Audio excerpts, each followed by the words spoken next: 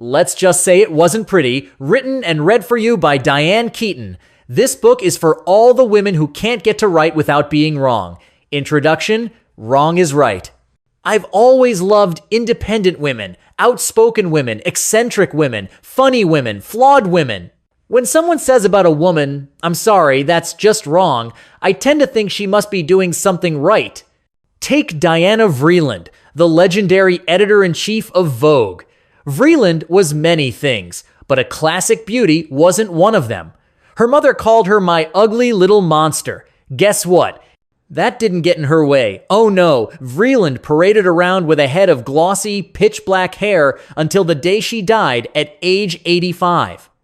She defied every rule of aging gracefully. She thrived in the big-time world of beauty, yet was not enslaved by it. Diana conjured a world where you've got to have style. It helps you get down the stairs. It helps you get up in the morning. It's a way of life, and without it, you're nobody. I respect women who aren't afraid to push the envelope, women who are inappropriate, women who do what you aren't supposed to do, women like Katharine Hepburn. Didn't she wear pants under a tunic to the Academy Awards? No gown, no jewels, no stylist, no posing on the red carpet? Outrageous! And what about 27-year-old Lena Dunham, who has redefined what a star can look like? I think she's one of the most beautiful women on TV. Her HBO series Girls has hit a raw nerve with some reviewers. Quote, "One reason that Girls is unsettling is that it is an acerbic, deadpan reminder that human nature doesn't change," wrote Alessandra Stanley of the New York Times. Quote, "As funny and creative as her show may be," wrote Robert Bianco in USA Today, "there's little doubt Girls will be too explicit, too New York specific, and too young and female-centric to appeal to everyone. But that's the point. Why try to appeal to everyone? I have a soft spot for women like Phyllis Diller. Remember her running around after the garbage truck as it pulled away from the curb, yelling, 'Am I too late for the trash?' 'No,' said the driver. Jump right in. I admire women like Joan Rivers, even though I can't count how many times she's hauled me before her fashion police. Look, it's hard not to love a woman who can laugh about the fact that an animated show once featured her as a vagina that had received too much plastic surgery. Joan, Phyllis, and Toady Fields were among the first to openly discuss their multiple cosmetic surgeries. It takes strength to fess up to your imperfections. People have asked me why I've never had work done. And the truth is, I respect women who have had work done just as much as I respect those who haven't. We're all just trying to get through the day. In my early 22nd, oh God, I used to torture Woody with my insecurities. Would I ever be cast in a great movie? Would my slightly but definitely noticeable crooked nose keep me from getting work? Looking back, I don't know how Woody put up with me. For a year and a half, the only job I'd been cast in was the recurring role of a young woman running around in a tracksuit uttering, "Hour after hour won't wear off till the day is over." That's right. No one would hire me except to sell underarm deodorant. I asked Woody if he thought I was crazy to keep flying to California to audition for films like Anthony Newley's Summer Tree, only to lose out to actresses like Brenda Vaccaro. And even if I landed one of those roles, would I ever have a career? Woody told me I didn't have to worry. "You're funny," he said, "and funny is money." I looked at him and thought, is this guy nuts? Funny women told jokes. I wouldn't know a joke if it hit me in the face. Funny women knew where the punchline came. I was always stumbling for the right thing to say. Funny women like, oh, Joan Davis from I Married Joan had a great career playing fall-down clowns with names like Flossie Duff. Funny women were comedic geniuses like Carol Burnett or Ruth Buzzy of Laugh-In, who made herself look pretty awful with her most inspired character, Gladys Ormsby, an ugly spinster whose hair was pulled into a bun, secured by a hairnet knotted in the middle of her forehead. Not exactly what you'd call attractive. Joan, Carol, and Ruth took funny to the edge of a cliff, and they weren't afraid to fall off. That's when I understood what Woody was talking about. It's why Phyllis Diller worked into her 90 seconds, and Joan Rivers is still a force to be reckoned with. It's why I love funny women. They make funny beautiful. Speaking of fearless and original, what about Lady Gaga, who has worn outfits that look like a chicken nugget and a feather duster? I love that. And Rihanna, the Black Madonna, who reinvents her style and image with every album. To me, the most beautiful women are independent women like Angelina Jolie, Anna Mignola, fierce and sassy, Jennifer Lawrence, Georgia O'Keeffe, Alone in the Desert, Laurie Simmons, Lena Dunham's mother, Cindy Sherman, front and center in her photographs, Barbara Streisand with her untouched nose, strong, Catherine Bigelow, defiant, Kate Moss, oh, Grace Coddington and her orange hair, oh my God, Louise Brooks in her black bob, Francois Hardy, unstoppable, Hillary Clinton, brilliant, Tina Fey, fearless, Joan Didion, and each found her place in the world. Each has her own style, her own voice, her own independence, her own stamp, her own method, her own wrong that she's made right. Just yesterday, Dexter, my 18-year-old daughter, found a story online called Top 10 Female Celebrities Who Are Ugly No Matter What Hollywood Says by someone named Valdez Addiction. Mom, come over here. I ran to the computer, and there was a picture of number 1 Angelina Jolie with this assessment. She looks like Skeletor from He-Man. Sorry, Brad, you could have done much better than this stick figure. Valdez Addiction slammed number 4, Reese Witherspoon, with this. What can I say about this genetic mistake that you can't already see? Between that chin and that forehead that she finally realized she needed to cover, I'm still amazed she even has a career, much less being voted beautiful by People magazine. Dexter kept scrolling, and there was the 5th ugliest female celebrity, no matter what Hollywood says, Diane Keaton. How this chick got a lead role in anything is beyond me, and I know what you're thinking. It's not because she's old as dirt and they still try to give her sexy roles. She's even ugly in The Godfather when she was young. Oh, old as dirt? Wow, I went to my bathroom and looked in the mirror. Let it go, Diane. No wallowing in self-pity. You have a family, you have a brother and 2 sisters. You have a daughter and a son. You have work, you have friends. You can feel. You can think up to a point. Your legs walk, your arms swing. You can see. Seeing is believing. Seeing is the gift that keeps giving. It's much more engaging than being seen. That's the bottom line, Diane. Duh. Get over yourself. Listen to your friend Daniel Wolf's advice. Want what you have. Daniel's not wrong, but he's not entirely right. It isn't quite that simple. I wish it were. But beauty is more complicated than that. Let's get real. Does anyone know a woman over 50 who hasn't taken a long, hard look in the mirror and recited some version of this not-so-pretty monologue? Diane, I got some bad news. No matter what you do, no matter how much Restylane and Botox, no matter how many facelifts and arm lifts and body lifts, good idea. Why not get the whole package taken care of in one fell swoop and call it a day? No matter how many brow lifts, thigh lifts, breast reductions, breast augmentations, tummy tucks, nose jobs, eye jobs, cheek implants, or chin implants. No matter how many chemical peels, laser skin resurfacings, spider vein treatments, permanent makeup applications. Ooh, permanent. Sounds good. Liposuctions, hair replacements, dentures. Dermal filler polylactic acid treatments, dermal filler PMMA treatments, dermal filler polyalkylamide treatments. That's a lot of dermals, calcium hydroxylapatite, whatever that is, etc., etc. Oh my God, are you listening? No matter what you do, you will still be a 67-year-old woman on the downhill slide.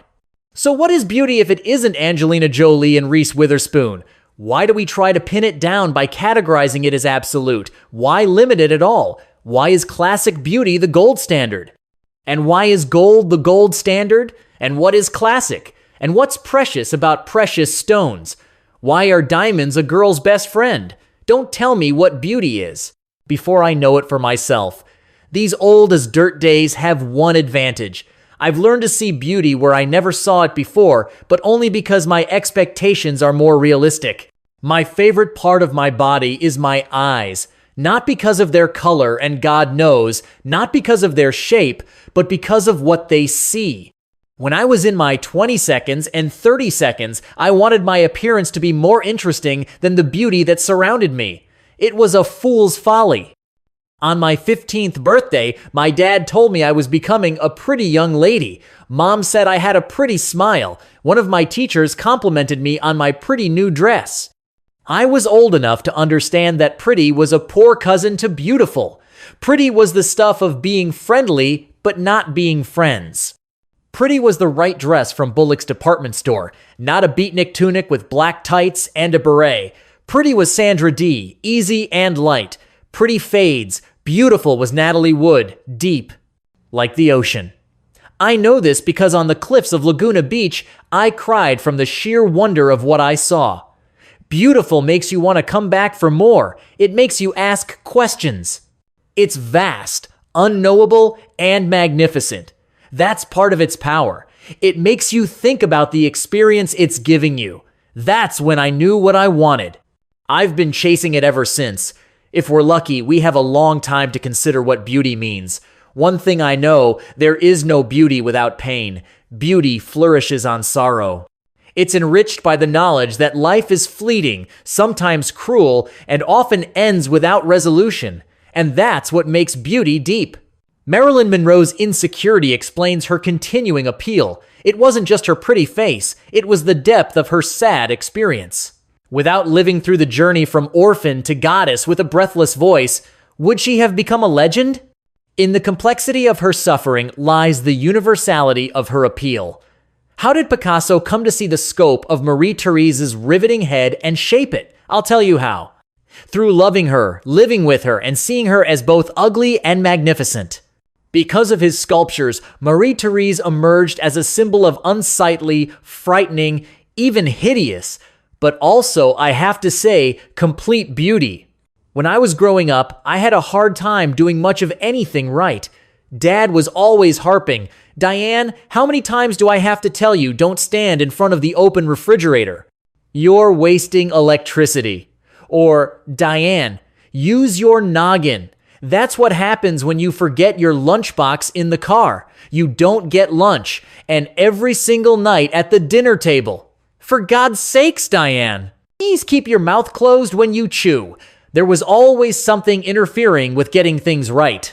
I don't know, a question, the wrong kind, a hesitancy, and always the mangling of my sentences, the stammers, the ums, the you-knows, the oh-wells, the I-don't-knows. I guess I was inept, inexact, and imprecise. I would never have believed you if you would have told me that this ineptness would help me later on, but somehow it did, and I made my way. Now, Mom, on the other hand, taught me there was beauty in the imperfect. She would jot down words of wisdom and leave them on my desk. Things like, "You don't have to be perfect to be beautiful. Walk in power. Find a reason to love yourself every day. Only you can decide if things are right or wrong. Buy yourself a gift for just being you. Honor yourself, Diane. You deserve it. Laugh at your friend Leona for making fun of your face." When I was a senior at Santa Ana High School, these words of wisdom, while well-intended, just seemed stupid. Walk in power. Laugh because someone tells you you're ugly? Please. Only you can decide if things are wrong or right. Okay, but how? Look, I get how Valdez and others might see me. The woman hiding under her hat to be seen. I know it might sound disingenuous at best and whiny at worst to complain about what I find in the mirror, but I'd be lying if I told you my mornings don't start with self-doubt, and you wouldn't believe me anyway. Besides, when I think about beauty, I mean something much bigger than a face in the mirror, or a photograph of an undeniably gorgeous woman, or even some internet story about Hollywood's 10 ugliest female celebrities. I'm talking about that overwhelming feeling you get when you stand on a cliff and look out at the ocean. I'm talking about Phyllis Diller chasing the garbage truck, or Joan Rivers getting in the first laugh about herself, or Katharine Hepburn in her tunic on the red carpet, or Lady Gaga in her egg, or Diana Vreeland's wise words about style helping you get down the stairs. I'm talking about finding whatever works for you to get out the door every day. I'm talking about the flaws that eventually take on a life of their own, the ineptness that makes you who you are. I'm talking about women who make us see beauty where we never saw it, women who turn wrong into right. Let's just say it wasn't pretty. Prisoners on my wall. As I throw my coat on the chair, I see Alexander Gardner's 1,865 portrait of Abraham Lincoln hanging on my living room wall. My first impression of President Lincoln came from a book I checked out of the Bushnell Way Elementary School library, Abe Lincoln, Log Cabin to White House by Sterling North. In it, President Lincoln fought to free the slaves. He was a great man who paid the ultimate price. Mr. North described President Lincoln as unsightly, even homely. To a 10-year-old girl, that meant that President Lincoln was ugly. I didn't understand how an ugly man could become the President of the United States. Gardner's photograph, taken just days before Lincoln was shot in Ford's Theater, contradicts North's description of a man who got shortchanged in the looks department. Dominated by a pair of eyes set in darkness, Lincoln's face is magnificent. His left eye, engaged by what it sees, looks out with endless empathy, while his right eye tells a story that is harder to comprehend. The bottom half of his face, framed by two deep lines, singles out his prominent nose. But it's those eyes, particularly the left eye, the caring eye, the engaged eye, that is so compelling. Or is it? As my own eye drifts across Lincoln's wide forehead, I look back into the right eye, the one drawn toward reflection, and you know what I see? I see the darkness of a great calling. Did President Lincoln's face become magnificent because he accepted a grave responsibility that would lead to a tragic end? Or was it the angle of Mr. Gardner's pose, the light, the patina? Was it good luck or a fortunate mistake? After living with Mr. Lincoln's portrait for several years, I've come to this conclusion: his beauty, like the hidden cast of his right eye, became identifiable only after I included unsightly as a possible way of describing a beautiful face. Sharing wall space with Abraham Lincoln are 47 other portraits of men I've collected over 25 years. I call them my prisoners. There's Robert Mapplethorpe's portrait of the artist Francesco Clemente, who presents his hands from under a black coat. There's Marion Robert Morrison's face before he became John Wayne. On the bottom left, Tony Ward is painted with mud. His hands frame his eyes. Maybe he's sick of looking out from under the dirt. Maybe he doesn't want to be painted into a shadow. Maybe he's tired of being Herb Ritt's favorite model. The face of the Russian revolutionary and poet Vladimir Mayakovsky stares out in shaved head resistance. He brings up longings. I'd carry his coattails. Oh, I'd be as lackey. Next to the kitchen door, Elvis Presley is sticking his tongue into a young woman's mouth. I never understood why he made millions of girls cry until I saw Albert Wertheimer's kiss in an ad for Sam Shepard's play, Fool for Love. Which brings up Sam Shepard, who is framed dead center among the other prisoners on my wall. I was 31 when I went to a matinee of Terrence Malick's Days of Heaven at Cinema One on 3rd Avenue between 59th and 60th Streets in Manhattan. The movie seemed to glide through a brilliantly lit travelogue until Sam Shepard walked onto the screen and took my breath away. His face bore the imprint of the West in all its barren splendor. For years, I followed Sam's life from the safety of distance, a fan's distance. He was the playwright of Buried Child and True West. He worked with Bob Dylan. He was married. He fell out of marriage and into love with Jessica Lange. He wrote, quote, "When you're looking for someone, you're looking for some aspect of yourself, even if you don't know it. What we're searching for is what we lack." And that's the way it was. Some aspect of him was an aspect in me that I hadn't developed. It was something I lacked, or so I thought. As life would have it, Sam slipped into the background until 10 years later when I inadvertently came across his face on a 50-cent 8x10 glossy I bought at the Rose Bowl swap meet. The photograph was not exceptional except for one thing: Sam's face. That damn face. And you know what? A day doesn't go by without a glance his way. Gary Cooper also came to me in motion, but he wasn't beautiful. What he was old. I saw him walking a dusty town's deserted street toward 4 killers in Fred Zinnemann's 1952 motion picture High Noon. The movie was told in real time, a time where events happen at the same rate that my 10-year-old eyes experienced them. Everything about the movie seemed super real.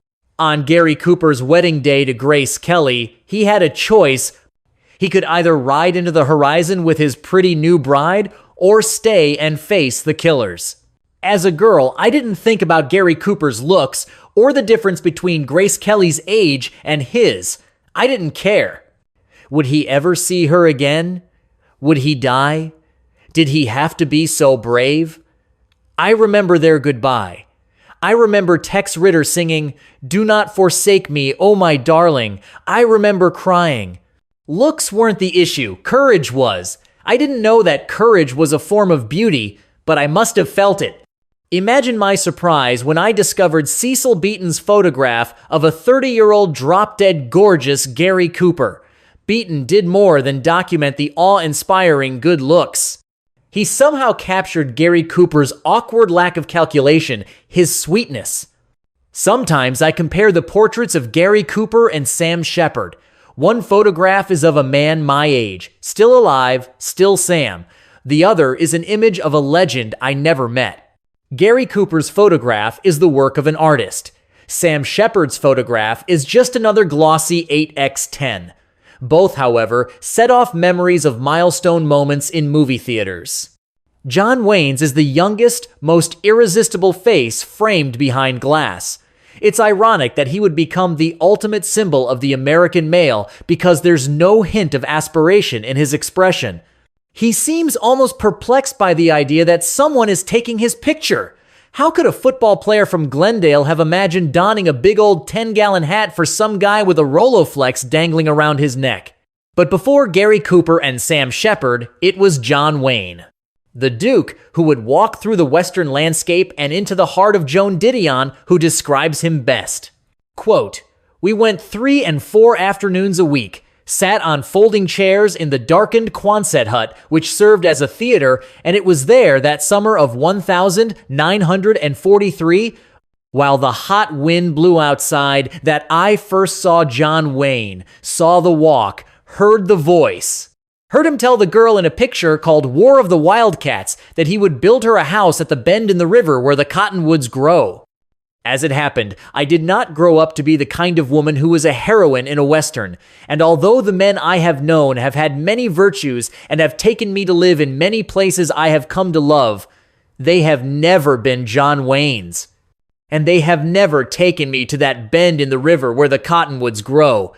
Deep in that part of my heart where the artificial rain forever falls, that is still the line I wait to hear." All 3 men came and went as they walked through time on the screen. All 3 acted out stories written for the entertainment of the masses, particularly women like me.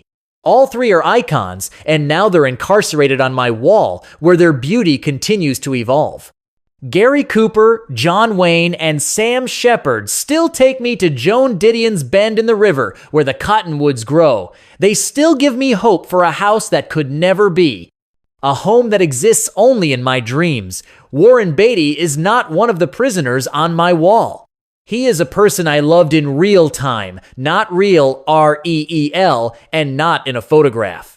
Real-life Warren was a collector's item, a rare bird. He lived in a 3-room, 800-square-foot penthouse on top of the Beverly Wilshire Hotel. Littered with books and scripts, the place was not fancy. Yet, he owned an unfinished Art Deco estate on a hilltop, and he claimed he was going to make it his home. He was always late and always meeting people and always working on a script. He had aspirations I couldn't even begin to contemplate. You have to remember, I was Annie Hall. At that point, I was happy to act in movies, not produce, star, and direct them while contemplating a political career. One moment, Warren was stunning, especially from the right side. The next, I couldn't figure out what all the fuss was about. These variables, though, kept me curious. Was he a beauty? Or wasn't he? Yes, Warren was a beauty. That stood out with particular intensity during our bittersweet breakup. And wouldn't you know it, it revolved around a photograph I saved but couldn't find to put on my wall. I was in Germany working on George Roy Hill's The Little Drummer Girl in the early 80 seconds. It was a difficult shoot.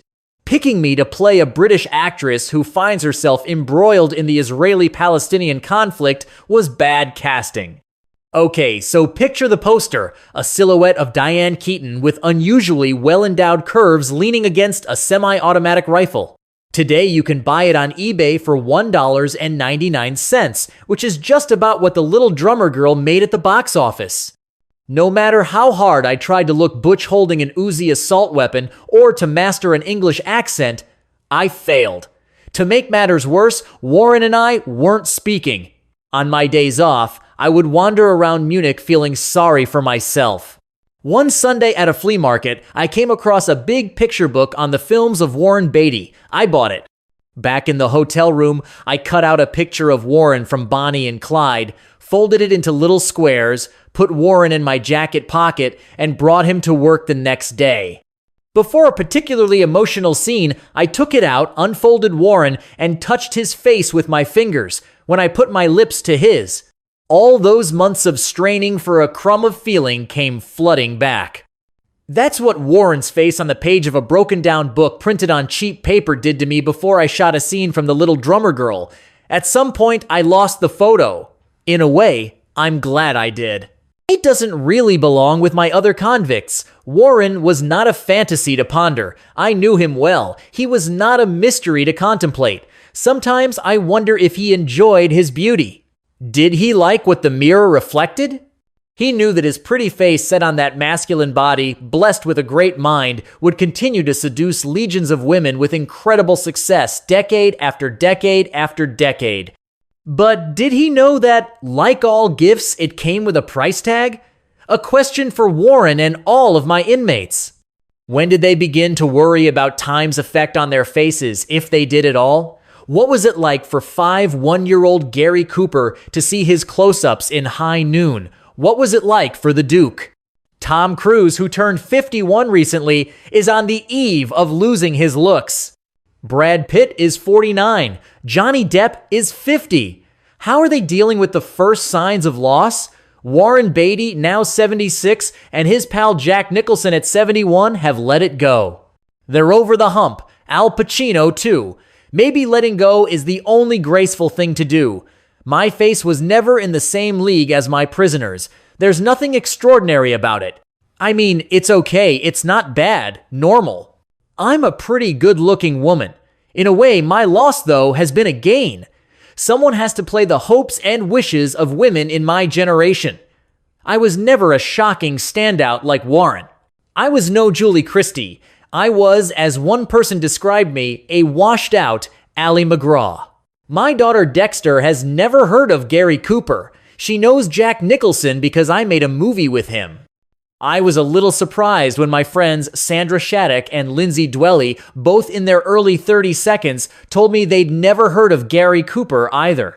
When I showed Sandra Cecil Beaton's photograph, yes, she found Cooper beautiful, but not in a significant way.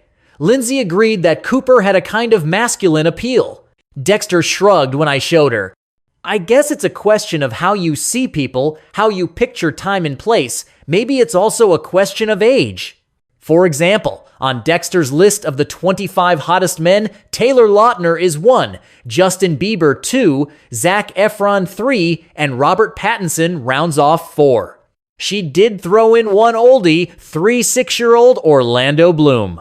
To prove that these 5 men were the sexiest men on earth, she showed me a cluster of tweets from other girls who had their own ideas about the Hot 25. Number 7 should be switch to Justin Bieber. When I told my friends how hot Tom Felton was, they didn't believe me, and now I'm like, ha ha ha ha ha. Oh, good list. I think Zac Efron is the hottest. Robert Pattinson is the best. Taylor and Robert are both gorgeous. All right, no offense to Zac Efron, but this is a disgrace to Taylor Lautner's name. He should have been number 1. You should add Oliver Jackson Cohen, too. He is so handsome. I admired most Robert Pattinson. Taylor Lautner is so hot. He is #1 to me. I love him so much. Poor Orlando Bloom didn't even make the cut.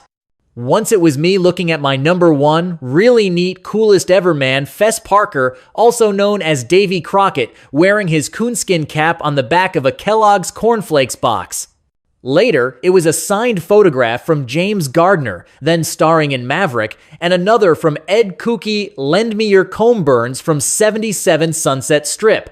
After that, it was James Dean and Marlon Brando, then Jack Nicholson in One Flew Over the Cuckoo's Nest. Later, it was the crumpled photograph of a man I once loved, cut from an old paperback movie star book. Now it's 48 men hammered to my wall. Other women must collect men too. They must. Maybe their detainees are stuck inside journals or, I don't know, posted on their Facebook page or scotch taped to the corner of a bathroom mirror. It's all the same, right? Well, not exactly. I've probably taken it a little too far. What with the floor-to-ceiling wall filled with men's faces. But at least I don't play favorites. Not Marlon Brando, not Gary Cooper, not Matt Dillon or Paul Newman, Morgan Freeman, Ryan Gosling, Adrian Brody, not even Halle Berry's catch of all time, Olivier Martinez, or my new addition, Jeremy Renner. No, no, no, no, no. I'll get equal time. Collectively, they come and go in soft and sharp focus, in black and white and color too. They are the promise of eternity and the fun of fantasy. Sometimes they look into the wonder of my eyes. Sometimes they glide their fingers across the outline of my lips and say the same line over and over. Diane, Diane, look at you. You're beautiful. Do you know that? Can you see your beauty through the light in my eyes, Diane? Look, listen to me. I will make a home for you in a place where the cottonwoods grow. Once in the early 1970 seconds, I passed John Wayne on my way to an audition for the TV series Macmillan and Wife at the Paramount lot. He seemed to be in a hurry. And that was it. Several years ago, I ran into Francesco Clemente. He charmingly mentioned his new project, painting portraits of interesting women like Toni Morrison, Fran Lebowitz, and Renee Fleming. Hoping that he found me fascinating too, I waited for his call. Needless to say, there is no portrait of Diane Keaton. I've met Tony Ward, the model. He was polite. I made 4 movies with Sam Shepard, a mesmerizing man, but I never really got to know him just as well. In the end, there are 2 ways of seeing male beauty, real or imagined. There's the looking in way and the being seen way. There's the man himself and the man I've made up. I'm guilty of one and proud of the other. Last year, I went to the White House Correspondents' Dinner in Washington, D.C., where I met Wolf Blitzer and hugged Colin Powell. I was in the same room with President Obama as he gave his speech. Michelle sat next to him. It was hard to get my mind around the reality of being in the presence of so many of the most powerful people in the world, that is, the people who run it and the journalists who tell the stories that help us assimilate the information. The next day, I took a tour of the White House, including the Situation Room, which I found surprisingly unassuming. All those big decisions in such a small room. I saw pictures of Hillary Clinton and Leon Panetta sitting around the television sets as they watched the Navy SEALs land in Osama bin Laden's compound in Abbottabad. I walked over to the Corcoran to look at the paintings and the National Gallery too. As the sun began to set, I dropped by the Lincoln Memorial. It was cold when I got out of the car. From a distance, I saw the monument lit from inside. As I got closer, there he was again, this time 19 feet high, resting his arms on a marble chair, the great man with the unsightly face all alone. Thank God for that face and those eyes, one looking out for man's best interests, the other searching within for solutions to impossible conflicts. I gasped in awe. Here was the depth of beauty. And here were those same eyes looking out from inside a national monument to the memory of a great man. Corrections. The face is our most important sensory organ. It is a compound so diverse and varied that there are no 2 faces alike, yet we all share its 5 senses. For example, our nose is taken smells. We hear with our ears, We taste with our mouths and touch with our lips. We see, one of my favorites, from our eyes. The face includes things like hair, foreheads, 1, not 2, eyebrows, 2, not 1, with as many as 700 hair follicles on each brow.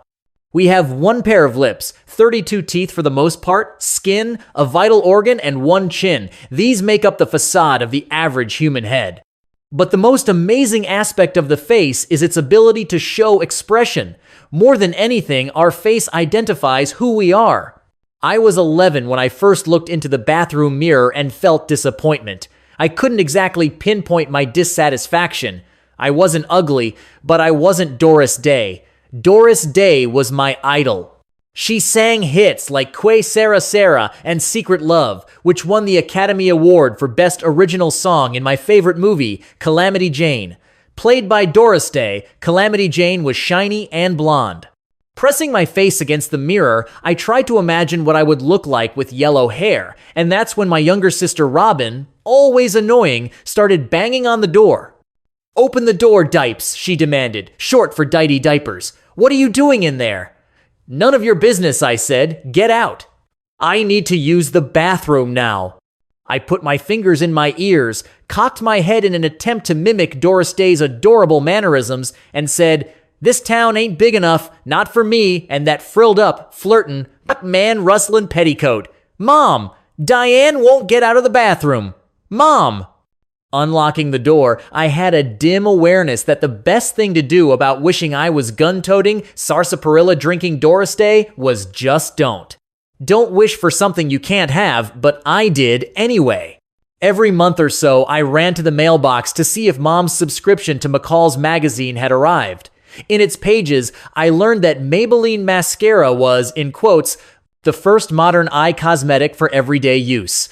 I discovered the theory of before and after, which meant there was a before me and the hope of an after me, and this was good news. I was excited for Tangy Cosmetics when it presented Bright and Clear, a lipstick for lips men long to kiss again and again and again.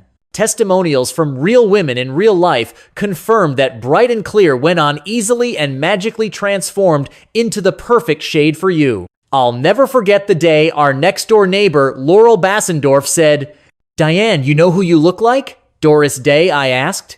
"Oh, no, this is far better. You look like Amelia Earhart, the famous woman pilot whose plane went down over the Pacific. You know, the national heroine? You could be mistaken for her daughter. Amelia Earhart, a flyer? What happened to Doris Day or even Debbie Reynolds?" I ran home and got out the Encyclopedia Britannica, where I found a picture of what appeared to be a man in a leather Dwight Eisenhower-type windbreaker. I didn't want to look like a man. Still, I couldn't deny the obvious similarities. She, too, had a high forehead. Her eyes also slanted down, not up, and of course, her face was the essence of plain. The slights continued to mount. Even unintended insults were humiliating, like the day I asked Mom if my eyes were green. "They're hazel." "You know that, Diane."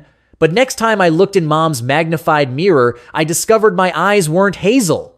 They were gray, and they would always be gray. What was I going to do? I couldn't change the color of my eyes. Even more troubling were the folds of skin that hung down over my drooping eyelids. Pressing on, I focused on what Mom referred to as my lovely auburn hair. Webster's defined auburn as a city in Alabama and also as the color copper, russet, or red. There was no red or any of its variables in my hair. Was Mom kidding?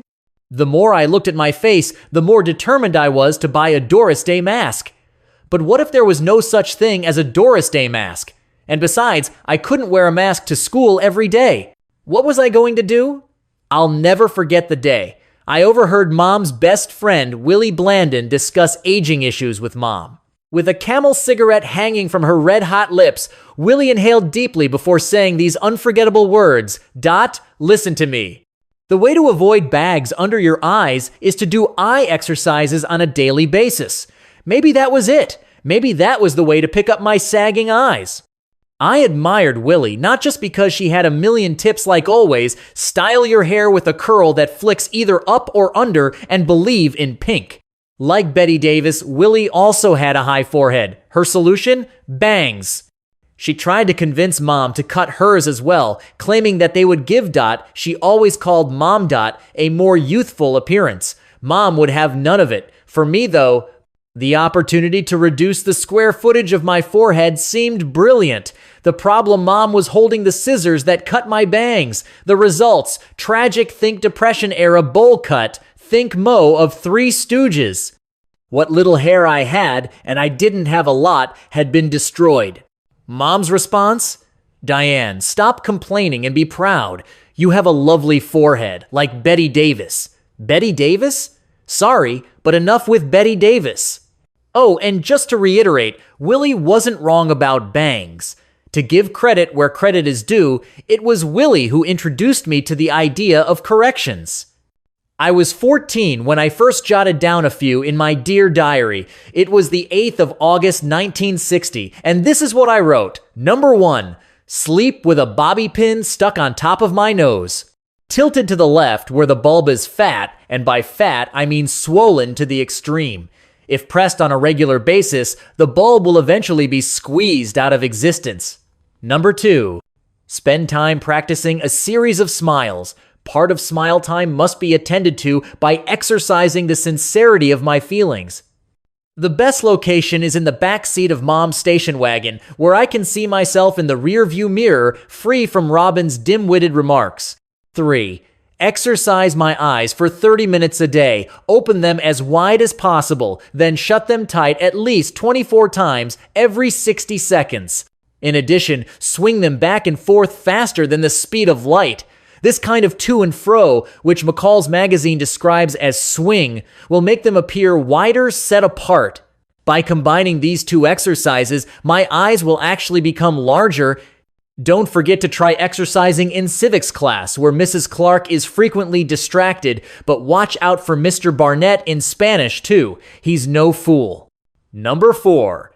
Today I tried smile time on Dwan Utley and Dale Finney by looking off into the distance with a happy face grin, no response. After I finished my eye exercises in the girls' bathroom, I spotted Dave Garland, so I leaned against his locker and pretended to be lost in thought. As I slowly turned my face to his and smiled with a glow that came from the heart, he said, "Hey Dipes, what's the matter? Did someone die? You look weird." Number 5. This morning, the bobby pin on my nose left a mark that took a half an hour to wear off. I've decided to buy some wooden clothespins. They're much more gentle. I asked Mom if I could eat my Cheerios in the bedroom because I needed more alone time. If she knew what I was up to, it would be curtains, but the risk is worth it. And besides, I'm sick of listening to boring Bob Crane on the radio. Mom let me wear lipstick in the 9th grade. It was so much fun.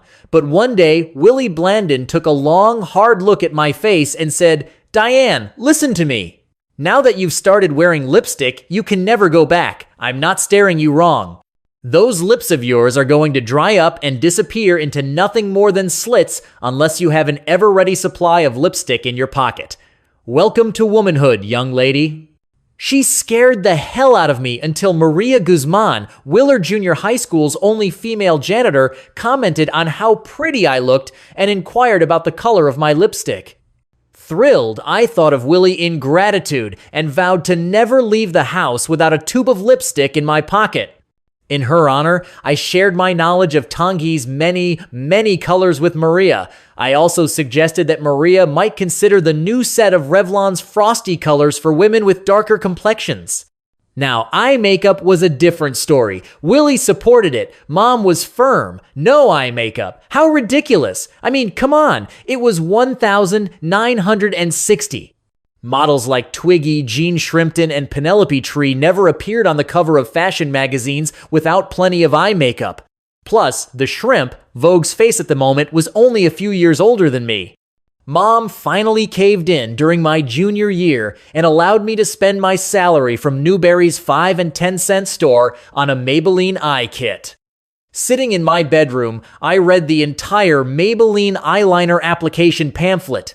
First, with Maybelline's soft eyebrow pencil, I was told to draw a narrow line across the upper eyelids at the base of the lashes, adding a short upstroke at the outer corner. Then, and only then, would I be ready to soften the line with my fingertips. Next, use short, light upward strokes of Maybelline's eyebrow pencil to form beautiful, expressive brows. Then taper lightly at the outer end to soften the effect. This was fun. I just love the whole soften the effect concept. Maybelline also suggested I buy their smooth mascara too. It would further enhance my eyes. For an extra touch of mysterious eye beauty, the pamphlet added, it would be wise to blend a bit of Maybelline eyeshadow on the upper lids. The instructions said it would bring out the unsuspected loveliness of my eyes. My makeup bonding with Willie continued throughout high school. As a bona fide member of Club Willie, I was privy to some of the more extreme remedies for facial woes. According to her sources, whatever that meant, Marilyn Monroe was 19 when her agent, Mr. Johnny Hyde, advised her to have a slight bump of cartilage removed from her bulbous nose. Bulbous? Oh my God, Marilyn Monroe had a bulbous nose too? No, Willie must have made that up. A nose job? No way. Willie also described Ann Miller's botched nose job. Who's Ann Miller? I asked. Shocked, Willie informed me that Ann Miller had starred in Easter Parade with Fred Astaire, and that when she was tap dancing, she could click 500 times per minute. Anyway, the surgeon cut off so much cartilage on one side that the flaw showed up on camera. It was such a disaster, the studio makeup department was forced to create a fake nose for filming. During one of her numbers in Cole Porter's Kiss Me, Kate, she twirled around so fast, her nose flew off and hit the camera. I couldn't believe my ears, and as if that wasn't enough, Willie showed Mom and me a photograph of Dean Martin, her hero, before his nose job. Let's just say it wasn't pretty. And that's the way she put it. It wasn't pretty. Oh, and how about this, she said. Lou Costello from the Abbott and Costello show paid for Dean's new nose. That's friendship for you. I told Willie, I didn't believe Dean Martin would do such a thing. Men weren't like women. They didn't care about their looks, did they? She shook her head and said, if I was so smart, why hadn't I heard about Gary Cooper? Didn't I know what had appeared on the front page of the Mirror News a couple of years before? That's right. Gary Cooper's facelift. Clearly, I hadn't seen the newspaper article commenting on his face and how it looked, quote, quite different, and how the procedure had, quote, not been successful. The facts were this. 6-year-old Gary Cooper had entered the Manhattan Eye, Ear, and Throat Hospital for a full facelift by Dr. John Converse, one of the leading plastic surgeons in America. Mom and I were baffled. Gary Cooper had a facelift? Really? But then I thought, hey, someone has to be the first male movie star to get a facelift. Why not Gary Cooper? And besides, I identified with the facial dilemmas of Marilyn Monroe, Ann Miller, Dean Martin, and my hero, Gary Cooper. Corrections had to be taken seriously.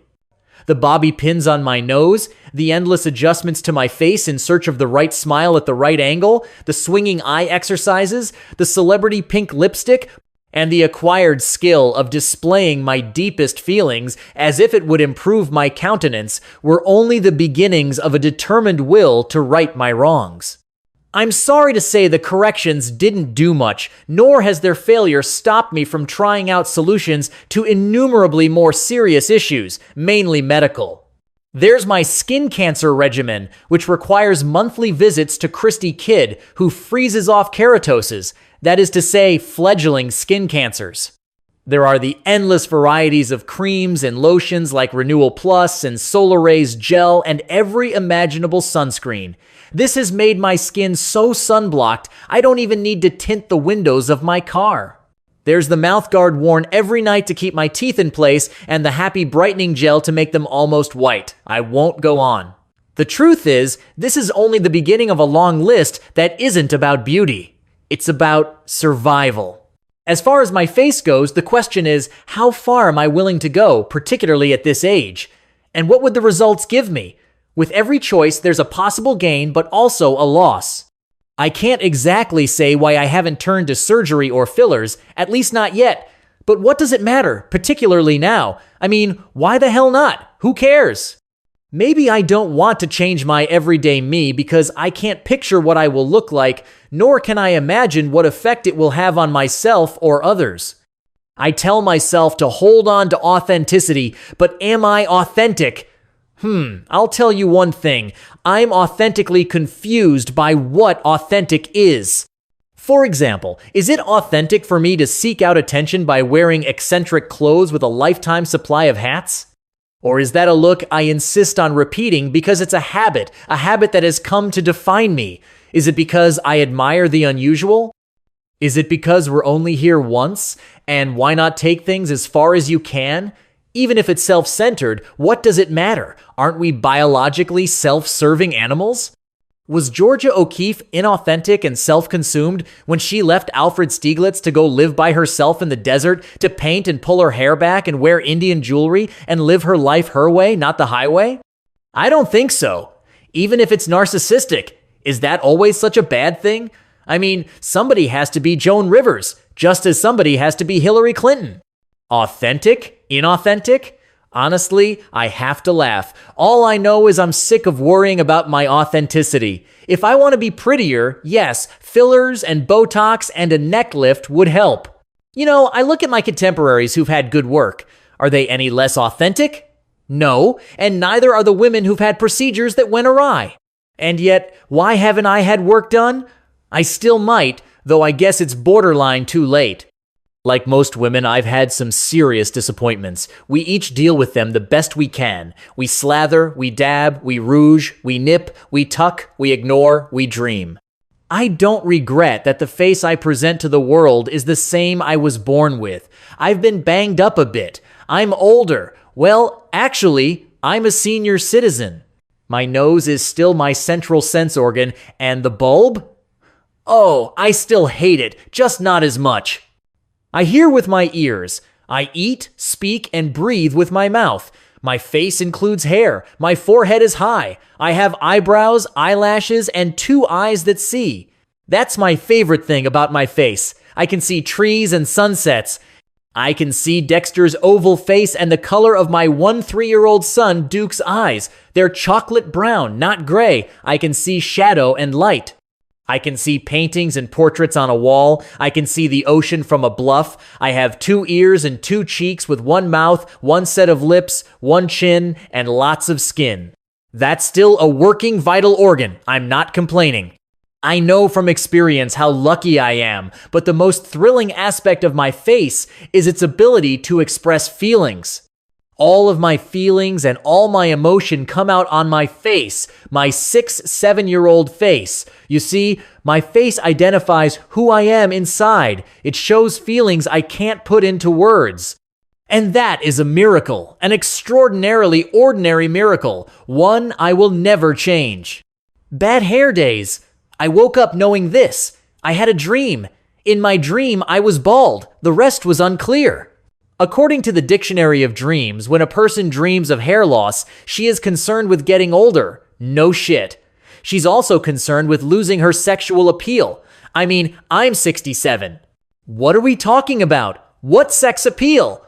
Approximately 30 minutes later, 5 a.m. to be exact, I was sitting shotgun in the Range Rover as my daughter Dexter, then 16 years old, began the drive to Oceanside, California, where she would join approximately 300 people in a 2.4-mile open water swim in the Pacific Ocean. I pulled down the sun visor and looked in the mirror. No apparent hair loss, at least not for now. Dexter wanted a Carson Daly morning. I wanted to listen to Morning Edition with Steve Inskeep and Renee Montagne. We flipped a coin, Dexter won. And with it, Carson Daly played Adam Levine's Payphone. Yeah, I know it's hard to remember the people we used to be. For sure, I couldn't remember the person I used to be, much less the people. I glanced at Dexter driving south on the 405. She'll never have to worry about a receding hairline. She'll never have hair issues, but I do and always did. As an underdeveloped, overlooked junior in Santa Ana High School, I was constantly concocting unique hairdos, in particular, my version of Betty Rubble's Buzzy Beehive. It was just one in a variety of elaborately teased big hairdos requiring a can of style hairspray every 3 days. My inspiration, Dusty Springfield, Cher, and all 3 of Phil Spector's Ronettes. Dexter couldn't care less about hairspray. She's a swimmer. I really don't understand the kind of mindset that makes a girl walk around with wet hair at 6 a.m. in the dead of winter or drench herself in chlorine 250 days a year in swim cap and goggles. When I was young, all girls were forced to wear bathing caps at the public plunge, which made it all the more humiliating when Sawyer Schwartz and his gang of geeks would tease me, saying I looked like a jarhead or worse, a ball-headed olive oil, Popeye's scrawny girlfriend. The point is, hair, the meaning of hair, the look of hair, my hair to be exact, has dogged me all my life, which makes it all the more bizarre that I was cast in the original Broadway production of the musical Hair. I remember lying under the scrim one night, waiting to see how many tribe members were going to strip naked when James Rado, one of the show's creators, stood up with nothing on except a shoulder-length honey blonde wig. I have to say, it was even more riveting than his large penis. His nudity gave the wig a kind of otherworldly glow, a kind of life of its own. Everyone knew Jim was disguising the fact that he was balding. Fine with me, why not? He was in good company. Sean Connery, Howard Cosell, Burt Reynolds, and Jack Benny wore hairpieces or toupees, as they called them back then, in any event. No matter how hard James Rado tossed his head back and forth to give me down to their hair, shoulder length or longer, his wig, it never swayed, not even an inch. Anyway, once we hit Costa Mesa, Dexter took the Bristol exit in search of gas. As she sped up to make the light, I reminded her it's best to slow down before approaching an intersection. My words fell on deaf ears, and Dexter ran her first red light. It was yellow before I hit the middle, Mom. Listen to me, Dexter. I'm going to say it one more time. It's unwise to speed up at an intersection, okay? Are you listening to me? Silence. I looked over in exasperation and noticed a head of hair so thick it hid her ears. I've never seen her hair part around her ears like mine does. There was a period in the 1,980 seconds when I wore a variety of berets to hide my Spock ears because, let's face it, my ears were and remain just one more of my many disappointments. Back to wigs. First, there was the one I wore in The Godfather. Robert Evans, the head of production at Paramount Pictures, thought I was too kooky looking for the role of Kay Corleone, so Dick Smith, aka the Godfather of makeup, turned me into a wasp with a canary yellow wig 10 times larger than my head. 20 years later, I played Bessie, the caregiver's sister in Marvin's Room opposite Meryl Street. Bessie is diagnosed with leukemia, undergoes chemo, and loses all her hair. Throughout most of the 2-month shoot, I wore a wig donated from a local Candy Striper volunteer organization. Jerry Zaks, our director, was enchanted by its authenticity. To me, it was sort of a throwback to Jim Rado's shoulder-length tresses, only this one was a brunette nightmare from hell. I tried to convince Jerry to give me a chance to wear a hair hat wig on occasion. Sounds strange? A wig sewn into a hat? Not to me. I figured Bessie would look good in a hat. Jerry would have none of it, pointing out that Bessie was not vain. He also added that Bessie was not Diane. Shrugging him off, I continued to press my point until the day we shot a makeup and hair test for the bald cap I had to wear toward the end of the shoot. As soon as I saw my hairless head, I begged Jerry to please let me keep wearing my Candy Striper James Rado, shoulder length, brown, synthetic, almost attractive wig. That is until the day Meryl Streep told me we both looked like shit. Frankly, I was relieved that she included herself. The last wig I ever wore, both on and off screen, was a curly shag in the practically straight-to-video movie I made with Dax Shepard called Smother. Enough said. As Dexter and I sat in the car at the Chevron gas station, I breathed a sigh of relief. We were 2 females, one mother, the other daughter. Yes, Dexter had run a red light, but we all make mistakes in the process of learning something new. In the peace of the moment, I mentioned my dream. Dex nodded and, after her quiet way of gathering thoughts, responded with a hair dream of her own. Okay, Mom, I'm looking through my hair and it starts falling out in clumps. My head has bloody sores and blisters and even holes in the flesh. Every time I look, it's worse than before. It was so creepy. I kept trying to find you and Duke to help, but you were nowhere to be found. Wow, Dex, I bet you're glad that's not a reoccurring dream, but it is. That's the horrible part, Mom. It is. I told her that the meaning of dreams is hard to unravel. I told her that she, of all people, will never have to worry about blisters and sores on her gorgeous hair ever. Her hair is perfect, and I was telling the truth. Woody used to dream of hair loss. Not now. He's done very well retaining what hair he has. Warren used to pontificate on the subject for hours, insisting that hairdressers were worth their weight in gold. According to him, hair was, in fact, 60% of good looks. This philosophy must have at least partially inspired him to produce and star in the box office blockbuster Shampoo. With hair on his mind, you can imagine how taxing it must have been for him to select the hairstylist for his Oscar-winning movie Reds. His pick? Barry Richardson, who did Julie Christie's hair in McCabe and Mrs. Miller. Barry was a hairdresser genius, but in truth, Reds was more hat movie than hair movie.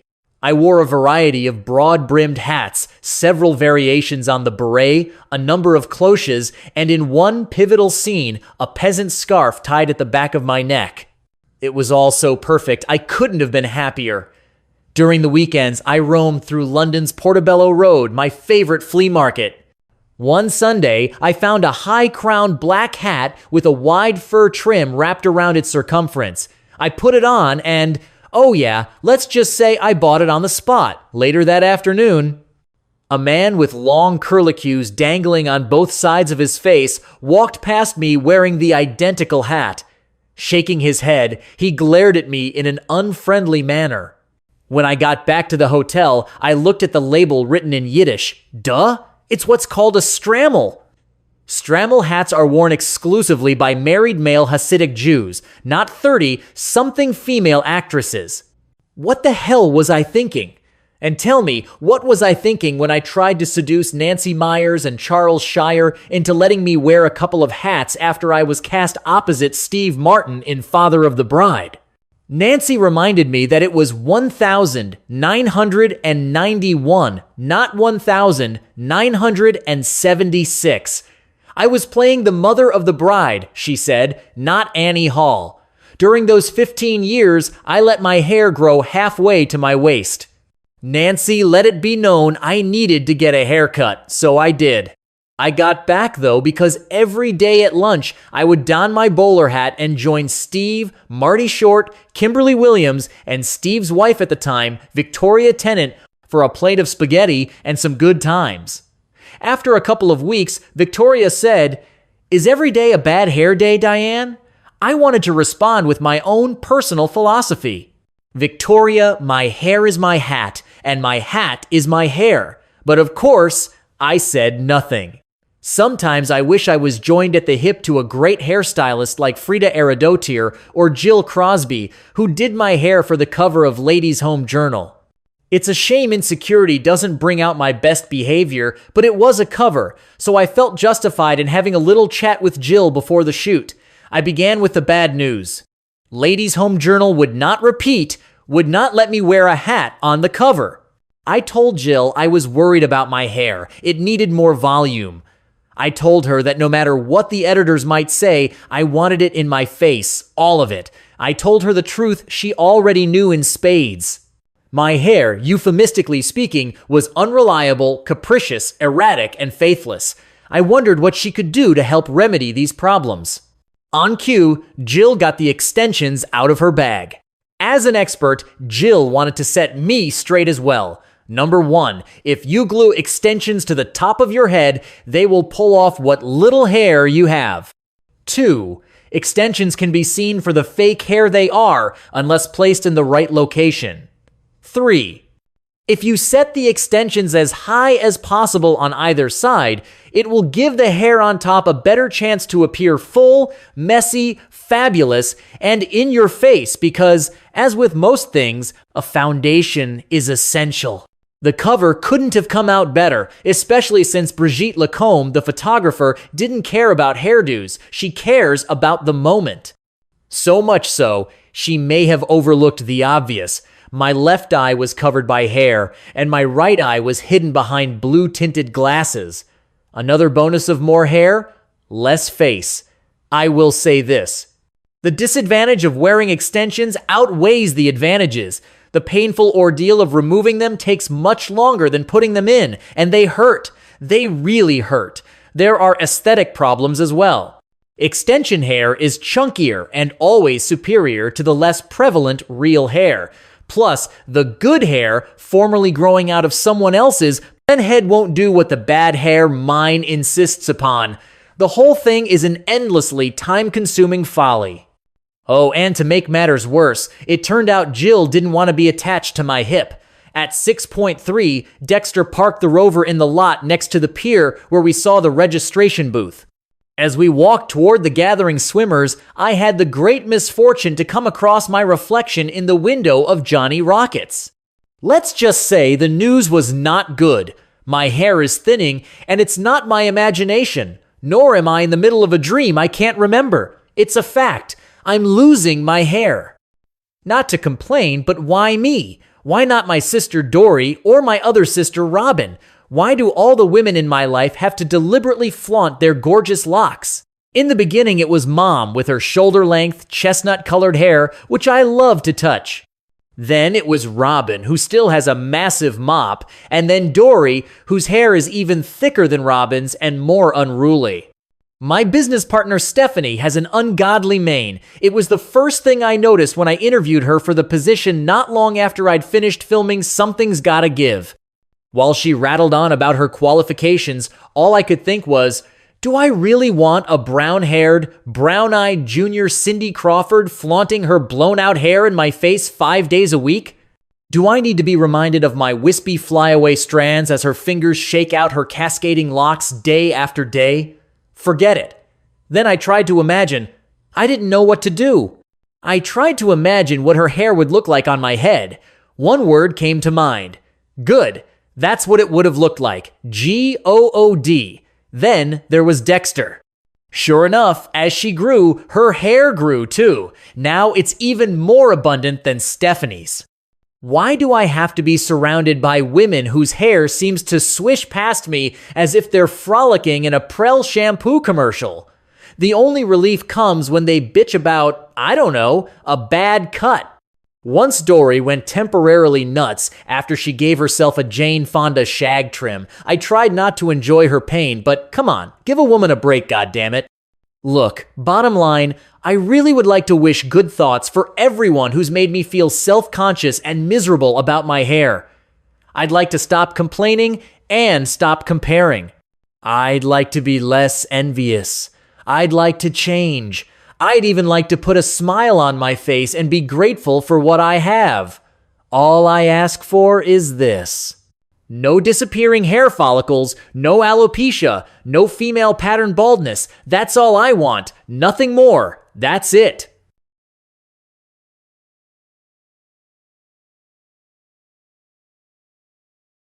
So what exactly is hair? I looked it up on my iPhone while Dexter was getting ready for her swim. Hair is protein that grows from skin follicles at the rate of about ½ an inch per month. Each hair continues to grow for 2 to 6 years, then rests, then falls out. Soon enough, a new hair begins growing in its place. Female pattern baldness occurs when hair falls out and normal new hair does not grow in its place. Okay, then there are the signs of impending baldness. What are they? Well, hair thins mainly on the crown of the scalp. It usually starts widening through the center. Symptoms of female pattern baldness include strange hair growth on the face or in the belly button. Another symptom of female pattern baldness can be the enlargement of the clitoris. Does that mean I'm going to have to look at my clitoris to see if I have female pattern baldness? Count me out. I mean, really, let's just say I am balding. What are the solutions besides wigs and extensions, which in reality can only be used if you actually have hair? Well, there is transplantation, or plugs as we used to call them. Dr. Norman Orntrek performed the first transplant surgery in 1952. He coined the term donor dominance to explain the basic principles. When hair is relocated, it continues to display the same characteristics of hair from the donor's site. In other words, it grows. The downside of Orentrek's technique was that, unfortunately, the new hair created an unnatural cornrow or doll's hair look. As I was reading, it dawned on me that I knew Dr. Orentrek, and in fact, Woody had used his shampoo to stave off baldness, and it worked. I called the Orentrek Medical Group in New York. A friendly receptionist told me that Norman Orentrek had retired. His son David was running the practice, but unfortunately she was not at liberty to sell me the shampoo since I was not one of his patients.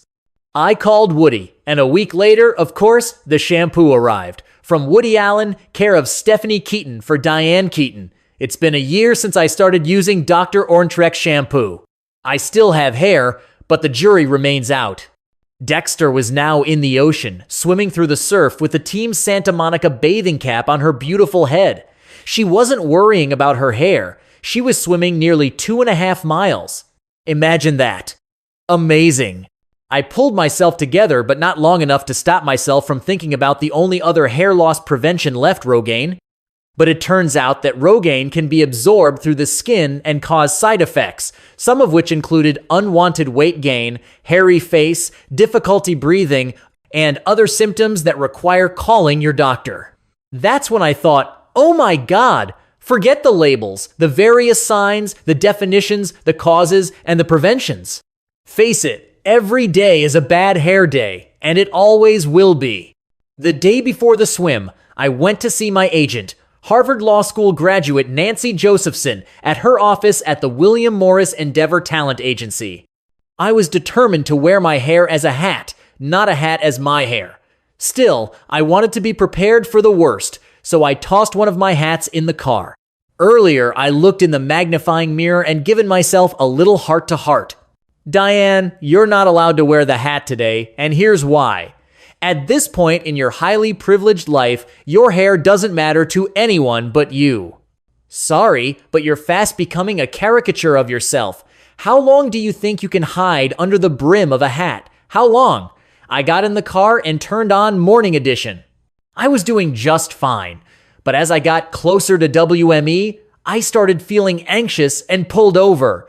Diane, you know what? I told myself, you lack character. There's no validity to your pronouncement. You are not allowed to wear the hat to see Nancy Josephson today. Do you understand? It's final. Your charade is over. Show a little gumption. It's pathetic. You're 66 years old and your attitude is not cute. At Wilshire and Santa Monica, I just couldn't take it any longer and put the hat on. Wasn't it Randy Newman who said you can leave your hat on? And if Randy said to leave it on, who was I to disagree? At Wilshire and Camden, I took it off. At Camden and Brighton, I put it back on. In the underground parking lot, I was so disappointed in myself, I threw it in the back seat of the car and told it to go shove itself, because really, truly, my hair is of no consequence in the scheme of things. Done. Done. I left my car with the valet, walked into the elevator, and immediately ran into Nancy. Just my luck. Just my fucking luck. And of course, she was chipper and tall and attractive. You look good, she said. I smiled, knowing she didn't mean it. She hated my hair. When the elevator door opened, I bumped into Adam Bennett, one of the agency's partners. Where was my hat when I needed it? And then Maya Forbes, the writer, producer, and her husband Woody came over saying, I don't know, something positive about my appearance, I think. But of course, I can't remember a compliment, any compliment, and it all goes to prove there is no God. But at least I didn't wear the hat, which was getting a much-needed break. Dex was in the water with 299 other people who weren't thinking about their hair. They'd been swimming for 50 minutes so far. Hair was not on their minds. I was reflecting when I suddenly remembered last night's dream. It all came back as Dexter approached the harbor. I was flying over city with lots of churches. The moon was full. Winged people were flying beneath me. I think it was in heaven. I noticed I had wings too, only mine were black. I asked an angel for a mirror and screamed when I saw I had no hair. None. To dream of flying, says the Dictionary of Dreams, denotes marital calamities. To dream of flying through the heavens, passing the moon, foretells famine, wars, and trouble of all kinds. To dream that you have black wings portends bitter disappointments. To dream that you're flying on top of church spires means you will have much to contend against in the way of love, and you will be threatened with a disastrous season of ill health, and worst of all, the death of someone near to you may follow. Fine, great, just forget it. Clearly there's no relief. I've decided to resign myself to baldness, even though I don't really know if I am balding. And yeah, okay, my hair is thin, but I can't tell whether I've lost enough to have female pattern baldness, nor am I sure there was a problem to begin with. Ugh. The glaring possibility is that I may have deluded myself. I am an actress, after all. I still have an active imagination. And of course, I've succeeded in driving myself to distraction. But over what? Thin hair? Not good enough. After a 58-minute swim, Dexter came in fourth. She'd overcome 5-foot swells in an ocean littered with jellyfish, seaweed, and a few intervening seals. I watched her struggle out of the water and stumble from the shoreline to the finish line. I forgot about my less than seriously big hair, my lifelong struggle, my disappointment, and I took in the moment, not the future or the past, just the sheer wonder of standing barefoot on a beach watching my daughter receive her 4th place ribbon. I thought about my own approaching finish line. The way I see hair goes like this. I have enough to last a lifetime. Dexter has enough to last 3 lifetimes or more. Our 4.5-hour excursion to Oceanside and back was not meant to be a recap of my hair dilemmas or to compare Dexter's, much less anyone else's, hair with mine. It was not planned to be taken up with envy, the green kind, or wigs, bald caps, hats, and female pattern baldness, but in my defense, sometimes my mind has a mind of its own. As I watched Dexter receive her ribbon, her long, dirty blonde hair was still wet, still thick, and still perfectly straight. What a beauty, I thought. I had to smile. I couldn't help myself. What a beauty. I felt my smile grow, and not just for her, but for all the beautiful hair in the world. Mom's chestnut mane and Dory's and Robin's big hair and Stephanie Heaton's blowout and Stephanie heart-to-heart powers as well. And Sybil Shepherd's, plus Zooey Deschanel's, Jessica Alba's, and Carolyn Kennedy's untamable mass of hair. In fact, all those Kennedy gals, including Maria Shriver's, and what about the endless Martha Stewart living covers documenting Martha's full head of hair throughout the decades, and Angela Davis afro, and even Natalie Portman's shave head in V for Vendetta? How about that for fighting back? What beauties, I thought, each and every one, all and more in their own way. I had to keep smiling in awe. The eyes have it.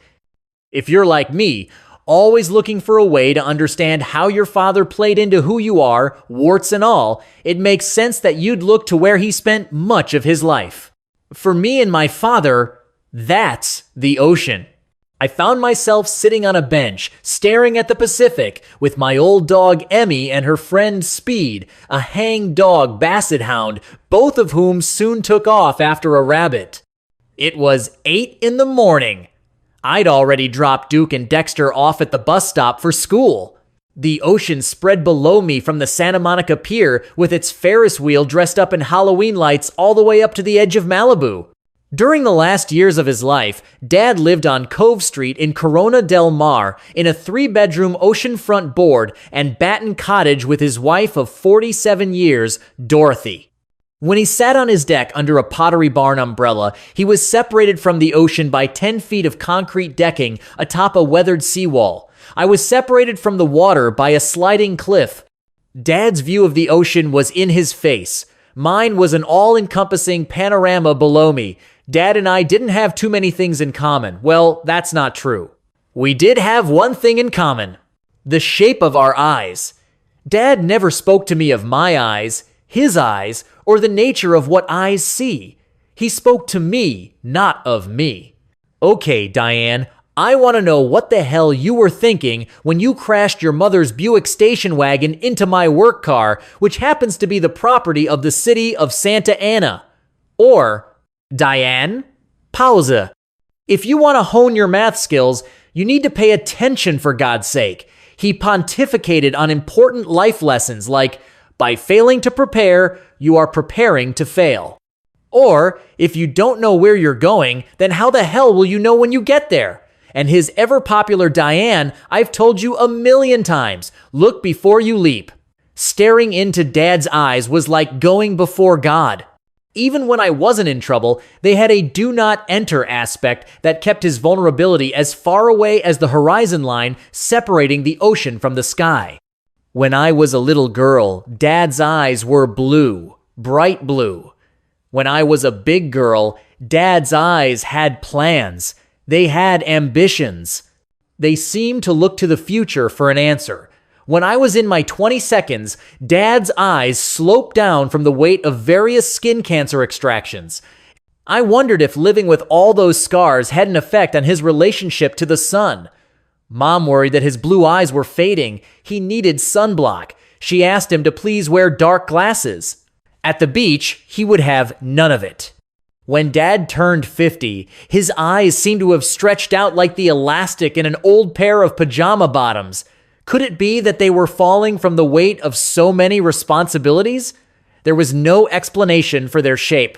One thing for sure, they didn't come from his mother, Mary, who had prominent lids. Maybe they came from his father, Chester Hall, a barber who was murdered in a union dispute outside Kansas City in the late 1932. That is, if Chester Hall was, in fact, Dad's father. When Dad turned 60, his eyes started drooping so fast they touched his cheeks.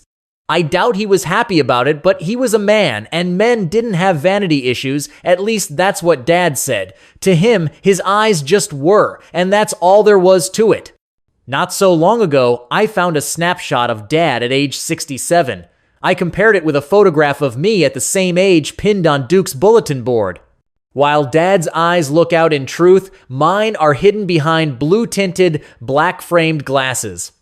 I'll say this. I've mastered shielding my eyes. But on closer examination, I decided there was no hiding. Hidden in plain sight was the shape of Dad's eyes in my own. His eyes were playing havoc with my schemes of deception. My eyes are aging exactly like his. As soon as Emmy returned from chasing the rabbit, I grabbed her muzzle and I gave her a big fat kiss. We both looked out over the magnificent horizon. God, is it beautiful here? Or what? The good news is, our bluff on Asilomar Street offers an unobstructed view of the ocean 5 blocks wide. There are no $8 million homes blocking the panorama because the bad news is the earth underneath us continues to move. The most recent landslide sent part of the bluff falling onto the Aloha Courtyard Trailer Park 35 feet below. Beyond the bench I'm sitting on is a sign that says, "Warning, hazardous conditions. Do not enter." Dad would have said, don't buy near a landslide area, don't live in the hills, don't marry a bum. But he was kind enough never to criticize my many attempts to hide the shape of my eyes.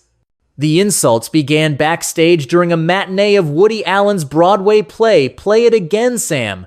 Our stage manager, Mick, pulled me aside. "Diane, I hope you don't mind if I ask you something?" "No, go ahead. Why do you wear all that black stuff on your eyes? I'd like to see the real Diane, the Diane. Pissed off, I said, "Okay, I get it. You're not into raccoons, correct me if I'm wrong, but weren't you hired to pull the curtain up? Not pull actresses aside and give them advice on their appearance. I really don't recall asking for beauty tips from Mick, the stage manager. As for all that black stuff, it's none of your business. What I do with my eyes, I will tell. To you one thing. I'm not going to suddenly wake up one morning and see the real Diane, the Diane. And you know why?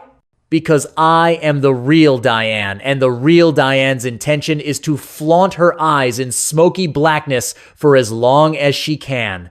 That's what I wished I had said. Instead, in typical Diane style, I smiled. I'd like to blame Dad, who told all his kids early on, when stuck in a tough situation, run.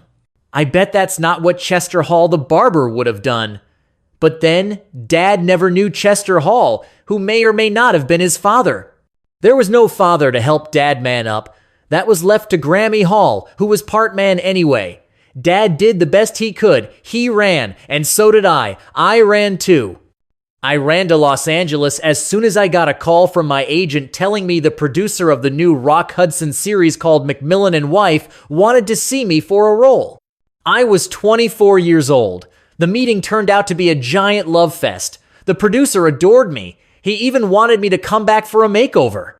The next morning, I was ushered into a brightly lit room where a makeup man named Dan began to scrutinize my face. "We're going to have to do something about those eyes," he said. "They slope. They tell a sad story, not the happy story needed for Macmillan and Wife." He elaborated on the folds of my eyelids, telling me they hid the natural crease, causing the lower portion of the lid to go unseen. "Okay, I've got it," he said. "I know what to do. Imagine Elizabeth Taylor in Cleopatra." Dan got down to business applying pale green eyeshadow to my disappearing upper lids. He painted wing-tipped curlicues at the end of my eyes. That's when he said I might want to consider a surgical intervention. He also wanted me to know that he deliberately decided not to use black eye pencil inside the bottom lids because, frankly speaking, it was aging, especially considering my Asian eyes. After what seemed an interminably long time, he finished with a flare and gave me the hand mirror. When I looked at 24-year-old Diane Hall from Orange County, who went to New York City to become an actress, hopefully in the movies, that Diane, the one I'd grown up with, was gone. "Dan, excuse me, can I speak to you for a moment?" Look, I know it was a horrible shame the door opened, and there was dreary-eyed little Miss Me. Sorry about that. Granted, it was unfortunate you were stuck with a pair of hooded eyes only a mother could love. But did you really have to turn me into a wide-eyed Cupid doll? Painting swirly tails at the end of my eyes is not going to make me Cleopatra. And why Cleopatra in the first place? Because here's what kills me. Here's what I can't get over. I looked pretty enough to win the honor of a makeover. I just wasn't pretty enough to avoid you. And by the way, with all due respect, I'm 24 years old, not 44, the new 24. I actually am 24. So don't tell me eyeliner is aging because unlike you, I'm too young to be aging. I know, obviously, that there is no chance I'm going to make the cut. But guess what, Dan, the makeup man? You will not have the opportunity to chime in because I'm out of here, you big jerk. That's what I wanted to say. Instead, I sat in the producer's office with Dan as the producer oohed and ahed over my transformation before escorting me out the door. The next day, I got the call from my agent saying they loved me, but they were going to go in a different direction. The Susan Street James direction, to be exact. Suddenly, Speed joined Emmy, embarking at Prince, the Great Dane, who loped off in his version of a run and knocked over the warning sign. I had to laugh. If only Dad could sit with me one time before the bench slides into the trailer park below.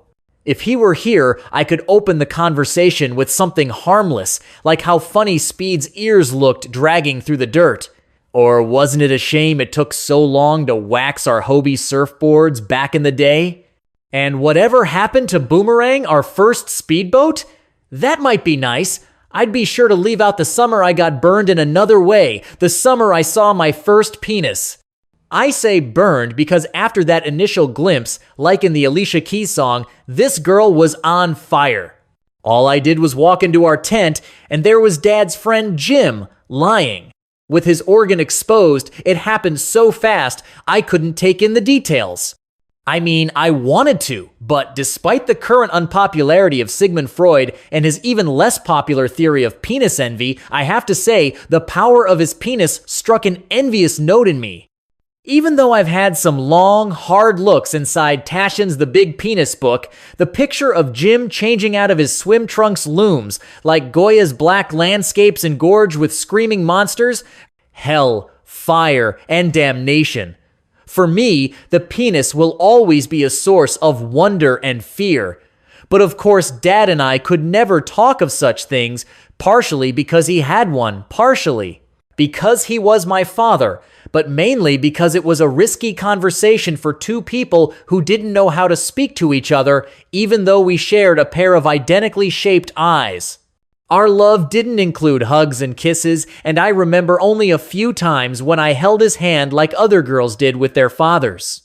This made our eyes, not what we saw or how we engaged the world, but the concrete, undeniable shape of our eyes, all the more meaningful. Like I said, it makes sense that if I'm looking for a way to understand how my father played into who I am, of course I'd find myself sitting on a bench 23 years after his death, trying to see beyond the blue of the ocean into the once living blue of my father's eyes. It's a risk worth taking, and I take it every day, even if I'm distracted. I never fail to think of the boy who loved the ocean, the boy who grew up to be the man with a house sitting on the edge of the continent. Sometimes I imagine combining Dad's eyes with mine. Together they'd slide so far down the hill they'd touch the ocean below. Only he and I, and maybe hangdog Speed, know the joy of the rise before the beauty of the fall. Dad must have spent 15 years of his life looking at the largest body of water on Earth. I think of all the times he dove off the cliffs of Palos Verdes and Divers Cove. I think of him stretching his feet against the sand on Rincon and Dana Point and Zuma Beach and Topanga too. I think of him surfing at Salt Creek Beach and camping at Doheny State Beach. I think of the sound our Buick station wagon made as he drove across the train tracks to San Clemente. I think of the chair he sat in at the old house across the bay from the Balboa Fun Zone in Newport Beach. I think of that same chair with Dad in it at his new house, the last house, the house overlooking the mouth of the bay at the tip of Corona del March. Where did it go?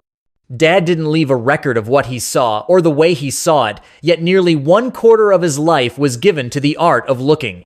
All those grabbed hours, those sunburned moments collected over a lifetime of observation shared with no one but himself.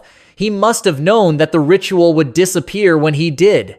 Sometimes, to help kickstart one of our imaginary conversations, I play back our one milestone memory. I've told it before, but it's the only one I have. It was 1963. The curtain had fallen on Santa Ana High School's production of Little Mary Sunshine. My rendition of Nancy Twinkle's Mata Hari, a song about a spy who brought men to their knees by doing this and that, had just given me the only standing ovation of my life. On the way to change out of my costume, I saw Dad approach from backstage. He stopped in front of the red velvet curtain, stepped in close, and looked me straight in the eyes for what seemed like an eternity. He did not speak. Yet his face, lit by the blue of his eyes, told me a story. It was not the story of a father who repeatedly reminded his daughter to plan ahead and use her noggin. All plans had been temporarily canceled. This father's face paled from the glow reflected in his eyes. This father told the story of a daughter who, against all odds, had suddenly landed on the sacred ground of right, even though her right was a multitude of wrongs. She would put these wrongs to good use in a venue she would continue to pursue for the rest of her life, performing. It would be the only time I would see my father's face beam with pride for the very wrongs that made me right. By this, I mean my endless tears, the vague distractions, the awkward hesitancy, and my annoying brand of being, as Dad put it, so sensitive that you're insensitive. Just like the standing ovation, it was the first and only time Dad looked at me with unabashed joy. I'm still trying to convince myself that the identical shape of our eyes must mean we were not opposites. We must have shared feelings and dreams and fears, too. We must have. It's true. I collect objects of beauty like John Stetziger's collages, while Dad collected jars full of nickels and dimes. I love the G-Wagon. Dad was consumed by the gas he saved with his Toyota 4Runner. Dad thought function was beauty, not form. I choose form over function every time. On the functioning front, Dad tried to make me do things right, like plan ahead and look before you leap. But there was always something wrong interfering. That is, until Little Mary Sunshine. Dad didn't write his thoughts down the way Mom did. There is no evidence. My investigation into our similarities is nothing more than conjecture. All that's left is the ocean he stared at and our tumbling eyes. It doesn't give me much to go on. Dad, can I ask you something from the other side of the great mystery? How much of what you saw is what I see? It might sound crazy, but sometimes I believe I'm seeing things from inside your eyes. Am I? I wish. In 3 short months, I will be the same age as you were when you died. I can still see the smoky blue tint of your eyes. I can still see the red velvet curtain and the crowds parting, almost as if I were Maria in West Side Story to your Tony. Here on the bluff, looking at the ocean, I wish I could share with you a truth I've come to believe.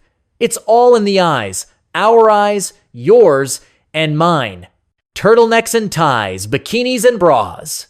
I've never known a woman who didn't love to shop. My sister Robin is a Ross dress for Les Maven. Dory, my baby sister, loves North Face and Tommy Hilfiger. My friend Susie Becker is a walking dictionary of fashion with a closet the size of a costume rental store. Carol Kane loves Saki dresses in prints a la Marnie and Yoji Yamamoto. All my girlfriends love to shop. Then there's my daughter Dexter. She is not a shopper. I named Dexter after Cary Grant's character in the Philadelphia story, C.K. Dexter Haven. She arrived in a basket 8 days into life, wearing a pink ruffled dress with a white bib trimmed in red. I was ready for action, off with the fussy garb and on with a pair of black leggings, matching cap, licorice loafers, and ebony socks. Dexter was among the first to have a Baby Gap wardrobe of gray striped onesies accessorized with plaid bibs, Van slip-ons, and a Billabong baby trucker hat. For her first Christmas, I bought her a houndstooth baby boy suit and a pair of vintage cowboy boots I found at the Long Beach swap meet. My reign of terror ended when she was able to distinguish pink and purple from black and gray. As soon as she could string a couple of sentences together, Dexter let me know she didn't take Du Bois' trousers and she wasn't going to be a princess in black. She was her own Dexter, and she was living in color. By the time I turned 15, I was my own Diane, and I was living in black and white. It began after the annual family trip to Grauman's Chinese Theater on Hollywood Boulevard, where we saw The Wizard of Oz. I was so upset, I wrote Judy Garland and asked her to explain why Dorothy had to leave Kansas for Oz. She didn't write back. But when I saw Cary Grant as C.K. Dexter Haven in the Philadelphia story, I couldn't believe my eyes. I was so excited I wrote to him asking for an autographed 8x10 glossy. 2 weeks later, a manila envelope arrived with a picture of him wearing thick-rimmed glasses that offset his dark eyes, his square jaw, and that dazzling smile. I didn't want a picture of Katharine Hepburn, his co-star, who I thought of as upper crust.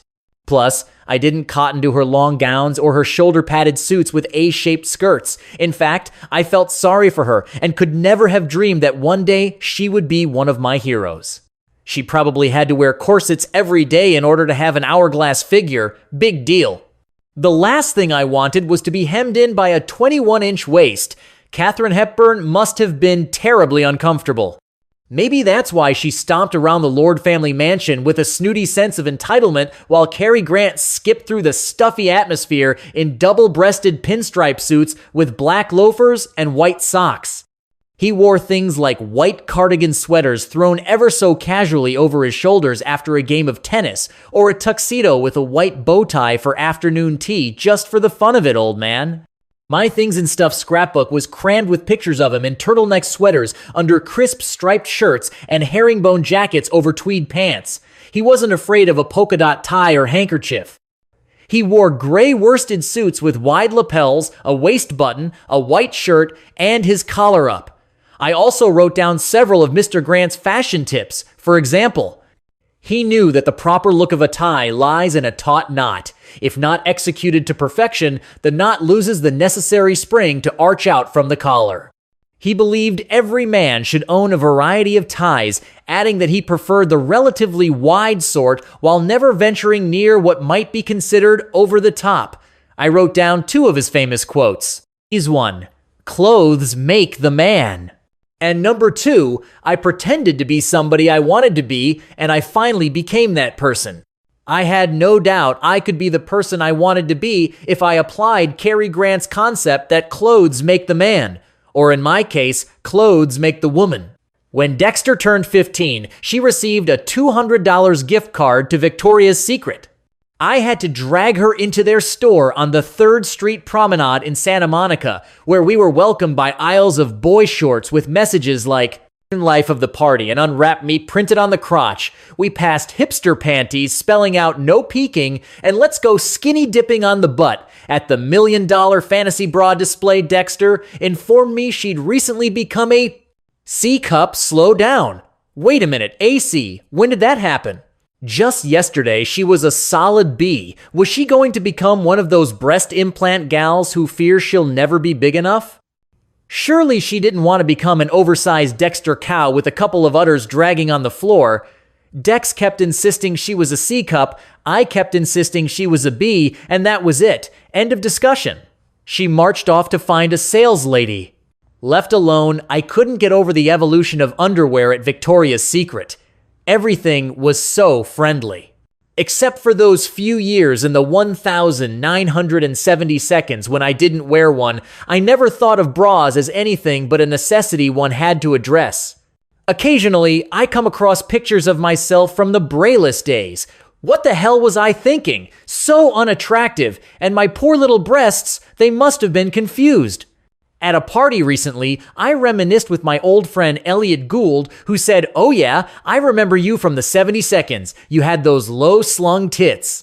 Several years ago, I was about to make a movie call because I said so when the costume designer, Shay Cunliffe, wanted to know if I had any favorite bras she might borrow in case she needed to buy extras. I brought in several standbys from when I'd filmed The First Wives Club a decade earlier. Trying to hide her shock, Shay gently informed me that most women toss their bras after a year. When Dexter came back with the sales lady named Jane, she was all fired up. Suddenly, she wanted 4 bras and a dozen panties. This was definitely a new Dexter. Passing what seemed to be thousands upon thousands of sexy boy short panties and padded leopard skin bras encrusted in pink rhinestones, Jane walked us to the dressing rooms, painted, "You got it, pink." A stock boy almost knocked me down as he flew past with several boxes of undies to put on display. I couldn't help but wonder what kind of fantasies played havoc in his mind as he placed Santa's helper-ruched panties in drawers under display bins with "Eat Me, Come Here Often" and 69 printed on a veritable universe of crotches. Unaffected, Jane measured Dexter for her cup size, taking note of her broad back. Was Dexter a swimmer, she inquired? Dexter nodded, and yes, Jane agreed. It appeared Dexter's cup size was a C. She suggested that when in doubt, Dexter might want to try both the C cup and the B. Now that's an expert for you. With that taken care of, she handed Dexter what could only be described as bras on a stick in every imaginable shape and style. Reassured, Dexter shut the door while I checked out the vibe at Victoria's. This is what I saw. I saw a family of women from varying walks of life loving their underwear. I wish sex was as harmless and free-spirited as the atmosphere in Victoria's Secret. Not to cast dispersions, there are women like Jodi Arias and Jean Harris for whom sex goes awry. But here in benign Victoria's Secret, it's easy to forget that sex is capable of bringing out such murderous rage. Speaking of Victoria, I wonder if there is an actual Victoria. If so, I'd like to meet her sometime and have a serious chat about her Eat Me underwear, all in the name of good fun, mind you. Shame permeated the ambience in the bra department of Newberry's 5 and 10 cent store in Santa Ana, where I worked as a salesgirl in 1960. Bras were embarrassing, dreary things, certainly not fun. There were no colors. Each style sat in ugly plastic boxes in aisle after aisle filled with other ugly plastic boxes. Women didn't come to Newberry's expecting a private dressing room with a lovely Jane-type saleswoman carrying her ever-ready measuring tape while dispensing sage advice. No way.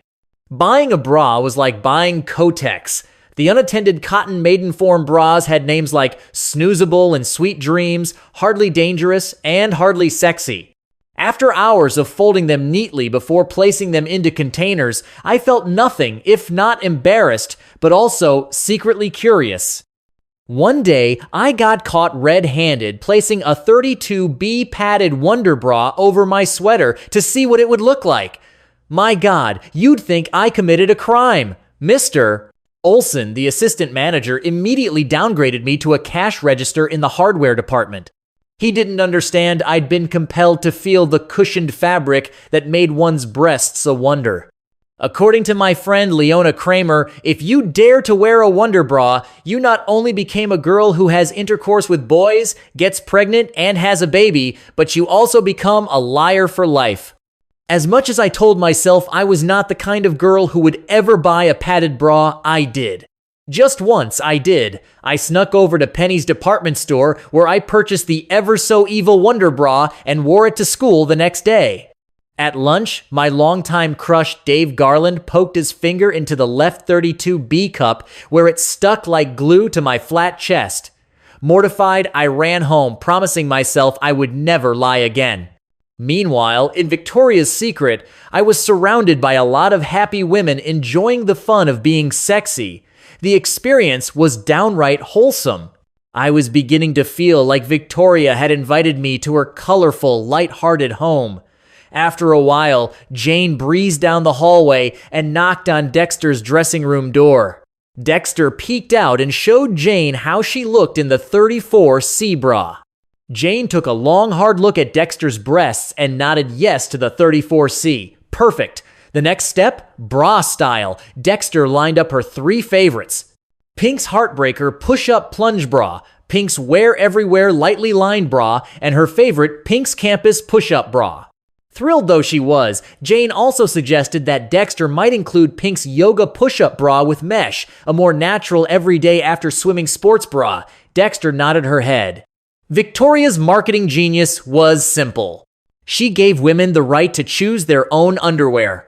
No more waiting for husbands and lovers to buy that Valentine's Day black lace garter belt or a see-through push-up bra with little holes for the nipples from Fredericks of Hollywood. Those days are over. Women can choose their own sexy lady underwear. Dexter placed the gift card on the checkout counter. She put down her 4 pink bras, 3 pink cheekster panties, 3 pink thongs, and 3 pink Chikini Boy shorts. She was a happy, newly fledged, moderate shopper. I was excited for Dexter and grateful to Victoria for letting a girl be a girl, but mainly for giving sex a lighter spin.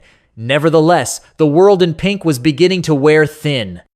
I was ready to go home to black and white and gray all over. I wanted to be light on my feet like Cary Grant. I wanted to put on a smoky gray dress suit with suspenders. I wanted to be an international stilt walker with an ironic smile and a dimpled chin. If, like Dexter's, your body is voluptuous, if it curves in wondrous ways, if you have broad shoulders and a broad back, if you have killer hips and a round bottom that's hard as a rock, if you're all woman and you love your body like Dexter does hers, Victoria's Secret is a safe, fun house haven.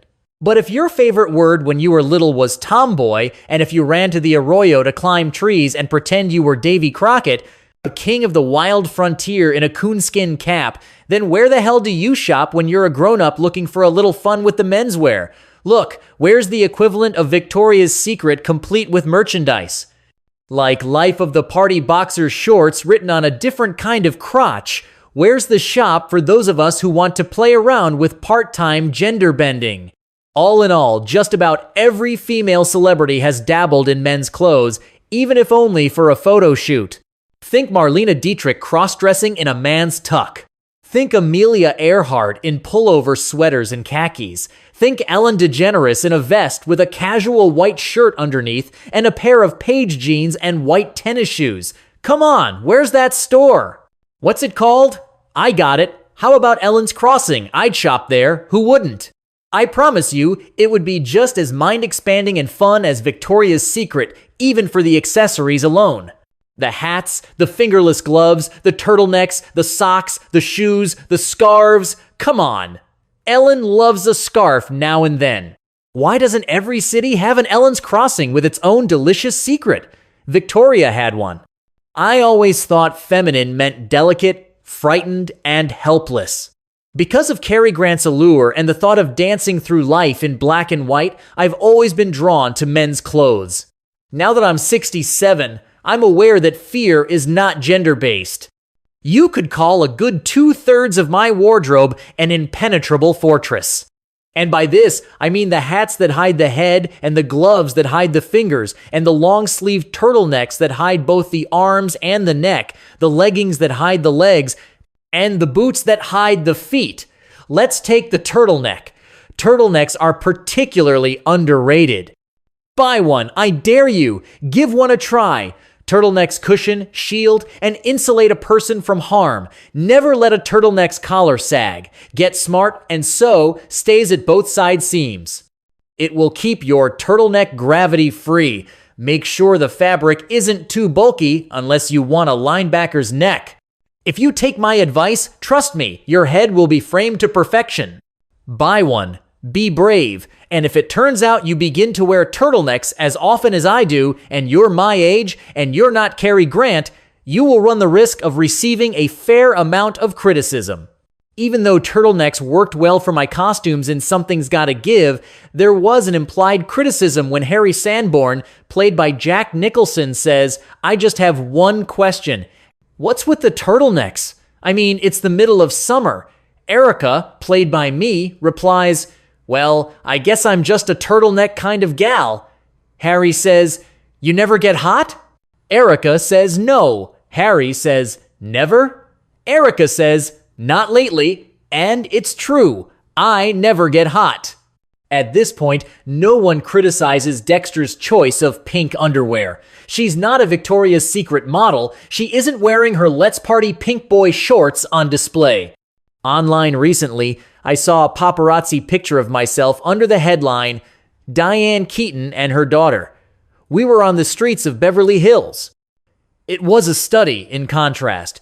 She had on a pair of Old Navy USC red Trojan shorts, flip-flops, and a pale blue H&M sweatshirt with iPod wires sticking out of her ears.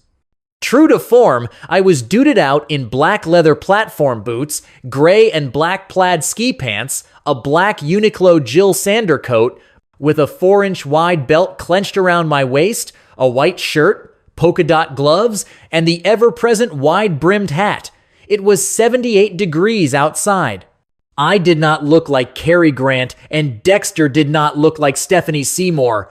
We looked like the yin and yang of life. Frickin' frack, the odd couple.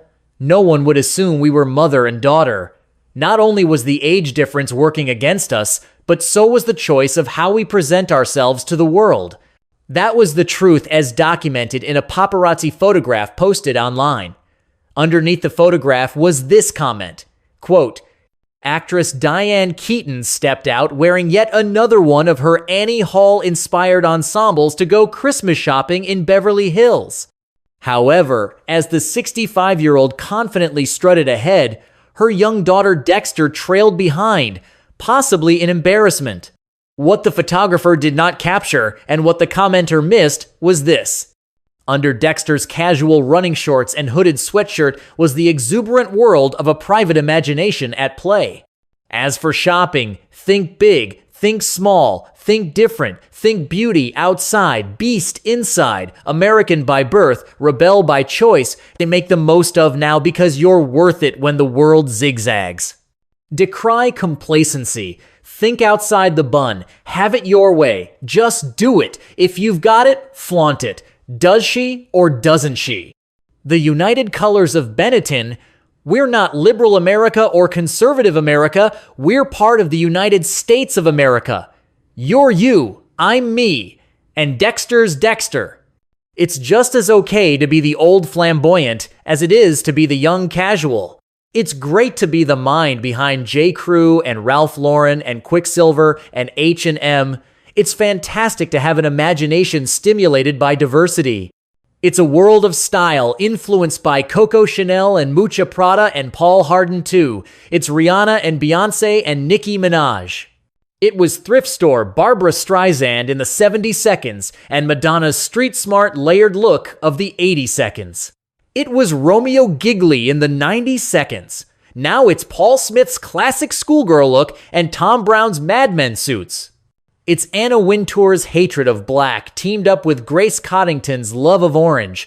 It's the role by Mary-Kate and Ashley Olsen. It's Louis Vuitton designed by Marc Jacobs. But for me, it's Cary Grant. And Dexter Keaton. It's women in men's clothes made for women. It's Bill Cunningham on his bicycle shooting the fashion trends of men and women on the streets of New York City. It's Victoria's Secret and Ellen's Crossing. It's potential for change, and it's change itself. It's turtlenecks and ties and bikinis and bras. What is beauty? This morning, the ocean was beautiful. But what does that even mean? Cloudy with pockets of blue? Hazy gray? Hardly a blue kind of blue? Blue peppered with pale pink? Suddenly, those hazy gray clouds parted, and from the bluff, I could see two ships spotlit by the sun. Was that beauty? That's what I was thinking when it dawned on me my sister Robin hadn't called me back. She'd been crying about her dog Dash's penchant for attacking the next-door neighbor's awful chihuahua, Joni, when Dylan, her 4-year-old grandson, started screaming. She said she'd call me right back and hung up, but she hadn't. So, was the ocean beautiful this morning, or was it background music for my agitation? Mom had loved describing flawless beauty, especially in her journals. She never dirtied it up with doubts. But beauty isn't perfect, and neither is Robin, who still hasn't called me back. What the hell is beauty? I was a stubborn girl. I remember cutting a deal with Mom, saying I'd learn to read, but only if the books were illustrated with pictures. Wasn't it Alice in Wonderland who peeked into the pictureless book her sister was reading and said to herself, "What is the use of a book without pictures?" In the Dick and Jane series, co-authors William S. Gray and Zerna Sharp wrote, O.C. Jane. Funny Jane. I saw Jane because she was illustrated. Years later, I saw Keith Carter's portrait of a black dog because Keith Carter took the photograph. Reading is seeing too, but it requires more thought. Is thought beautiful? Some thoughts are. So, what is beauty? For me, it's a collection of images and objects and thoughts and feelings I've gathered over the course of my life. Dad would have numbered it. Mom wrote it down. Dexter listens to it. Duke wants to own it, all of it, in every shape and form. Sometimes beauty, like today, is a closed book I can't open. Sometimes it's hanging in my closet, like my dad's old sweater. Sometimes it's a message saved on my voicemail. But one thing for sure, all of it is personal. Lost Dog by Keith Carter. Several years ago, my old dog Josie had lost her appetite. At the vet's, Dr. Cowan drew blood, took x-rays, and listened to her heartbeat. A week later, the call came. Josie's liver count was high. Cushing's disease was mentioned. Even though Jaws, that's what I called her after she bit the mailman, was a nasty shepherd mix, I loved her. 15 years after, she passed. I saw her essence in Keith Carter's portrait called Lost Dog. His dog is black, and maybe not so old, but in that face with its predominant nose much too close to the camera lens, in his blurry, soulful gaze, in his loyalty, his sweet trust, I saw Josie. I saw our 12 years together. I saw my dread of losing her. I saw that her loss has been a sadness I will carry with me all the days of my life. Josie, my Jaws, had been reawakened in a photograph taken by a man I didn't know.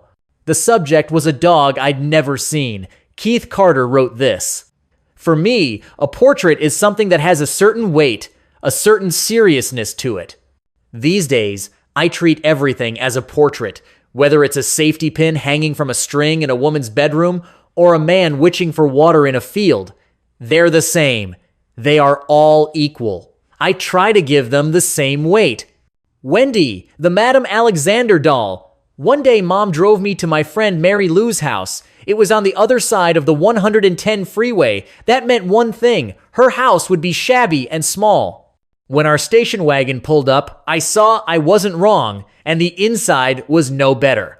Off the narrow hallway were 4 doors. Behind door number 3 was Mary Lou's bedroom. When she opened it, I was struck dumb. There, on a bookshelf as big as the wall, stood a museum-sized collection of Madame Alexander dolls. 9-year-old me wasn't prepared for a feeling I'd never had before. I'll say this: it wasn't good. Why did Mary Lou's parents, who lived on the other side of the 110, have enough money to buy her hundreds of the most collectible doll ever? Why hadn't Mom and Dad given me the Scarlett O'Hara doll for Christmas? Or at least one of the famous Dion quintuplet baby dolls from 1936, and the Queen Elizabeth II doll too? But the worst possible shock, the one I wasn't able to handle with even a modicum of grace, was Mary Lou's brand new 8-inch Wendy the Bridesmaid doll in a pink ruffled gown with a perfect straw hat balanced on top of her curly blonde hair. 1 week later, I was called into my parents' bedroom.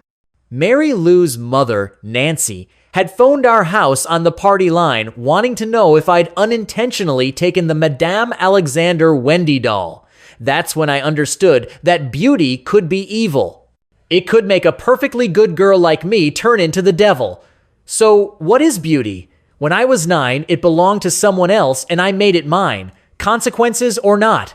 The legacy of Bill Woods Jr., or the family of man Bill Woods Jr., was a professional photographer who documented life in Fort Worth for several decades after World War II. His studio on Hawkins Street was a hub of activity. He drove a yellow VW Bug. He wore bow ties. He took a picture of an adolescent girl in a bathing suit with a football-sized tumor protruding from her thigh. He took a picture of Eleanor Roosevelt shaking hands with a man in front of a curtain. He took a picture of a man holding a rifle standing next to a dead bear hanging by its feet. He took a picture of 2 nuns seated in a bare room with a small TV in the corner and a black man in a janitor's uniform cleaning a white porcelain bowl. I bought every one of the 20,000 photographs Bill Woods Jr. took with his large format camera. Bill Woods' photographs were commissioned by a variety of local patrons who posed in front of a series of backdrops culled from real life, but reality vanished with the click of Mr. Woods' camera. Diane Keaton said, "For me, the subject of the picture is always more important than the picture and more complicated." That was the result, if not the intention, of Bill Woods' life work. His subjects were, as Diane Keaton said, more complicated than the story each photograph was trying to tell. Bill Woods was no Diane Keaton. Bill Woods got the job done. He recorded life in Fort Worth. He gave his clients validation, just not the way they expected. Bill Woods' work is a reminder that none of us are that much different from the folks of Fort Worth. We all long to feel confident, look great, and do well. We all want to be remembered. Sometimes we're lost, sometimes we're found.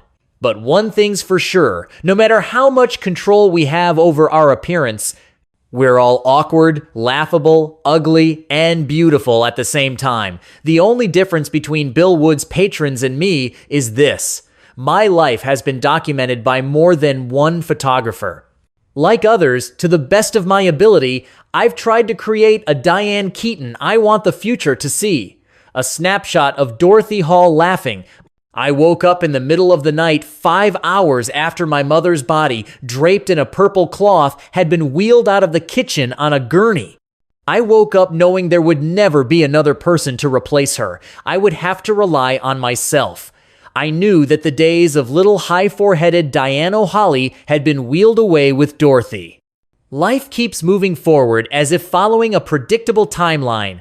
I was a girl. I grew up. I became an adult. I reached middle age. I worked hard to accomplish my goals. I got old. I watched people die, and I said my goodbyes, including farewells to a couple of sparrows who flew into my plate glass window unaware. I've had a life, and soon it will be reasonable to expect me to let it go with grace. But that's not the way it works for some of us. Like the sparrows, I've flown into some serious plate glass windows, but I survived.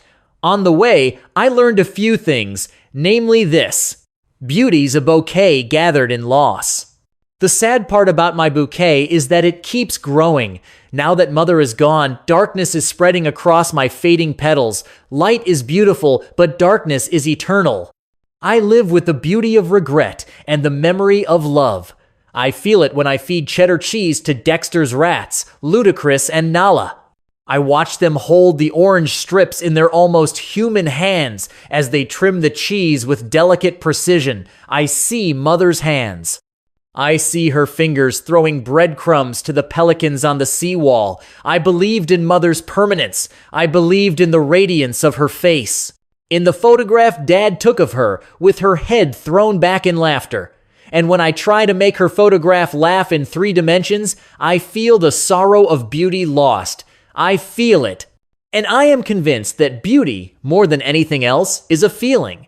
Berenice Abbott's parabolic mirror. The mirror with 1,000 eyes.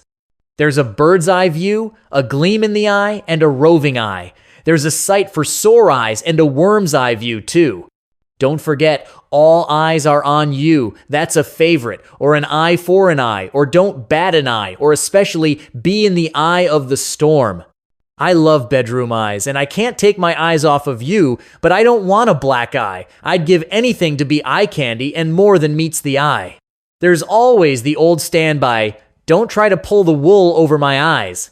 As far as I'm concerned, I don't want to take the red eye, even if we're seeing eye to eye. If you want to, try to get some shut-eye. Then don't let the stars get in your eyes because you're the apple of my eye. And never turn a blind eye without batting an eye, especially with your eyes wide open. In the end, there wasn't a dry eye in the house because beauty is in the eye of the beholder. Words from Morris Friedel via David Shinks, the forgetting I fantasized about being an astrogator. We collide with an asteroid. There is not enough fuel to get back to Earth. We turn the ship straight away from the sun. We voyage out beyond the orbit of Pluto. We know we will perish in the interstellar void, yet. We hope to radio back to Earth images of beauty never seen as well as valuable information. On the 19th of August, 1998, my neurologist told me Alzheimer's is what the PET scan indicated. And here I am on that spaceship. I find myself more visually sensitive. Everything seems richer. Lines, planes, contrast. It's a wonderful compensation. We who have Alzheimer's disease can appreciate clouds, leaves, flowers as we never did before. As the poet Theodore Rusky put it, in a dark time, the eye begins to see. Silver Linings Playbook. I was with my friend Diane English at the Landmark Theater on Pico. We were eating popcorn and watching Silver Linings Playbook. The setup went like this. Bradley Cooper is locked up in a mental institution. He's bipolar. That means he has no control over his impulses. He wants his wife back. One day his mother gets him out. They drive home. He runs into a friend. The friend invites him over to dinner.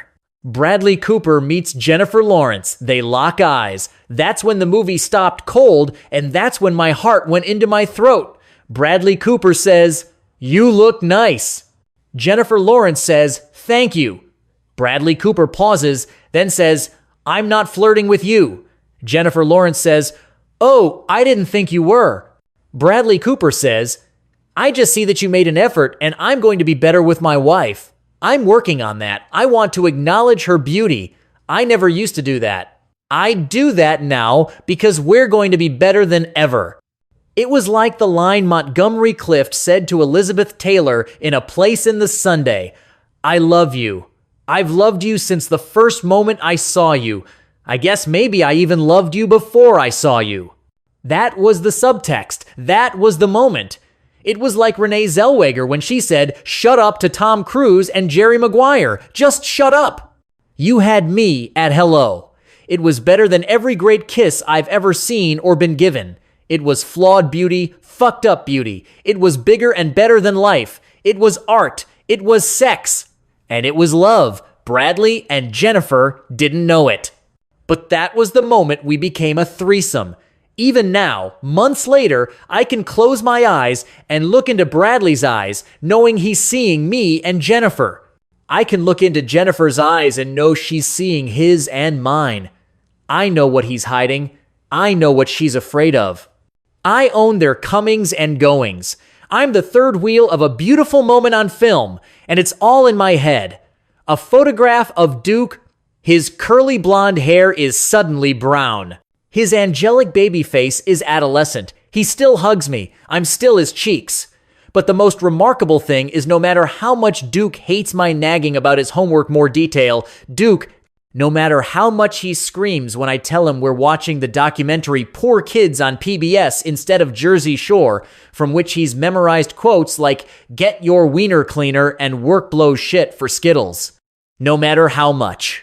I harp on eating more avocado and greens and his oatmeal with almonds, which he hides at the bottom of the trash can every day. No matter how much I tell him, honesty is the best policy. No matter how much I hammer him on his tennis technique or being a good friend or listening to a conversation instead of dominating it or reminding him to stop following his impulses, without regard for other people, or to sit up straight at the dinner table, or stop interrupting when other people are talking, and what's with the monologues, or rather the endless rants, no matter what, he still loves me. He still kisses me and wants to touch my chubby cheeks, which aren't anything but chubby. He loves me unconditionally. What have I done for Duke? Nothing, except be the poster girl for harried mother. So what is beauty? I can answer that. It's in my eyes, the picture window I look through. It's eating Quinn's Parmesan and rosemary popcorn after walking Emmy. Sometimes it's hiding in plain sight, like the note I found on my bed. Mom, I'm sorry I'm retarded, spelled R-E-T-A-R-T-E-D, and can't be good for a week, from Duke. Sometimes it's a glass of layer cake Cabernet with ice. It's the Statue of Liberty's right hand holding the torch and the call from Jimmy, the man who's washed our car for the last 15 years, telling me he bowled 300. It was Mom and Dad kissing in the shower 3 weeks before he died. This fall, it was Morgan Freeman singing "That's Life" on the set of Life itself. It was listening to Tom, the camera operator, tell me about the red barn he bought in upstate New York. It was the hairdresser Donna Marie's surprise wedding proposal from John, her partner of 12 years. It was Mikey, the makeup artist, whose wife took the big leap and jumped out of a plane at age 58. The thrill was so intoxicating, she forgot to open her parachute until it was almost too late, crippled for the rest of her life. You know what she said? She said it was worth it. What is beauty? It was the recent Healing Humor, funny as money phone call from Woody. So, half-wit, the Golden Globes wanted to know where I could find someone stupid enough to come and pick up my Cecil B. DeMille Award. And all of a sudden, it occurred to me, I don't know why, but your face in a beekeeper's hat came to mind. The next day, he followed up with this. I call you at 10 to 8 your time in the morning and you're not in? I don't understand. Where do you go at 10 to 8 in the morning? You're like a vampire. What is it with you? Look, after this appearance, maybe you'll start to get some roles as maids or maybe maiden aunts or a night watchman or who knows, one of those washerwomen people, the kind that come in and clean the office after hours. Worm, call me back. It's my brother Randy's long fingers as he toasts me on my 68th birthday with a cup of his favorite drink, instant coffee and Coke. It's my friend Larry whose love I keep in my hip pocket. It's the other note I found on my bed. Mom, sorry, I want to be a better tennis player, so I left. Don't worry, I just want to play. I'm sorry you don't love me anymore, love Duke.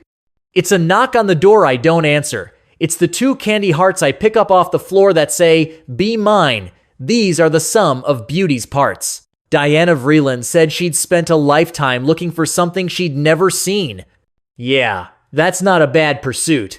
Like Diana Vreeland, I regret what I haven't seen, but I'm thankful for what I have, and I promise myself this.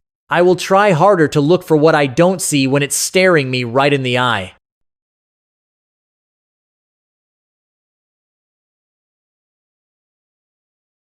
Size 10. Duke didn't say anything about the 3 hats on top of my head as he opened his presents Christmas morning. As we walked on Venice Boulevard, he didn't mention the henna tattoo I got with Duke painted on my left hand and Dexter on the right.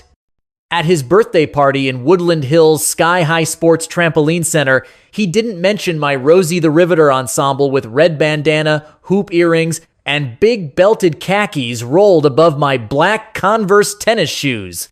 He's ignored my recent habit of sporting swimwear apparel on the street. For example, 2 long-sleeved Quicksilver crewneck rash guards over a Seasucker board shorts with dark glasses and a hat.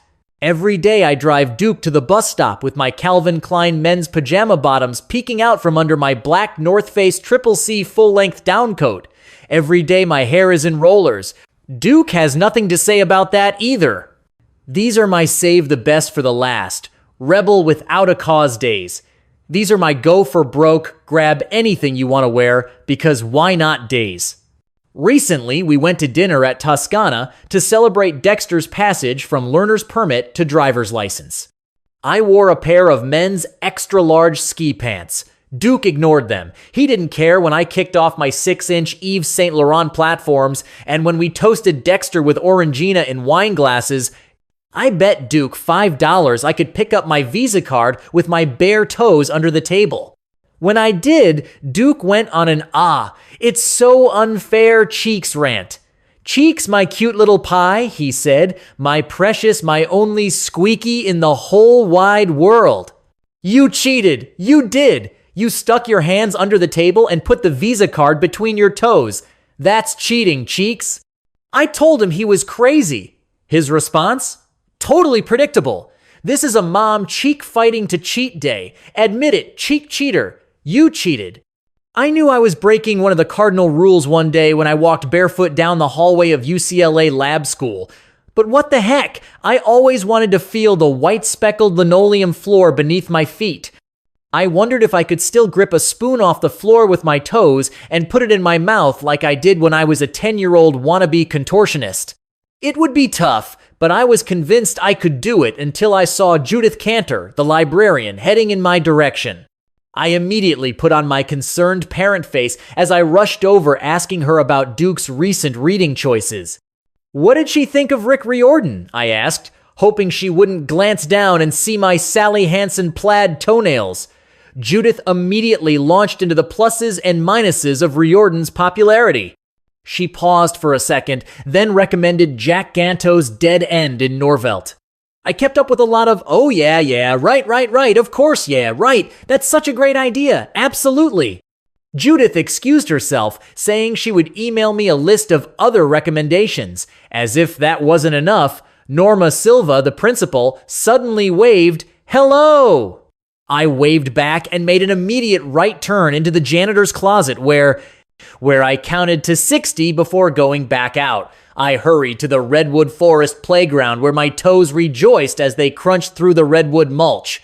I sat on one of the kids' swings and pushed my arms back and forth as my feet flew through the air. It was perfect. That's when I spotted Duke playing dodgeball with his friends Zeke, Cassius, Evan, Atticus, and Ben. Hey, Duke, I called, waving. Duke looked over, saw me, made a face, and ran away when I went up to him. He acted like he didn't know me when we walked to the car. He lagged 3 yards behind, and in the car he refused to sit shotgun. Finally, I said, "What's up?" "What's wrong, Mom? How could you?" Could I what? Come to school barefoot? Okay, I thought. Here we go. It's over. The day I prayed would never come has finally arrived. I'd embarrassed Duke in front of his friends. But the weird part, the part I couldn't understand, was why my feet? Why not my overbearing personality, my Bozo the Clown clothing choices, or my decrepit age? But no, I'd had the audacity to run through UCLA Lab School's Redwood Forest barefoot. Did this mean the days of Cheeks, my cute little pie, my precious, you are my only squeaky in the whole wide world were gone for good? What would I do without your cheeks are so soft? I want to touch them for a morning snack. I want to bite them and crunch them too. Say yes, and I'll activate your cheek, I hoped. I really hoped it didn't mean he'd stop serenading me with Cheeks to Justin Bieber's Baby. Did I really have to face the fact that Cheeks' feet were suddenly cringeworthy? As a little girl, I squished sea anemones with my toes in tide pools. I loved the hot, black pavement against my bare feet as we walked to Earl's hamburger stand. It was endlessly fun to dig through the sand as hundreds of cringeworthy crabs wiggled around my toes, and when I climbed the cliffs of Divers Cove, I never fell. I almost convinced myself I had flying feet like Mercury, the swift-footed Roman god. Every other aspect of my body, including my brain, was hesitant, but not my feet, never my feet. Duke used to like to go barefoot too. But now that he's almost 13, his feet have begun to find themselves inside shoes more often than not. And I guess the point is, Duke is growing up and he doesn't want to draw attention to his feet, or most of all, his mother's feet. I understand. I have to face it. Duke is changing. Hey, when I reached those teen years, I changed too. The difference is, I began to frame my feet so they would become part of what I considered great design. That meant I fell in love with shoes. Even then, I knew there was a problem. The problem with shoes is they're worn on feet, and feet are not positioned close enough to the head. That means to be properly viewed, the body must be seen from head to toe. I remember wearing the most spectacular pair of creamy two-tone brown and beige Tony Lama cowboy boots in Annie Hall, never to be seen on film. Even to have been partially visible would have required a medium close-up of Annie Hall sitting with her boots on a table near her face, or even better, a close-up of Annie Hall cleaning her Tony Lamas in her kitchen sink. The beloved Tony Lamas are still in my closet, next to a pair of Doc Martens near 6 pairs of platform shoes circa 1980. These shoes, as well as my brown patent leather lace-up Oxfords, my saddle shoes from Interiors, and the high-heeled Converse black and white high tops given to me by my friend Johnny Gale, the hair colorist, are stacked on one side of the closet. I still wear the Florsheim Imperial men's shoes, size 8D, that went with my long Ralph Lauren camel hair coat. Across from the men's shoes are the boots, which take up most of my closet. In the 90 seconds, I bought a gorgeous pair of riding boots I couldn't pull over my high arches. I'm still waiting for the day they collapse. I've kept my old fries and even a pair of Butch Caterpillar hiking boots. I love my chunky black patent leather boots with yellow and black polka dots from the disco era too. You know, people can trash high heels all they want. They're impossible to walk in. They serve no purpose. And this is really completely unfair. And frankly, it's not true. Never forget that Marilyn Monroe played baseball wearing heels. Ginger Rogers danced backward, and then with Fred Astaire. And Pamela Anderson was booted off Dancing with the Stars wearing, that's right, a pair of high heels. Look, maybe high-heeled beauty is pain and maybe it's expensive, but every woman needs a pair of genius high heels. I have a pair of 7-inch Christian Louboutin red medicines.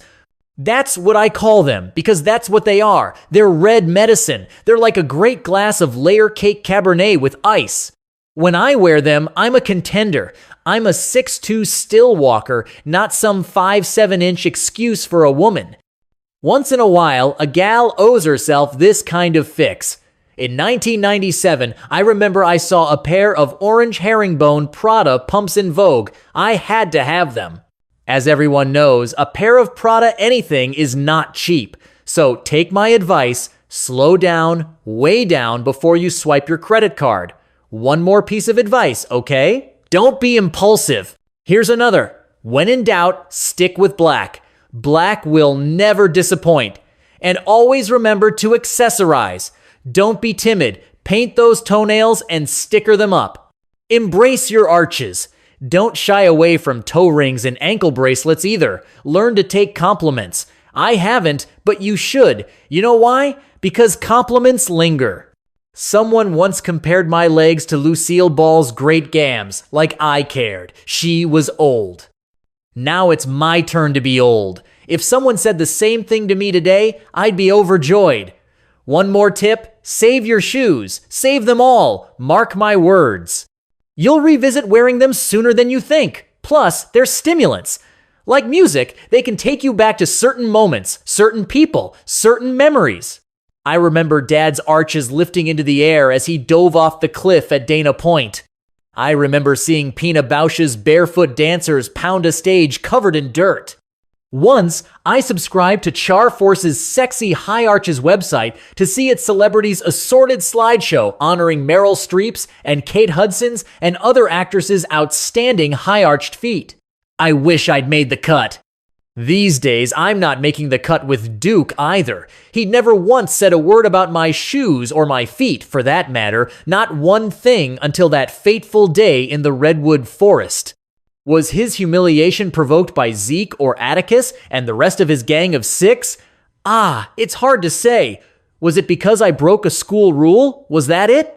And most important, at least for me, was Duke ever going to forgive me? Was this mortification going to fester in his memory bank forever?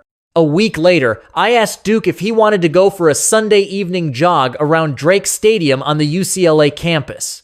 He was up for it. I wore my North Face parka. As always, it dragged across the track, and as always, I carried a mug of layer cake Cabernet with ice. I never jog without a chaser of red wine on the rocks. Anyway, this time, I didn't wear my Nikes. I deliberately went barefoot. Sure enough, Duke insisted I put my shoes on. When I asked why, he refused to elaborate. And there you have it, the onset of puberty, the end of childhood.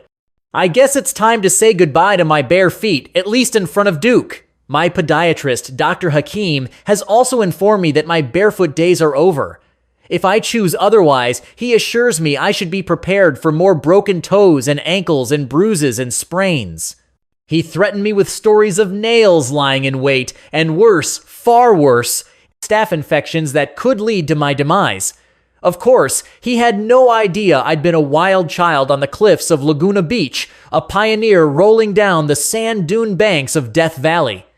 He couldn't possibly know how much fun it was to howl in laughter at Woody, aka the White Thing, as I watched him step out of the shower onto a dozen clean white towels. The day he wore shoes as we held hands on an idyllic sandy beach in Puerto Rico did me in. Who wants feet that only know the feel of a satin sheet or a soft slipper or a sock? Poor Wood. He'll never know what he's missing. I'm proud my feet are not always shrouded in camouflage or cloaked in protective gear like every other square inch of my body. In the end, I love shoes, but I love my feet more. My feet. The feet Bertram Ross, Martha Graham's heroic lead dancer, once told me were fine examples of the perfect arch. The feet that walked my sobbing body down a narrow hallway in Reds to my husband John Reed, dying on a hospital bed.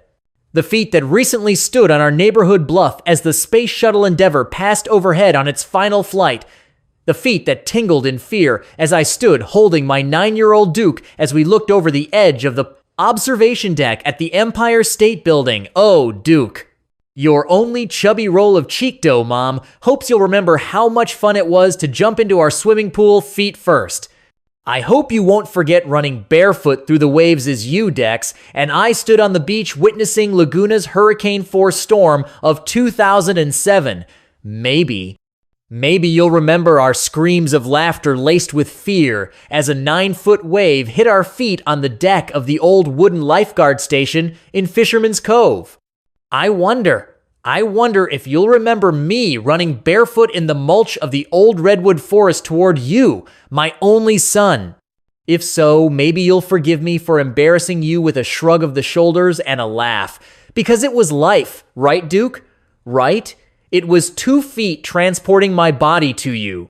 The dream or the neighborhood, the idea. After renovating 15 homes, I'm well acquainted with the subcontractors who don't show, the hardware that takes 9 months to receive instead of the 6 weeks guaranteed, and the nightmare of opening up a wall only to find a dozen new stumbling blocks. After working for 18 months on my last renovation, a Mission Revival in Beverly Hills, my contractor, Ben Lonsky, was finished with my endless interruptions. No, but just wait a minute. What if we are? I know what. How about we try this? Or, hey Ben, you know what? I've got an idea. It all came to a head when I pulled him aside saying, we've got to cut costs, Ben. Things are getting out of hand. We need to. But before I could finish, he blurted out, "Look, what can I do?" Sorry, Diane, but you've got to face it. You're custom all the way, and you always will be. I'd been around the block. I knew custom was short for change order queen. And Ben wasn't wrong. On the eve of the recession, we somehow managed to finish the house. Duke, Dexter, and I lived in it for a year, sold it at a loss, and rented Meg Ryan's Spanish-style home in Bel Air while I pondered a more reasonable approach to my housing obsession. It was the end of an era. My serial renovation days were over. No more hunting down unattended gyms, buying them, piling up expenses with an endless supply of, quote, new ideas and selling them at a profit. No more. That's what I kept telling myself, but like any other junkie, one day I had another, boom, yeah, quote, new idea, a big one. It came to me as I was painting a cool image tagged as staircases by CC Tinan, a graphic designer on Pinterest who has a couple of million followers. At that moment, I decided that the only way to get over being called custom was to embrace it. Well, what could be more custom than building a new house?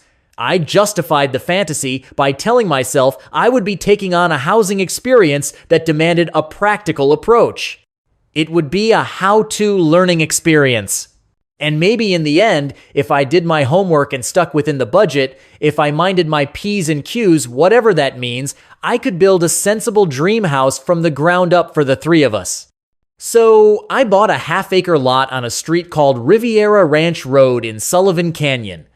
Shortly thereafter, a young couple purchased Meg's house. They weren't interested in extending the lease. Their lawyers notified us that we would need to leave at the end of the month.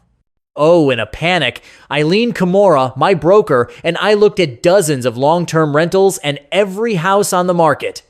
I was seriously freaking out. Plus, I'd already invested the bulk of my savings in the unbuilt dream house, so I couldn't exactly go hog wild. Several homes had the stamp of previous lives within their walls, and as nice as they were, I couldn't live in the residue of someone else's life. When we saw a clean, bright, two-story spec house in the Palisades offered at the right price, I passed. I dismissed it as cookie cutter. There was no way Duke, Dex, and I would fit into a developer's dream of the Connecticut family lifestyle. Another couple of weeks went by with no new possibilities. Eileen convinced me to take another look at the spec. It faced a public plaza in a neighborhood of nice but not exorbitantly priced houses. There were California bungalows, adorable haciendas, and a few Cliff May knockoffs built in the 1,960 seconds. They reminded me of my early California days with Mom and Dad. What the heck? Duke, Dexter, our dog Emmy and I had to live somewhere. Time was closing in, so I bought it.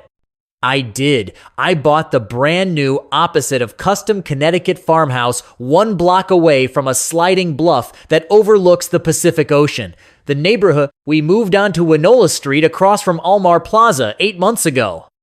In the center of the plaza stands a gnarly old spruce tree with king-sized roots that spread to the edge of the 2,000-square-foot park. There are 2 bright blue plastic swings in the shape of an airplane hanging from its branches, just like the one in which baby Dexter used to scream and glee every time I pushed her higher. The play area is sprinkled with some sorry irises and a couple of bushes. A polished granite bench dedicated to the memory of Olive and John Thomas rests off to the side. The neighbor directly across from us is a retired Dodgers baseball player. His house has a widow's walk with a view of the ocean. Unlike him and his family, we do not have a widow's walk, but my bedroom faces east and the sun enters my window when it rises, and the moon does too. When I walk Emmy at 6 a.m., the moon on its last legs gently performs its disappearing act. Every morning I'm reminded of the mystery. Good morning, moon. Good morning, Dex. Good morning, Duke. Our next-door neighbor, Liz, is the glue of the community. It was Liz who knocked on the door with a plate of cookies soon after we moved in, welcoming my family to the neighborhood. Her house, a wood-planked English cottage with an authentic, now illegal, shake roof, is irresistible. Every morning, Emmy and I pass by, and every morning I elaborate on the same daydream. What if Liz were to put it on the market, and what if I bought it? What if I connected her authentic cottage with my fake Connecticut farmhouse, taking it a step further? What if Lori, oh yeah, the landscaper next door on the other side, sold me her one-story 1,950 seconds modern? I could potentially amalgamate the 3 homes with interconnecting breezeways and a California cactus garden lined with oaks and olive trees. I assured myself I would be doing the neighborhood a service by linking 3 distinct examples of Los Angeles' wacky residential architecture into one. That's when a tiny voice in the furthest reaches of my brain asked, what about Liz and Lori? What about the glue and the landscape gardener? Unlike Beverly Hills in Bel Air, our neighborhood does not have 8-foot walls blocking the intrusion of a community. Sometimes I sit on the swing, checking out the seasonal changes of the Santa Monica Mountains and catch a glimpse of the ex-Dodger. His house, like mine, is spec all the way. When he shuts the door to his SUV and limps to his red front door, I worry about his injury. What happened? His windows are always closed. His curtains are often drawn. Talk about opposites. Our house, with its "We're glad you're here" greeting painted in white across the charcoal gray wall of the dining room visible from the street, tells a different story. Our house has one demand, and it sums up my character. Please look at me. Every now and then, the ex-Dodger will turn around and say, "Hi, neighbor." I often wonder, and I'm sure I'm wrong, if what he really wants to say is, "Hey, lady, what's with the all the worlds of stage living style?" Last Christmas, Hi Neighbor was the brunt of a disgruntled observation from Dr. Harold Green. I apologize for your neighbor's horrible taste. Of course I knew what the doctor was referring to. Who didn't? It was the Walmart blow-up Santa Claus on Hi Neighbor's porch. Every 3 minutes, Santa bent over, and every 3 minutes, his Santa pants fell to the ground, exposing his bare-ass Santa butt with "Merry Christmas" written across the cheeks. For a man of culture, this must have been the height of bad taste, but why, tell me, is it possible the doctor missed the 8-foot-high address numbers I painted in black next to my front door? After all, he was talking to the woman with the "Look at me, open curtain" policy. As the doctor sauntered off, I felt the urge to knock on Hi Neighbor's door and let him and his family know I had their backs. I wanted to reassure them that Santa's Christmas greeting will be welcome back next year in all its bare-ass naked wonder. 1 block down lives Lucille. It's hard not to adore Lucille. For one thing, she's a fellow baby boomer. For another, she has a disarmingly sunny outlook. Her home, a sweet if modest gray ranch house with white trim, reflects Lucille's kind-hearted character. She drives a '76 4-door green Mercedes. Every time I spot Lucille, she's either just about to open her car door or is cruising slowly past our house on her way to the drugstore, shouting, "I'm heading for CVS. Need anything, Diane? Some odds and ends?" I think of Lucille as Almar Plaza's official greeter. The last time I saw her waving from the car, I was reminded of an old Carol Burnett appearance on The Tonight Show, where she seemed to be promoting a kind of Pollyanna view on the merits of smiling. I remember her telling Johnny Carson, "The shortest distance between new friends is a smile." It's interesting how Lucille has made me reconsider Carol Burnett's proposition. If you think about it, a smile can be something more than a passing gesture given to, say, the gas station attendant putting the air in your tires. Sure, it's a gesture, but a gesture can have a lasting effect. Lucille is my everyday optimist, my very own Carol Burnett. She reminds me to be grateful for the gift I was given, the big one, the gift of life, the dream.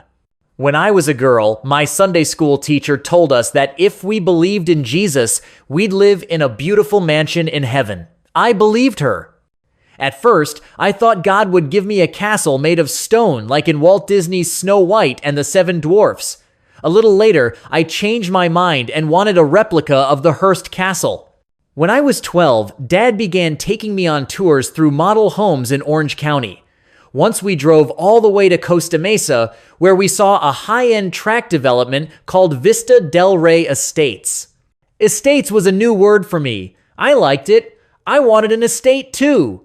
On the spot, I told God I'd changed my mind about the Hearst Castle. Too fancy. And put in an order for Vista del Rey's $59,999 tract home, Plan A, in Costa Mesa. I was sure God didn't mind change orders. Not that I knew yet what a change order was, but you get the drift. Anyway, I was convinced that he made zillions of homes that fit everyone's desires, including a special mansion for our recently demised cat, Charcoal. I figured Charcoal probably chose the Plan B cat house, which included a mountain of catnip and a limitless supply of fake mice, 905 North Wright Street. Dad bought our very own tract house in 1958. It wasn't a model home, but it did feature 4 bedrooms and 2 baths. The wood-planked beige exterior included a 2-car garage. As for curb appeal, there was none, unless you call one recently planted tree without leaves, a dirt-covered front yard, and 2 cars parked in the driveway curb appeal. Over dinners of Mom's meatloaf with walnuts, Dad dominated the conversation with reports on success stories of real estate developers like Bill Kreisel in the San Fernando Valley, who single-handedly mapped out the ABCs of proper planning for tract-style complexes. At the very mention of proper planning, my mind wandered to what kind of ice milk, not to be confused with ice cream, we'd be getting for dessert. Anything but Neapolitan. The interesting thing, that's how Dad pronounced it. The interesting thing about Bill Chrysler's stair systems was that they were prefabricated in factories and installed on site, thus allowing builders to offer lower prices. The day that Walt Disney announced he was opening a new attraction in Tomorrowland called Monsanto's House of the Future, Dad read us the details out of the Orange County Register over Mom's Sunday night taco dinner. Made entirely of plastic, right down to the electric toothbrushes, Monsanto's house had a kitchen with a state-of-the-art dishwasher as well as a new type of heating device called the microwave. Mom laughed when she heard the kitchen got dinner itself. The very next week, all 6 of us stood in line with hundreds of others waiting to take a tour of the house of the future. Since I was certain it would be my next change order for the perfect home in heaven, you can imagine my surprise when I saw what looked like an enormous wheel of cheese that seemed to pop out of the earth. Once we were inside plastic land, as Randy called it, I thought the vinyl kitchen countertops and the vinyl flooring and the vinyl bathroom splashes looked fake. I didn't care about the zillions of gadgets or even the button that sprayed the scent of roses throughout the house. It was so sterile, I had to be excused, and for the first time, I sort of understood that there was a difference between my idea of beauty and someone else's. For Dad, beauty was the ingenuity of Monsanto's engineers, but it could also be found in Mr. Bill Kreisel's clever cost-cutting advances. For a homemaker in the suburban 1,950 seconds, beauty was a purchasable commodity. That meant it was a product. Shopping for Mom was unfortunately limited by the family budget. She valiantly implemented her dreams by making our house on Wright Street an exhibition site. Her source for inspiration came from window displays, and her favorite displays were found at Bullock's Wilshire department store during the Christmas season. Inside the diorama glass boxes, mannequins in red scarves and wool coats gathered around the perfectly lit Christmas tree, where gift-wrapped presents, some open, some not, revealed Madame Alexandra dolls, electric train sets, candy canes, and shiny new bicycles. I always looked for Mom's response before having mine. If her eyes lit up, if she was silent, I could see the dream begin its formation. Mom loved looking, and looking made her love the dream of beauty. But what was beauty? For Mom, it was all things home. Since she couldn't buy what she wanted, Mom had to construct her own version. Sure, she stole ideas, but what else could she do? I don't know anyone who hasn't been guilty of trying to usurp beauty in one form or another. I like to think of stealing or appropriating as a way to create your own version of beauty, especially since it's based on an idea of someone else's idea of an idea. Get it? Everything I wanted from beauty was lifted from mom and dad. Everything. As I grew older, I began to believe that for both of them, just like me, beauty was a feeling more than anything else. Home, then. My childhood home, 905 North Wright Street, was the second house in from the cross street.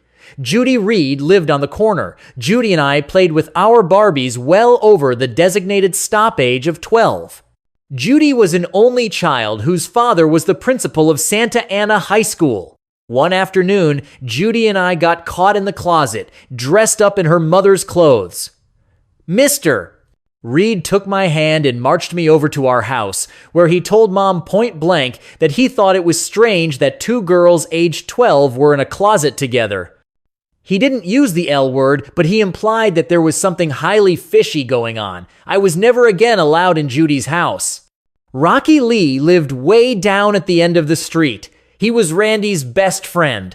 One day, I caught them under the bed looking at women's breasts in a Playboy magazine. I immediately told Mom. Mom spoke to Rocky's mom, which led to an intervention with all the other moms in the neighborhood. The subject? Intercourse. One thing I learned, never rat out your brother. It wasn't worth it. Laurel and Bill Bassendorf lived next door. They had a pool with a sign outside saying, "We don't swim in your toilet, don't pee in our pool." Their backyard was a jungle, like out of Maurice Sendak's Where the Wild Things Are. But that was nothing compared to the murder committed 5 blocks away in one of the houses that had the same Plan B style as ours. Lou lived across the street. She knew how to blow smoke rings. She was married to Jimmy G, who looked like a Ken doll. Lou couldn't have babies, so she let me stay overnight in her former Plan A model home every other Friday. Jimmy G made brown drinks with ice and tumbler glasses. After 3 brown drinks, Lou and Jimmy G turned out to be a lot of fun. I was given 7-Up in a tall green glass with a dozen red cherries on top and lots of ice. I decided that once I got to heaven, I would request the very same tall glasses with the same red cherries and a barbecue on the patio and a cook's hat and a fancy apron and lots of laughter shared with people like Lou and Jimmy G. Before moving to the Palisades, I'd forgotten 905 North Wright Street and how happy our family was to share the common bond of being part of a neighborhood. I'd forgotten that those were the best of times for all of us, Mom included. Randy and I produced our first Hall Family Talent Show, where we all played monsters who sang and danced to Monster Mash. Every spring, Mom gathered a group of neighbors to go see the Swallows return to Capistrano. Dad shared Saturday night beers with Bill from next door. The skinny trees in our front yards matured. We were part of a community that shaped the kind of people we became. When several blocks of houses south of Wright Street were leveled so the Interstate 5 could pass through, it left a gaping hole in our neighborhood. Sure, we continued to eat dinners at the counter while Dad, as always, monopolized the conversation, but one night he told us he was going to quit his job. He said he was revving up his engines in order to start an independent engineering firm to be called Hall and Foreman Incorporated. That's when I knew a change was going to come. Change. The next year, I was accepted at the Neighborhood Playhouse School of Theater in New York City. Suddenly, I lived on the 5th floor of a brick walk-up with a toilet down the hall. From there, I went from one studio apartment to another for 7 years. There was no neighborhood to be found in New York City, at least not for me. Every morning, I opened the door, closed the door, and locked the door behind me. Every day, I joined millions of other New Yorkers on the street. Every night, I unlocked my door, closed it behind me, and that was it. After the success of Annie Hall, I bought a tower apartment on the 21st floor of the San Remo on Central Park West. It was hard to believe I lived in a wraparound sky house with a 360-degree view of the city. I was in my early 30 seconds. I'd achieved my goal. I lived in a dream house, but it wasn't enough. I began to look at Architectural Digest, House and Garden, and the world of interiors. My tear sheet days had begun in earnest. I began collecting books with names like The 70s House and Frank Lloyd Wright, His Life, His Work, His Words. Years later, after Dad got sick, I moved to Los Angeles and launched into a life of buying, selling, and living in a series of houses. LA, like New York, was not neighborhood friendly. Sure, people lived in houses next door, down the block, and around the corner, but no one, not one person, rang my doorbell the way, years later, Liz did with a plate of cookies. But who was I to talk? I never rang a doorbell welcoming a new family to the neighborhood. It didn't matter because I was dream house bound, dream house inspired, and dream house obsessed. Today, I actually sat down and counted how many apartments and houses I've rented, bought, and sold. Close to 50. Even after I adopted Dex and then 5 years later Duke, it was always the next house, the next remodel, the next Spanish, the next Lloyd Wright, the next project with the next promise of what? My very own exceptionally perfect display case model home. It never entered my mind that I might be reliving those early days with Dad's hand in mine as we walked through model homes. It never did. I never thought about Mom and those inspirational visits to Bullock's Wilshire in downtown Los Angeles. Last week, I was at Big Daddy's Antiques off of Jefferson in Culver City, looking at a 14-foot dining room table to fit in the 15th house Dexter's lived in during the 18 years of her life, and the 10th house Duke's lived in during the 13 years of his. What am I doing and why? 1/4 of those 18 years were spent in a variety of pit stop rentals while I pursued the next Lloyd Wright. There were two, the next Wallace Neff, the next Paul Williams Spanish, or the surprise Mission Revival by Ralph Fueling, even the Windsor Smith House in Mandeville Canyon, which fell out of escrow.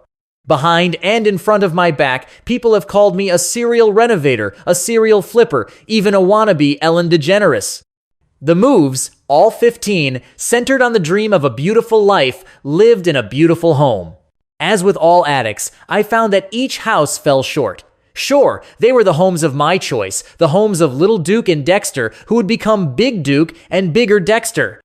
And even though I renewed my vows with every residence, I couldn't beat the odds. The junkie in me prevailed. We moved. Subconsciously, I knew that suburban dreams of pacesetter houses had to be in multiples. One would never be enough. In a way, each and every house had the ultimate say. True, I bought and remodeled them. I raised the ceiling heights at Copa de Oro. I resurfaced the fireplaces at 820 North Roxbury. I changed the Italianate exterior to its more original Mission Revival facade and turned the entrance into a library. But no matter what I did to each house, its essence remained intact. With this in mind, I forgive myself for continuing the pursuit of the unattainable. I know I'm guilty of dragging my kids all over the west side of Los Angeles as we move from rental house to new house ad infinitum. I hope they develop their own love of the built world. Like army brats, they seem to have adjusted to life on the go every 2 years or so. That's what I tell myself anyway. But sure, I question my motives. Working on a renovation is honoring the past by including it in the future. For me, it's the process, not the result. The result is always the same. When do I start the next one? What harm is there in cleaning them up, reusing them, only to send them on their way? I've given people jobs. I've sold the product. The houses still stand. Every day, each and every one of us experiences a series of losses. I walk Emmy to the bluff where I see a stranger walking his dog.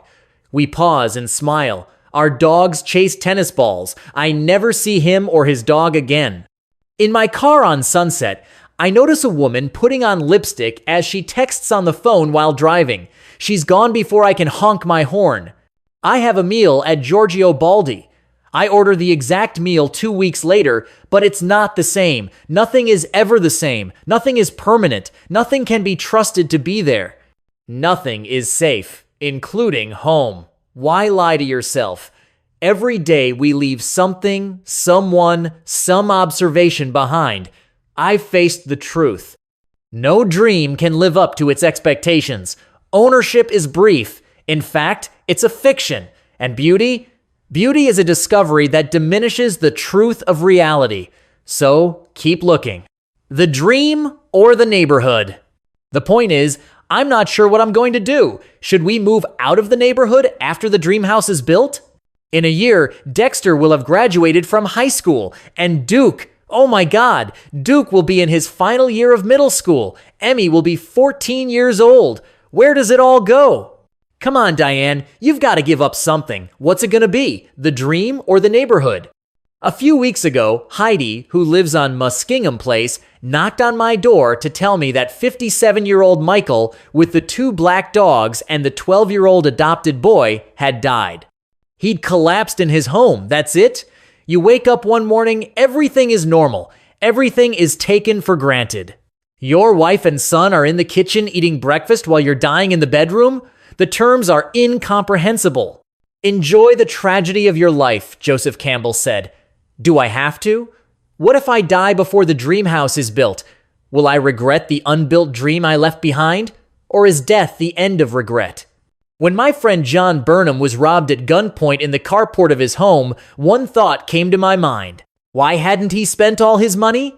Life is a risky business, a now or never situation. The dream or the neighborhood? Eventually, I will have to make a choice. Do we live in a house on a block with proper streetlights, plenty of no parking signs, and an alarm system banner posted outside my walled-in compound? I won't have to worry about breaking news of unfolding neighborhood dramas. No Liz, no Lucille, no High Neighbor either. I'll be able to get up and go to sleep in the presence of unobstructed beauty, or at least my idea of it. Undoubtedly, a couple of years will pass. I'll sell the dream house while in the process of building another, then another, and another if I'm lucky. What's wrong with that? Several friends have advised me not to build at this age. They say, I don't need the pressure. They say, enjoy your life. They say, calm down, Diane. You're on the brink of becoming another Sarah Winchester. Sleepless nights warring over imagined change orders and repeating the word custom as if it were a mantra is a waking nightmare.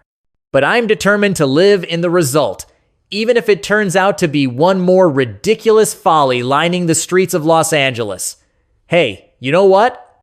I took the tour of the infamous Winchester Mystery House, so I know about the crazy heiress Sarah Winchester. I heard the stories of the psychic who advised her to beware of the spirits of the people who had been killed by Winchester rifles. Sarah's only recourse was to move west and build a house to be shared with a group of restless ghosts, convinced that they would kill her. If she completed construction, Sarah Winchester spent her entire fortune on round-the-clock construction, 24 hours a day, 7 days a week, 365 days a year for the next 38 years. I'll never forget walking through rooms with doors that opened into walls, staircases that led nowhere, and windows that looked onto concrete blocks. Let me just say, I was impressed, not only by the will of the woman, but also by her 160-room house. I mean, come on, that's taking an idea very far. I'm intrigued by every screwball who built a structure that took Dream House to the limits of possibility. Los Angeles alone has succeeded in being home to a multitude of so-called follies built in an atmosphere free from the constraints of education and good taste. I have no doubt my house will fit into our city's melting pot of confections. I'm not ashamed to admit I get a kick out of the 30,000 square foot McMansions I drive by in the flats of Beverly Hills. I love the Dutch colonial revival covered with every concrete animal. God placed in Noah's Ark in pairs. I'm inspired by building a fantasy fostered on a dream of a past that never was. This includes great architects as well. Think of John Lautner's Chemosphere House. It looks like a spaceship posed on a hilltop in Hollywood. Think of Tony Duquette's abandoned synagogue, which he restored and renamed the Duquette Pavilion of Street Francis. Don't forget the Petal House by Eric Moss, who remodeled a tract home by adding a second story using composite shingle siding, then fooled around with the roof and peeled back 4 triangles, setting them at different angles so they looked like petals on a flower. Or the Struckus House by Bruce Goff, which, swear to God, appears to be a giant-sized 18th century birdcage. I know that Los Angeles is ridiculed for creating the most deviant concoctions of what people call home. Great. I mean it. Great. I'm buying it. Hook, line, and sinker. And I don't care if my misguided obsession is frowned upon. I don't. At least I have a dream of beauty, no matter how inappropriate. Here in Los Angeles, I have the right to pursue happiness, homes included. My idea may not be yours or anyone's for that matter, but it's mine. After all, I'm Jack Hall's daughter. I love figuring things out, granted, my way. I'm Dorothy Hall's daughter too, and I love all things homes. For now, Dexter, Duke, Emmy, and I live in a neighborhood. Our house, with its floor-to-ceiling glass doors and jumbo-sized black numbers painted outside, is an open book. Every night, our neighbors can see our good times and bad times if they choose. Every morning, they can ride their bikes past our nothing-to-hide kitchen. After the rain last night, Emmy and I got up for our walk to the bluff where we saw the Pacific, the largest of the Earth's oceanic divisions, extending from the Arctic in the north to the Antarctic Ocean in the south. The Pacific covers 1/3 of the Earth's surface. To me, and I'm sure to Emmy too, it is the first wonder of the world. It is not man-made. It is not a dream house, nor was it built in the likeness of God. What is it? Inexplicable beauty. After the same walk in the morning, as we turn our backs to take up the tasks of the day, I call Stephanie and leave a message. Did you hear about the landslide last night? The houses on the rim are fine. And thank God, the Aloha Courtyard Trailer Park residents are okay too. That rim is scary. Emmy, the idiot, almost fell over the edge. But hey, wait a minute, I forgot. Oh God, I did. Do I pick up Duke at extended day or what? Call me back. What kind of a house would you like to live in? I asked Duke. When he was little, a house with people in it. He said, a house with people in it. Not a dream house. Nope, a house with people in it. Mom, I don't know if it's a good idea to pull up roots again. Maybe Winola should be our permanent home, but then what's permanent? Not 905 North Wright Street. Now long gone heartbreakingly, not Mom and Dad either. Whatever happened to Lou and her husband Jimmy G? What about Judy Reed? She has to. They'll be in her mid-60 seconds, and Bill and Laurel. Where are they? Even now, Duke wants to live in a house with people in it. Dexter likes the neighborhood. So do I. People make up the neighborhood. People. But people are not dream homes. People are not set in stone. They're not brick and mortar or board and batten. People do not have the capacity to withstand time.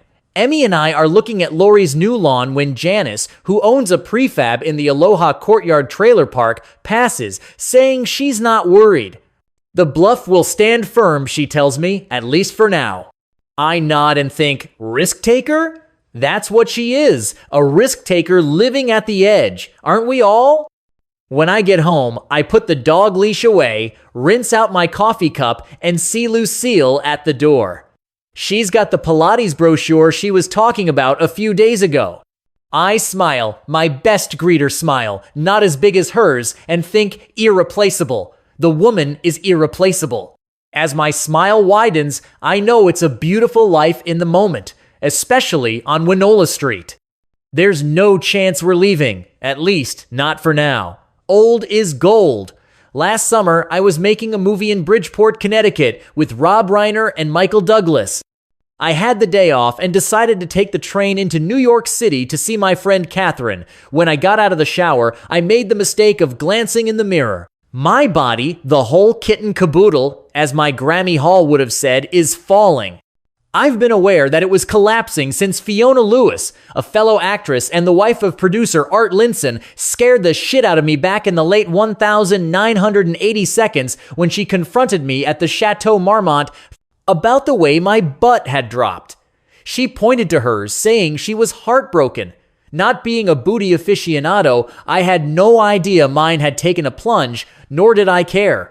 I was, however, concerned about my face and decided to take my friend Candy Bergen's advice. I went to see Janet Sarton, a renowned cosmetologist.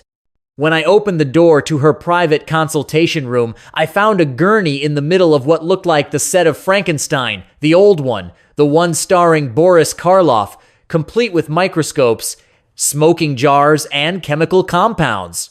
It was all very unexpected, but not as unexpected as Janet Sarton, who put me on the gurney, got down to business, and gave me the bad news.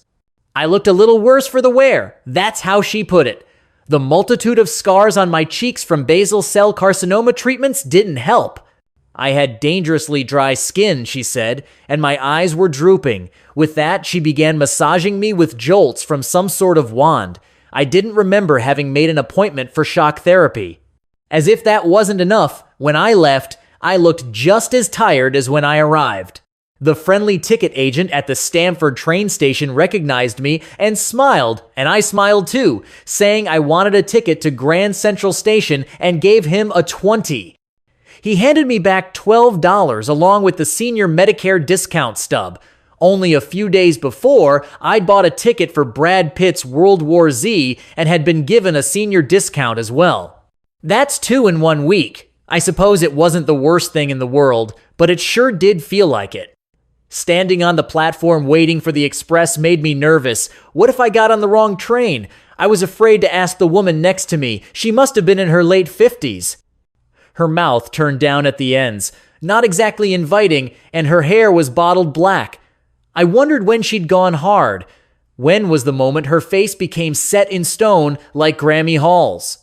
I couldn't remember a time when Grammy wasn't old. She defied people's perception of over the hill, partially because she didn't give a hoot what anybody thought. She kept her mind on the P's and Q's, which meant her money. That's the way Grammy's life rolled, in cash, in 5s and 10s and 20s and 50s, in $100 bills stuffed under her bed in rolled up blankets, suitcases, and lockboxes. Her kitchen shelves were decorated with jam jars filled with pennies, nickels, dimes, quarters, and silver dollars she won playing slots every weekend in downtown Vegas. She claimed banking was for tards retards. Grammy Hall was not warm and fuzzy. In short, she was a walnut you couldn't crack. I can't recall a time when she hugged me or wiped away my tears. She was independent to a fault. I admired her for sticking to her guns, man or no man. When Dad became successful as a civil engineer, she didn't pat him on the back and say, "I'm so proud of you, son." Oh no, there was none of that. She relentlessly compared her ability to earn money with his, pointing out that she was an unmarried woman with no education who had single-handedly made her way in the world. She insisted that he consider the setback of being born female in the late 19th century. According to her, these factors proved that she earned more than him by a walloping 15%. Yep, she was a ball breaker. On the other hand, Mary Hall was the reason Dad did so well in business.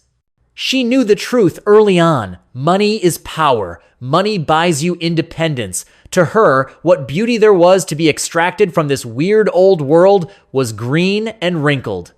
Once on the train, I took out my iPad and hit Pinterest, where I found an absolutely gorgeous portrait of Meryl Streep taken by Brigitte Lacombe. Why couldn't I have Meryl's Patricia nose or Yale education? I was about to pin her when a couple of young women came up to me and asked to take a picture saying how cute I was and how totally adorable I looked. I'd take anything, even old lady, even doddering, over cute and adorable. The last thing I want to be is innocuous or cuddly, as in harmless. I used to get stopped with, "Are you Sandy Dennis?" Or, you're, what's her name? Jill Clayburgh, right? Last summer, a maid at the Four Seasons in Maui looked at me and said in recognition, "Firecracker?" I shook my head, huh? She pointed at me, "Firecracker?" I shook my head again and said, "Firework? You fireworks?" "No, I'm not Katy Perry. Was she blind?" I'm 40 years older than Katy Perry. At the airport the next day, a teenage boy asked me if I was Jane Fonda. No, don't worry about it. No, I'm not Jane Fonda. Clearly, I'm somebody, just not me. As the train pulled into Grand Central, I grabbed my bag and hurried out. I had lived in New York City for 20 years, and yet Grand Central Terminal had never failed to stun me. Were it not for Jackie Kennedy, there would be no 100-year anniversary banners hanging on the walls because there would be no Grand Central Terminal. As I stood taking it in, hundreds of people were rushing to catch trains, grabbing magazines, waving hello and goodbye. A middle-aged woman arm in arm with a beautiful old man in yellow shorts, a yellow shirt, and a Panama hat came up to me for a picture. I always say yes to people who ask for a picture if, and only if, they're willing to be in it with me. I mean, what's the point of having a picture of me without them? It has no meaning. It's abstract, and besides, it makes me feel good to be friendly, like Sally Field. I'm grateful that they seem to like me. Maybe they don't, but I can't tell. It's a moment in time, a lovely experience. The woman was sweet, but Frank Zimmerman, that was his name, was perfection. At 96, he'd flown up from Boca Raton, Florida, to celebrate the birth of his 7th great-grandchild. Like Grand Central Terminal, he was a centenarian. Old, as in almost 100 years old. Old is gold old. Dave Gold was old, octogenarian old when I met him at his granddaughter Jenna's bat mitzvah. He reminded me of Walter Matthau and Art Carney, too. The unassuming way he dressed, the way he loped along, kind of hang dog. His life was anything but hang dog. Dave dropped out of college at 19 to run the family liquor store. He noticed that when he put a bottle of wine on sale for $1 or 98 cents, it sat on the shelves. But when he placed a 99-cent sign on the bottle, it was scooped up in no time. 99 became Dave's magic number. So much so, he had an epiphany. What if he created a store where everything cost 99 cents? Despite his family's unanimous chorus of, "That's a ludicrous idea," Dave stashed enough money away to launch his 99-cents only stores at an age when most people are looking forward to the benefits of retirement. He was in his 50 seconds. Gold was the kind of guy who started work at 4 a.m. and finished at 7 p.m., his daughter, Karen Schiffer, said in his Los Angeles Times obituary. He would come home at the end of the day and say, "Look at this beautiful shampoo." He would say, "We have 50 truckloads of Kleenex coming in," and his ads were as outlandish as his personality. One congratulated the Dodgers on losing 99 games. Another wished Joan Rivers a happy 99th facelift. Dave did not adopt the outward flash of a man whose 99-cents only dream expanded to more than 300 stores, making him one of Forbes' famous 400 richest. Hell no! He lived in the same middle-class home for 5 decades with Sherry, his wife of 55 years. I admired Dave Gold. He was an authentic, eccentric who believed in his dream and stayed an original family man to boot last April. 80-year-old Dave died at home, still doing business as usual. Old Grand Central, old Frank Zimmerman, old as gold, Dave Gold. There was nothing gold about the crumpled envelope I found in the pocket of my Marnie dress this morning. It was almost as if it was waiting for me to toss it into the trash. Instead, I made the mistake of looking at the return address. Tim Nicholson, the Neptune Society, 4312 Woodman Avenue, Sherman Oaks, California, 91423. And guess what? Against my better judgment, I opened it. Dear Diane, the letter inside began. For a variety of reasons, more and more people are choosing to plan for a memorialized cremation over a traditional funeral arrangement, and the numbers are increasing every year. Cremation just makes sense. If you are not interested in spending your family's inheritance on embalming, caskets, vaults, markers, fancy funeral homes, or cemetery property, then we have the answer. To learn more about the Neptune Society and our different memorialization options, simply complete and return the enclosed reply card or visit www.neptunesociety.com. And on and on and on. Cut to sincerely, Tim Nicholson. And P.S. Sometimes deaths happen before you have had a chance to put plans in place. Neptune stands ready to assist at a moment's notice should you need immediate help. And as if that wasn't enough, Tim added, please accept our apologies if this letter has reached you at a time of serious illness or a death in your family. Serious illness? Death in the family. I mean, I know the time has come for me to contemplate preparation for the end of the road, the see you later alligator till we meet again part of my life. But do I have to so soon? How about in a while or later, a lot later, and definitely not with Mr. Tim Nicholson's cost-cutting planned memorial cremation in mind? That day in New York, I got into a cab and called Catherine, who wanted to meet on the west side at 110th Street so we could stroll through Central Park.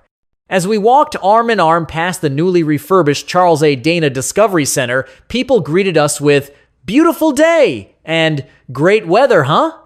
The Conservancy Gardens roses were in bloom.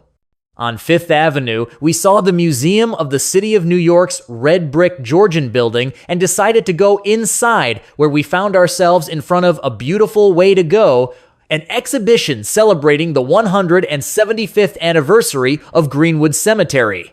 We looked at Hudson River School paintings and historic documents from the old cemetery when I stopped in front of a photograph illustrating a 19th century headstone that read, "Grace Ann Small, wife of William B." Small, suddenly, 5 foot 2 inch Grace Johansson came rushing to mind. Grace was the oldest person I've ever known. She must have been in her mid-80 seconds when I first saw her parading down Hollywood Boulevard, greeting tourists in front of Musso and Frank's restaurant. I was trying to find people to interview for a movie I was making on the subject of heaven. Over time, Grace and I became friends. We stayed friends until the day she died at age 97. I would lay 10-to-1 odds her funeral was a hell of a lot more fun than Grace Ann Small's. First of all, the crowd bore no resemblance to the formal gatherings pictured at Greenwood Cemetery. There was Carol Kane, Bud Cort, Joan the Pet Psychologist, Dr. David Kipper, Rhea Perlman, and May, Grace's Indonesian waitress at the Holiday Inn's coffee shop where Grace dined every evening. Also in attendance was May's coworker, Raphael, the Mexican waiter who served her apple pie with coffee every morning, Roddy McDowell's sister, and Cameron Crowe, the director. People say Hollywood has no family, yet we were a family of friends gathered in honor of our beloved Gracie, who played a mean piano and packed a wallop with her song stylizations.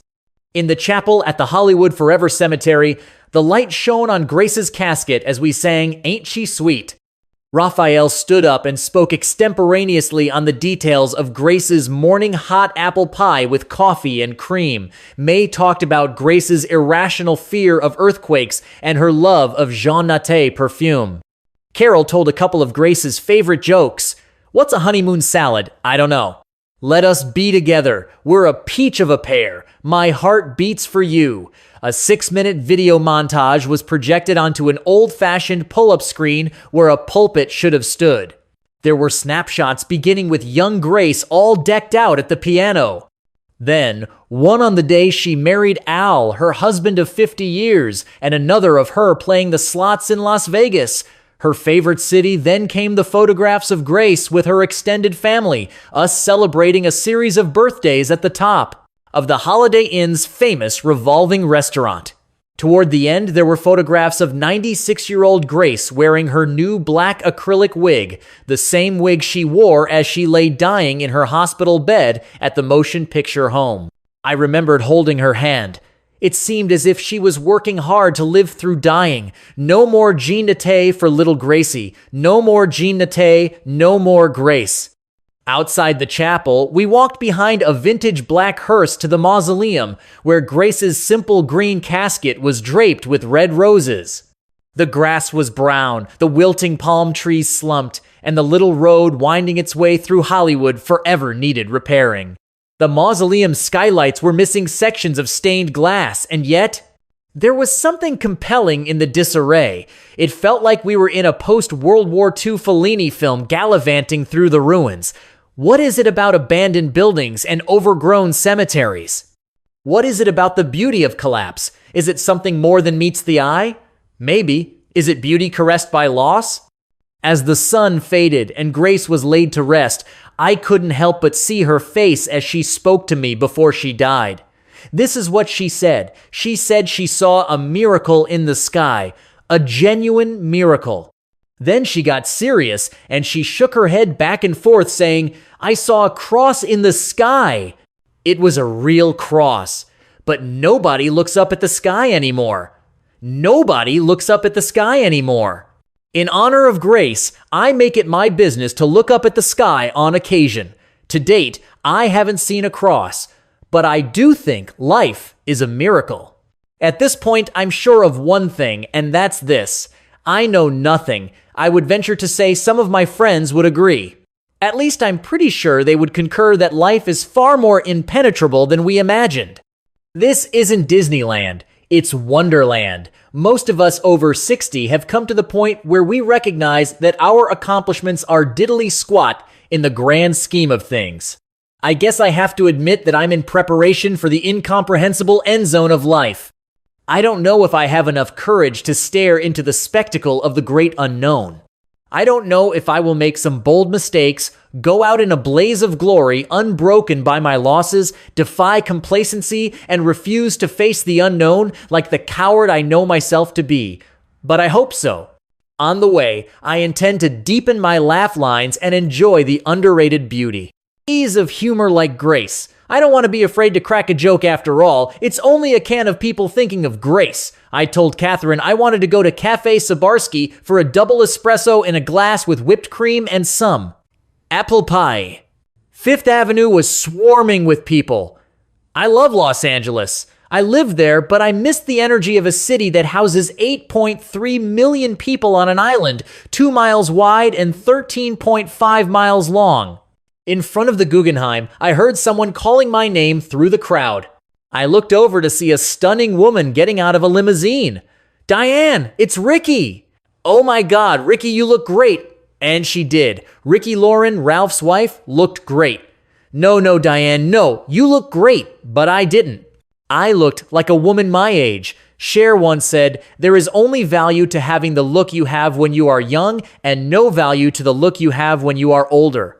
Who can argue with Cher? She's not wrong, but she's not right either. What she is right for herself.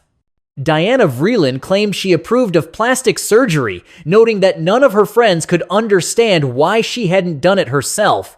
But Vreeland added she had her own reasons. What were her reasons? I know what they were. They were hers. All of us over 65 have our reasons. I respect Cher's choices as much as I respect mine. I tell myself I'm free to do whatever the hell I want with my body. Why not? I may be a caricature of my former self. I'm still wearing wide-belted plaid coats, horn-rimmed glasses, and turtlenecks in the summertime. So what? Nobody cares but me. I don't see anything wrong with bracelets or Botox or fillers. They just erase the hidden battle scars. I intend to wear mine, sort of, or at least that's what I say to myself. Let's take the example of being in your 60 seconds but looking 40, like Ricky. Catherine wanted to know who Ricky was. Duh, Ralph Lauren's wife. Is it his second marriage? I set her straight. They've been married almost 50 years. We marveled at her great hair, thick and long, her dazzling smile, her straight as an arrow patrician nose, so unfair, but most of all, her fantastic figure in her Ralph Lauren pantsuit. Okay, we agreed. What woman in her 60 seconds doesn't want to look like Ricky Lauren? I do, but the awful truth is this. No matter what I do, I'm never going to look like Ricky Lauren. Catherine and I are going to have to let that dream go, and we did. We made it to Sabarsky's. They didn't serve apple pie, but the strudel was delicious. Grace would have ordered it hot with vanilla ice cream on the side. And Ricky Lauren? Ricky's beauty will always be high on my want list. Yep, I belong to a group of 65 and older show business folk. Sometimes I wish I could talk to my contemporaries about how they're grappling with their senior years. Do they wake up every morning and, like me, look in the mirror with a big sigh? Do they? Do they ask themselves what old age is for? I do. I think I know the answer. It's for Grace, not Grace, my friend. But now that I think of it, Grace was a perfect example of generosity, goodwill, and poise. And isn't that what Grace is? No one wants to be called doddering or past their prime or long in the tooth. No one wants to be reminded that they're no spring chicken. No one wants to be a dilapidated, broken down, beat up, out of date, cast off, worn out, stale example of a human being. We worked hard to become who we are. But with the accolades behind and the honors of the past in front, What is our present? For those of us who've been separated from reality by fame, being old is a great leveling experience, and I don't mind being taken down a peg or two, but what about the physical effects?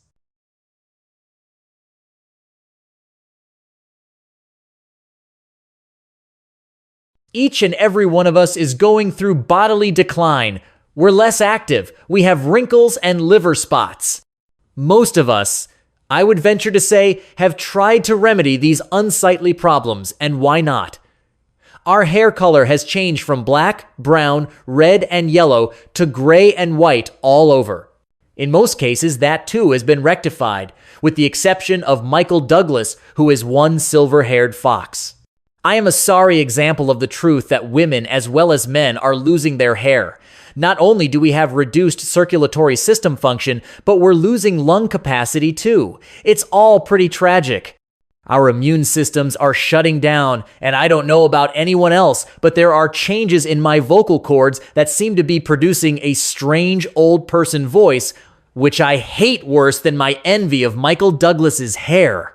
Each and every one of us has a heightened risk of injury from falls, hearing loss, diminished eyesight, and yes, as if I didn't know it, we all have reduced mental abilities too, thanks for nothing. I have become friends with some of my show business contemporaries. The most unlikely is Jack Nicholson. When I first met him in my 30 seconds, friendship was not possible. He was Jack Nicholson. I didn't want to be his friend. I wanted him to kiss me. It didn't happen. In my mid-50 seconds, we met again when Nancy Meyers cast us in Something's Gotta Give. On the set, I listened to his stories about being raised in a beauty salon surrounded by women. He listened to mine. We commiserated about old friends and how to make new ones. We played around with the idea of forming a pseudo-salon in Los Angeles, where we would gather like-minded people to discuss topics of the day. Jack and I still meet every month or so for lunch at his home on top of a hill. His unassuming California ranch house, built in the 1,960 seconds, is filled with paintings by Henry Matisse, Picasso, Maynard Dixon, Andy Warhol, and Tamara de la Peca. A few years ago, I wrote him a little note of friendship. The sentiments remain the same today.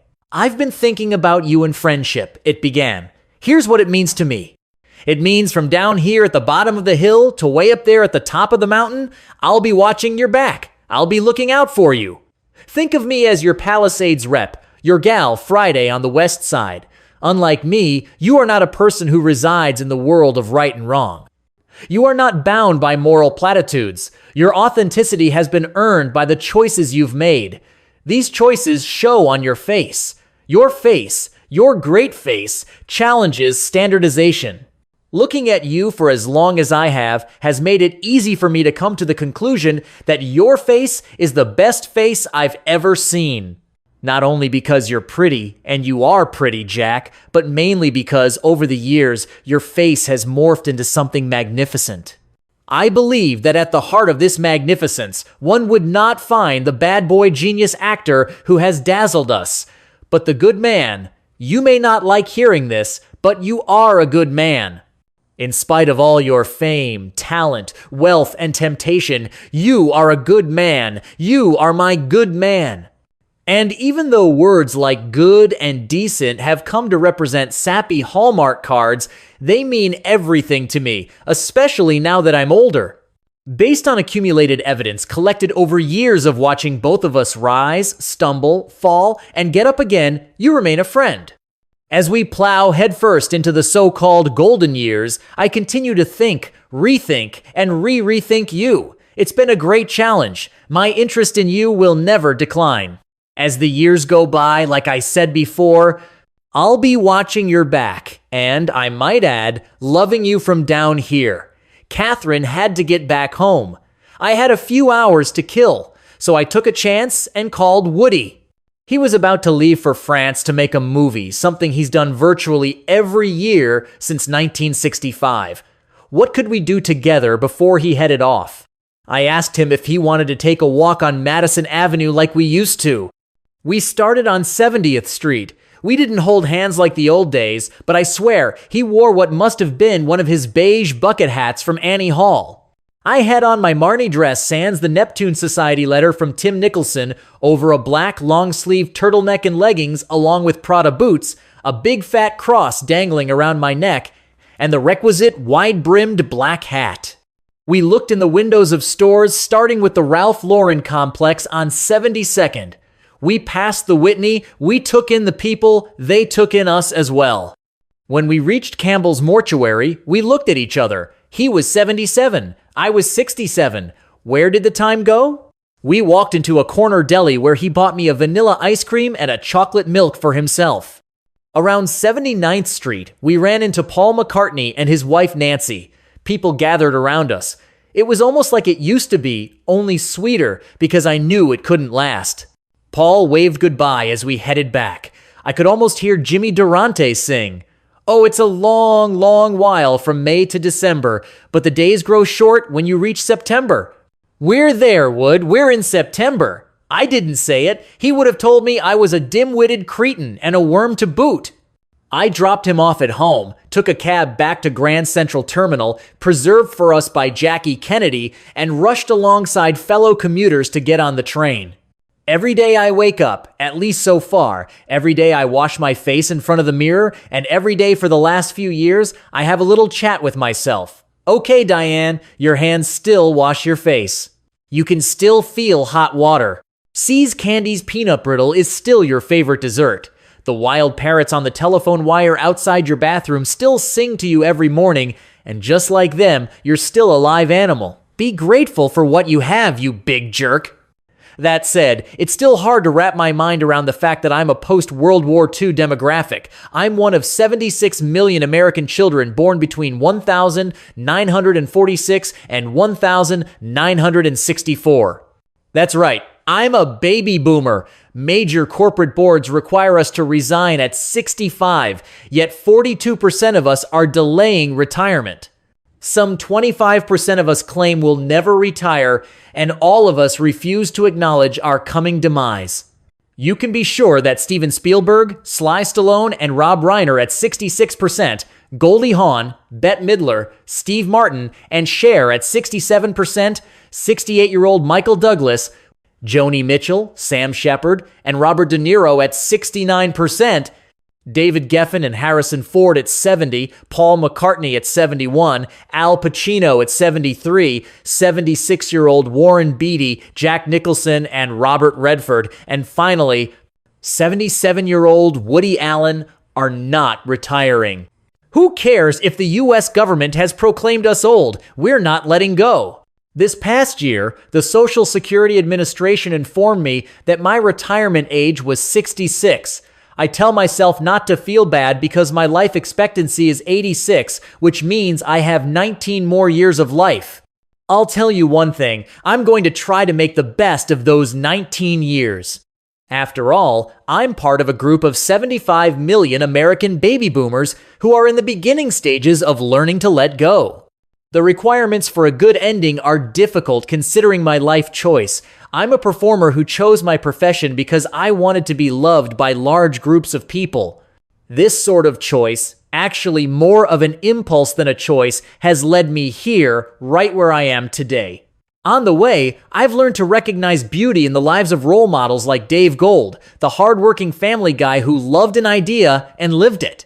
I respect the pig-headed courage of my money-mad grandmother, Mary Hall. She did not leave the world afraid. I loved Grace Johansson for living out her dream, even if it didn't land her a star on the Hollywood Walk of Fame. My conversion from crush to friendship with Jack Nicholson has made me enjoy the company of men as friends rather than hope for conquests. I live with a newfound respect and mourning for the dead I've lost, including Jackie Kennedy, who saved the Grand Central Terminal so that years later people like me could walk inside its beauty and feel the thrill of art built in the name of transportation. As for Woody, the man who gave me this future, I am full of love. Without him, there would have been no senior ticket to Grand Central for me, no walk across newly refurbished Central Park, no pondering grace in front of a beautiful way to go, no Ricky Lauren, no Frank Zimmerman, no Dave Gold, and no dear Catherine either. All of it came to be because Woody Allen cast an unknown Diane Keaton for his play Play It Again, Sam in 1969, and then cast her in the movie version of Play It Again, Sam, followed by Sleeper, leading to Annie Hall, which sealed the deal for Diane Keaton. These people, including and because of Woody, are my mentors, my heroes in the face of what hopefully will be a long, fascinating, new, and ever-evolving journey to the great unknown. It's ironic, isn't it? I was never a fan of gold. I've never owned a gold watch or enjoyed looking at gold leaf details on buildings or even church altars. I passed on gold gowns with gold accessories for the red carpet. The golden years is my least favorite metaphor for the period of life I'm living in.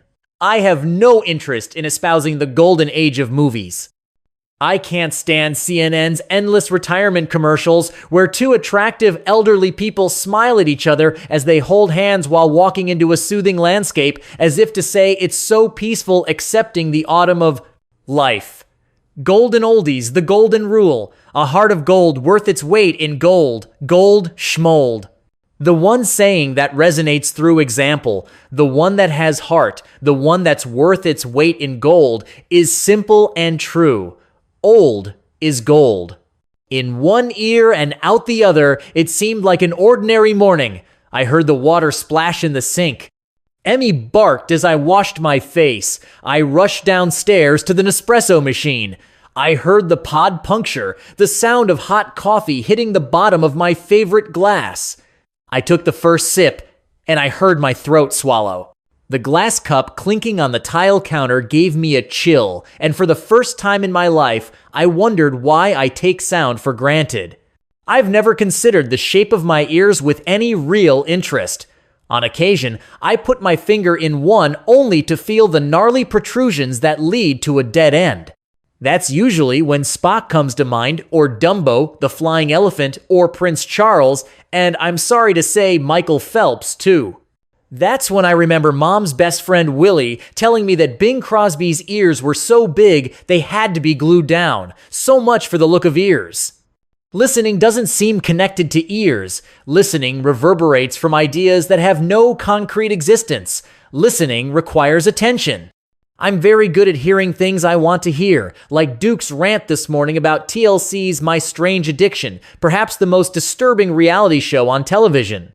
Mom, last night I saw a woman eat rocks.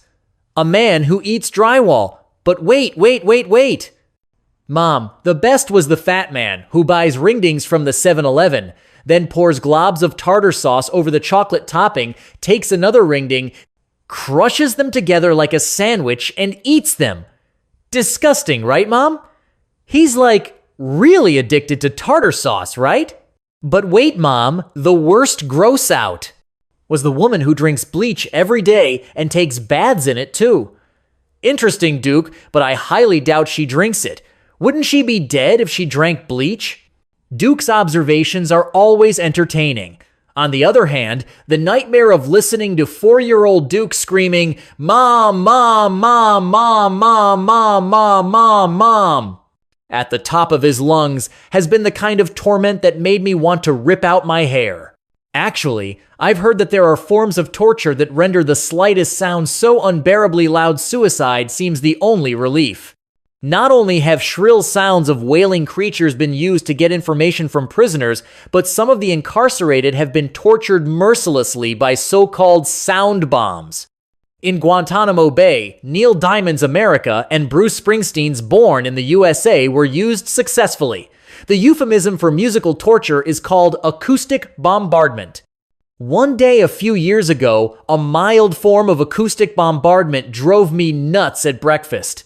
I suggested that Duke try not to turn the TV and the radio on at the same time.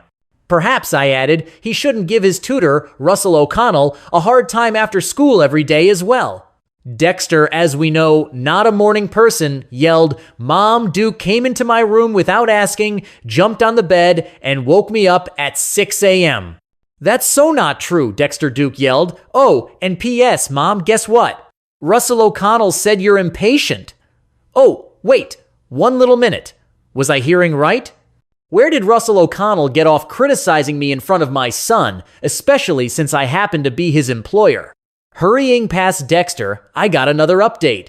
Mom, Duke fed the rats more cheese. They're so fat they're going to explode. What are you going to do about it? Okay, Dex, just calm down. I will take care of it. Inside my bedroom, I shut the door and called Russell O'Connell. In no uncertain terms, I told him I didn't think it was a good idea to speak poorly of me to Duke, who, as we both knew, had issues with authority. Not deterred, Russell began a long-winded defense. Downstairs, I could hear the drama escalating. Cutting to the chase, I said, "Excuse me, Russell, with all due respect, just promise me you won't do that again." The clamor downstairs was getting out of hand. Miley Cyrus was singing at full volume. Our neighbor's cat was howling in heat. Duke and Dexter were in a knockdown, drag-out fight, and Emmy was barking her head off at JJ, the gardener, who was collecting trash barrels. The sensory overload hit me like a stun gun, and suddenly, go figure, I knew what it must have felt like to be Russell O'Connell listening to me, Diane, mother of Duke, interrupting him yet again. That's when the truth came trumpeting in, and it was an unpleasant truth, an awful truth. Russell O'Connell was right. I was impatient. In the car a half hour later, with Dexter driving, we set out for the bus stop. I turned on the radio. It was Rihanna with Stay. Duke, sitting in the back, wanted to change the station to 97.1 amp radio. And me? Well, I wanted Sirius Radio CNN with Carol Costello or NPR's Morning Edition. We flipped a coin. Duke won. Amp radio played Skrillex's Bangarang. Music is too intense for everyday life. Take speakers. Why are speakers in so many rooms of so many houses? Speakers invite distraction. Sure, people love them. Sure, realtors recommend them for resale. But does anyone really want to live 24 to 7 inches Melodyland? It's inhumane. Music is not something you want invading your life when you're just trying to get through the day. Besides, built-in speakers look like giant ears sticking out of the walls. At sunset in Mandeville, Dexter interrupted my train of thought by asking if she could play Frank Ocean's new mixtape. Sure, but slow down and pay attention to the signs, okay, Dex? We're in a school zone. Ocean sang, "There will be tears, I've no doubt. There may be smiles, but a few." Tears? Yeah, no doubt, I thought. And when those tears have run out, you will be numb and blue. Boy, that's for sure. It was quiet in the car. Even Duke was silent. We all listened. I can't be there with you, but I can dream. I can't be there with you, but I can dream. I still dream, I still dream. What is it about music? With the very first word of the first sentence, a song can hit you like a ton of bricks. It can reduce you to tears. It can part the sea. Music is the only experience that involuntarily illuminates our deepest feelings. Granted, what does it for me might not do it for you. But that doesn't change the fact that music is the most intoxicating of all the beauties combined, and it belongs to everyone. Knowing that an emotional display was the last thing Dex could handle, I turned my head away and let the tears fall. Inside the window of Leonie's laundromat, I saw a woman smoking a cigarette as she folded clothes. I can't be there with you, but I can dream. Was she dreaming? Was Dexter dreaming too? Was she dreaming of Nico, her new boyfriend? Was there a smile as she thought of him or a tear? I can't be there with you, but I can dream. I used to watch Mom put the needle down on a brand new 33 and a third record album. Suddenly, Bing Crosby's voice resonated through the living room while we opened Christmas presents. Music was a shared event. Mom would take out her sheet music and play the piano while Dory, Randy, Robin, and I practiced Silent Night before putting on our red wool scarves in Southern California's 80-degree heat to go Christmas caroling. I can't remember a time I wasn't a member of a choir. Choirs were like being part of something bigger than myself, something worthy of God. At Willard Junior High School, I was an alto with the all-girl Melodettes. We sang songs like, "When the Red, Red Robin Comes, Bop Bop Bobbin' Along." Anyway, the lyrics reminded me to be nicer to my sister Robin, even though she wasn't a bird, and she constantly stole the Hydrox cookies on my plate when Mom wasn't looking. In my senior year at Santa Ana High School, I was invited to join Harlan Anderson's Esquires and Debutantes, where we sang "You'll Never Walk Alone" in venues like the local Kiwanis Club. I never failed to cry. My tears were audience pleasers.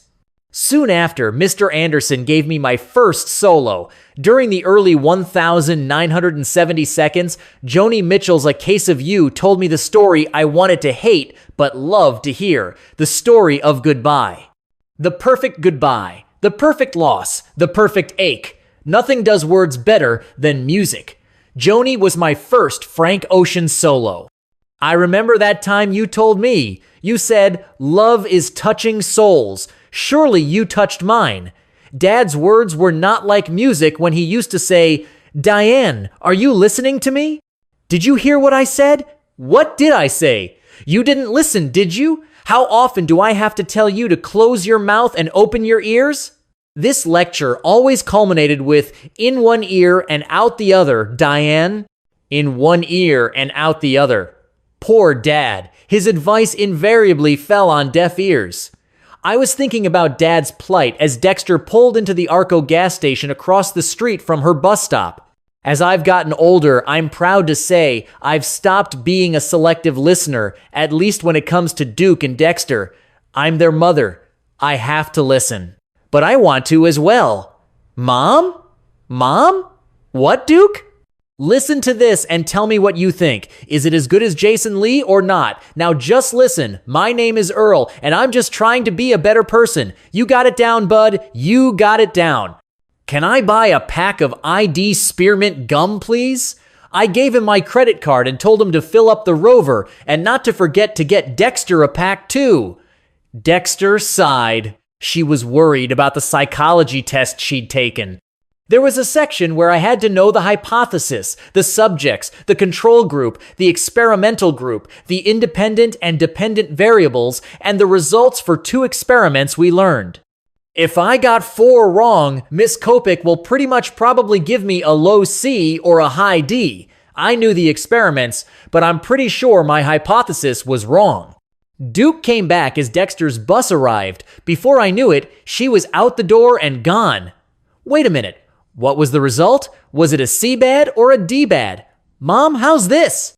My name is Errol, and I'm just trying to be a better person. Me too, Duke, after I dropped Duke off.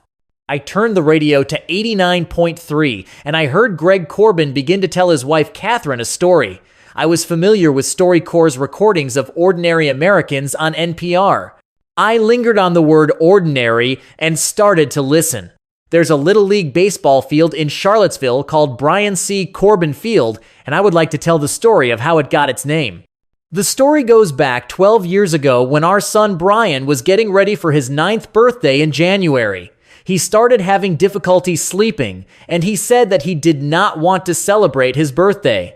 He said celebrating his birthday would bring his death, and he would never make it to double digits, meaning 10 years old. We didn't understand that because he was healthy. He had had heart surgery when he was a little baby, but that had gone well, and the doctors told us that we really didn't have anything to worry about. His mother would cuddle him at night and talk to him about his fears. He had terrific fears about going to sleep, and we had a child psychologist see him because we couldn't understand why he had these fears. Well, over the next several months, he got better, and he seemed to be coming out of his depression. He started to say he wanted to have a party, his belated birthday party. But he didn't want it to be called a birthday party. He wanted it to be called a happy spring party. So we planned it, and he wanted to just have 3 friends. He had a friend named Ben, a little girlfriend named Jamie, and he had a boy named Cam that had always wanted to be friends with him, but Brian didn't really spend much time with them. It was kind of like he was trying to finish up unfinished business. Now, during the 2 weeks before the party, Brian did lots of unusual things. He got Catherine's Mother's Day card in advance and a present. Mother's Day was 2 weeks away, and then he also got my Father's Day present, even though that was months away. He got a trophy he picked out that said World's Greatest Dad, and he begged Catherine to get it, but she said, "It's a couple of months away, we don't have to do that yet." He wrote letters to his grandparents, all the things that he'd been planning to do and hadn't done, and his spirit seemed to be getting much better. The morning of his birthday party, he woke up and there were several things he did in his room that we didn't realize till later, but he wrote letters to some of his friends and put a sign on his door. The sign said, "On a trip, don't worry about me." And then the kids came for the party, and they had a great little party. He didn't want any gifts, but his little girlfriend gave him a kiss, and his friend Ben wrote a song for him, and then it was time for them to leave and for Brian to play Little League. He'd just joined this team. He wasn't very good. He was the littlest kid on the team. I took him, and Catherine was going to join us a little bit later. We went to the baseball field. When Brian got there, he was so brave. He'd always been afraid of the ball and tried to shrink away from ground balls and stuff like that, but he was fearless. He was charging after the ground balls, and he was really just having the best time. He had said he wanted to score a run more than anything, so I was sitting in the stands, and it was his first time up at bat. He got walked to first base. The next little boy hit a triple, and Brian ran around the bases, crossed home plate. This was his second game, and the last time he got stranded at third base and didn't make it home. So this time, he tore around the bases, crossed home plate, and the fans gave him a big applause, and he looked up at the stands, and our eyes met, and he was the happiest little boy you ever saw. He gave me a high five and went into the dugout, and then he collapsed, and the coach brought him out, his limp body out, and I looked at him, and he was blue. And I'm an anesthesiologist, and that's what I do, is resuscitate people, and I resuscitated him, but something inside told me he wasn't coming back. The ambulance came, which was right across the street, and we went to the hospital with him. They tried to resuscitate him, and he wouldn't come back. After he died, I went to the ball field to get my car, and it was the most beautiful spring day I have ever seen. The next day was Mother's Day. The honeysuckle was out, which for that early in the year is very unusual, and there was another Little League game playing and barbecues going on with square dancing in the picnic shelters around the field. And I was standing in the field looking at the other kids playing, and I smelled the honeysuckle, and the clouds were beautiful, crisp, blue sky. Then all of a sudden, everything got very clear. I've since heard other people describe this kind of great moment, that I could see everything clearer than I'd ever seen. The colors were clearer and brighter, and the smells were stronger, and I had the sense that everything was okay. I was at peace, and that if I could bring Brian back, it would be for me, not for him, that he had finished. He had finished his job here, and the unfinished business was just mine. I've never known a great moment or the sudden awareness of everything becoming crystal clear. I've never experienced a devastating tragedy. But I heard Greg's words. I listened. His story entered my thoughts through the sound of his voice in my ears. It was unlike other perceptions of beauty, which, in my case, usually come with the word need. Hearing Greg did not make me try to one-up him with my own tale of woe. There was no thought of casting myself in his story as if I could somehow make it mine, as if I were the narrator. This wasn't like listening to music. It was more like an act of love. And like love, it came with a price. Contrary to what I've always thought, being an audience is active. If you want to be an active listener, it's best to say one thing and one thing only, and that is this: what happened next? The day turned out to be anything but ordinary. School was over, the kids were back home, it was almost dinner time. Duke was mastering his "I'm just trying to be a better person." And Dex was taking selfies on her iPhone. I forged my way to the treadmill in the basement. The new house has speakers in every room. I turned the treadmill to 45, almost a jog, and I started learning lines from the movie I was about to make back east. As my character, Leah, I was saying, sometimes life outlives love. After Eugene died, I never thought I would love again. But when I suddenly heard "No Doubts, Don't Speak" blasting all the way from the kitchen, I tried to keep my mouth shut. But a few minutes later, subjected to the sound of Flo Rida rapping, "If you like my body, touch me, touch me, touch me, touch me, touch me." I'd had it. That was it. Turn it off, Dexter. Turn it off. Now. No response. I got off the treadmill and ran to the stairs. "Dexter, did you hear me?" No response. The sound of talking made me pause. It was Dexter and my friend Lindsay. They seemed to be having a good time. Then Duke joined in too. Then I heard them laugh. After that, the floor started vibrating with the sound of feet moving, and I heard more laughter. I guess the point is, how will I know if I like or dislike a sound, much less a song, if I refuse to hear it? How will I experience Greg Corbin's story if I don't turn up the volume and listen? I've been called impatient by Russell O'Connell, the tutor, but he wasn't wrong. He was right. And that's when I said to myself, "Let it go, Diane. Let them go." And I did. I let them go. Healing humor. I was speaking to the graduating 6th grade class at UCLA Lab School. My speech included a brief appreciation of the school's acclaimed research and innovation in children's education.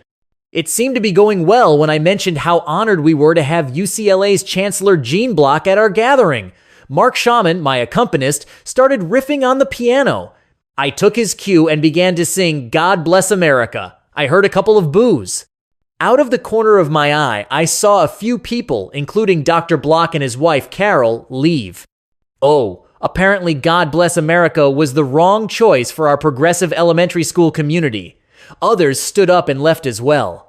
Mortified, I was barely able to get through the song. Afterward, as soon as I reached the car, I called Carol Kane crying, but she was in the middle of a meeting with potential backers for her one-woman show on Betty Davis and didn't have time to talk. Later, at the grill in Beverly Hills, I ran into Warren Beatty. Why hadn't he thanked me for the speech I gave at his AFI tribute 2 years ago? I knew I was no Elaine May, but still, how about a word of gratitude? I excused myself and went to the bathroom where there was no toilet paper. Worse, the toilet wouldn't flush. I tried to clean up the mess with my hands, but the water in the bowl started rising, and so did everything else. I ran to the sink, grabbed several paper towels, and found Hillary Clinton dancing with a naked man in the stall next to mine. A loud noise terrified me. I woke up screaming. The burglar alarm was going off. "Mom! Mom!" Duke ran into the room. "I'm scared, Mom." "I know. Don't worry, Duke. Don't worry." He grabbed my hand as we rushed to the panel in the hallway. When I looked to see which room had triggered the alarm, there was no explanation. Squeezing my hand, Duke said, "Did you hear that, Mom?" "Hear what?" "The noise coming from the kitchen. There's no noise in the kitchen, Duke. Trust me, we're fine." After checking all the windows with steak knives in our hands, just in case, we still hadn't heard from the alarm company. Where was the call within 30 seconds? Where was the concerned voice at the other end of the line reassuring us the police would come? What's the point of having an alarm if no one calls? Screw that. It was 3.45 inches the morning. Duke was still convinced that hooded men with assault weapons were lurking in some dark corner, so I broke the cardinal rule and let him get into bed with Emmy and me. It was a matter of life and death, right? An hour later, I woke up to another alarm. I looked over at my clock. It wasn't the crickets chirping on my iPhone. It was an Amber Alert from San Diego.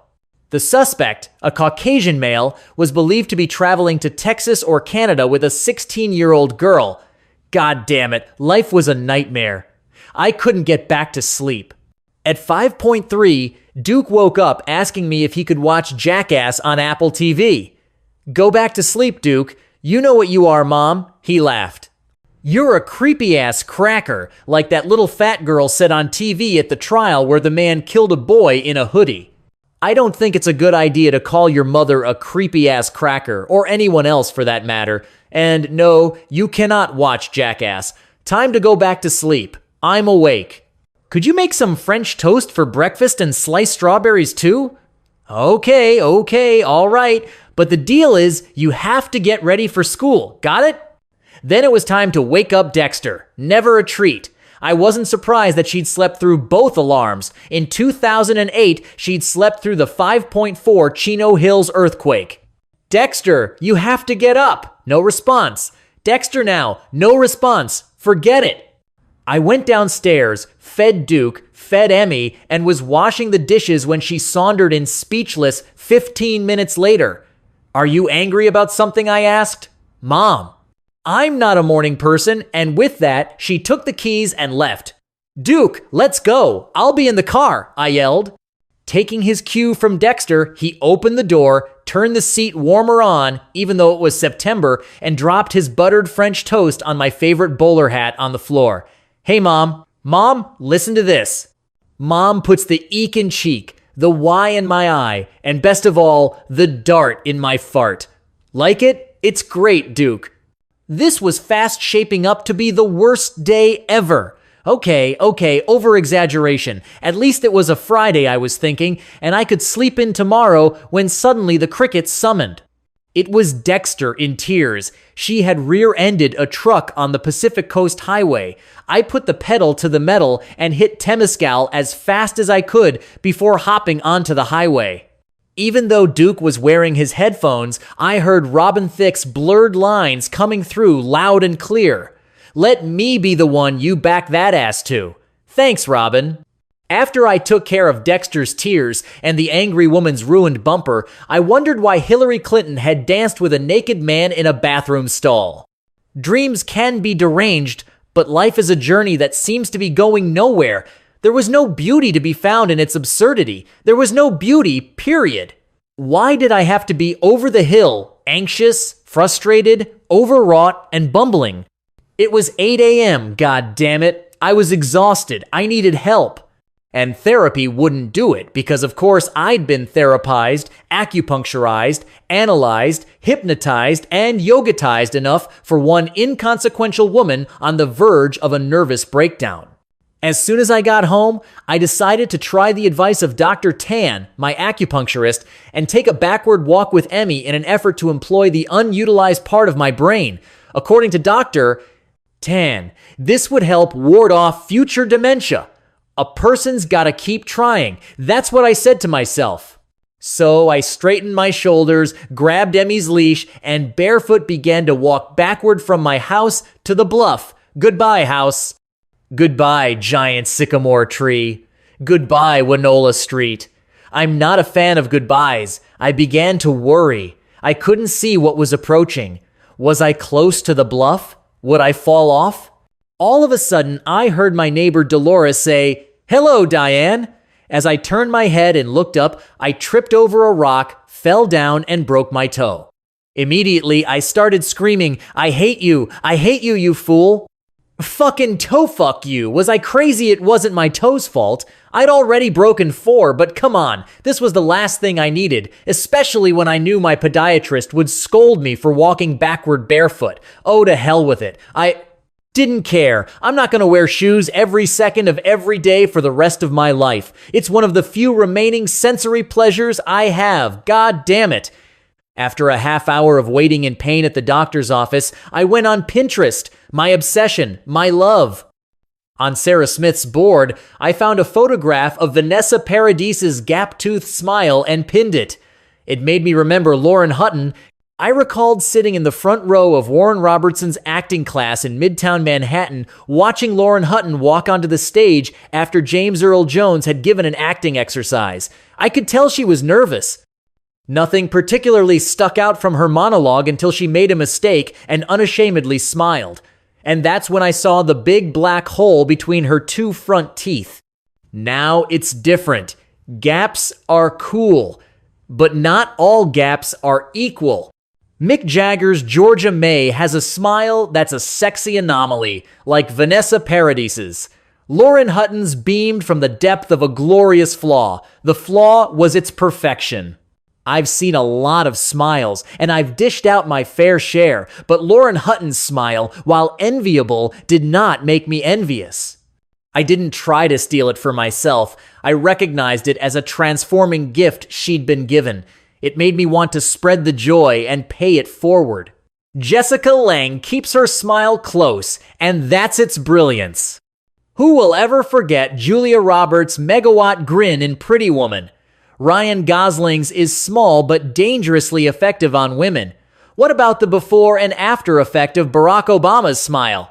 Hey, you may say I'm off my rocker, but hear me out. President Obama is a man with two faces.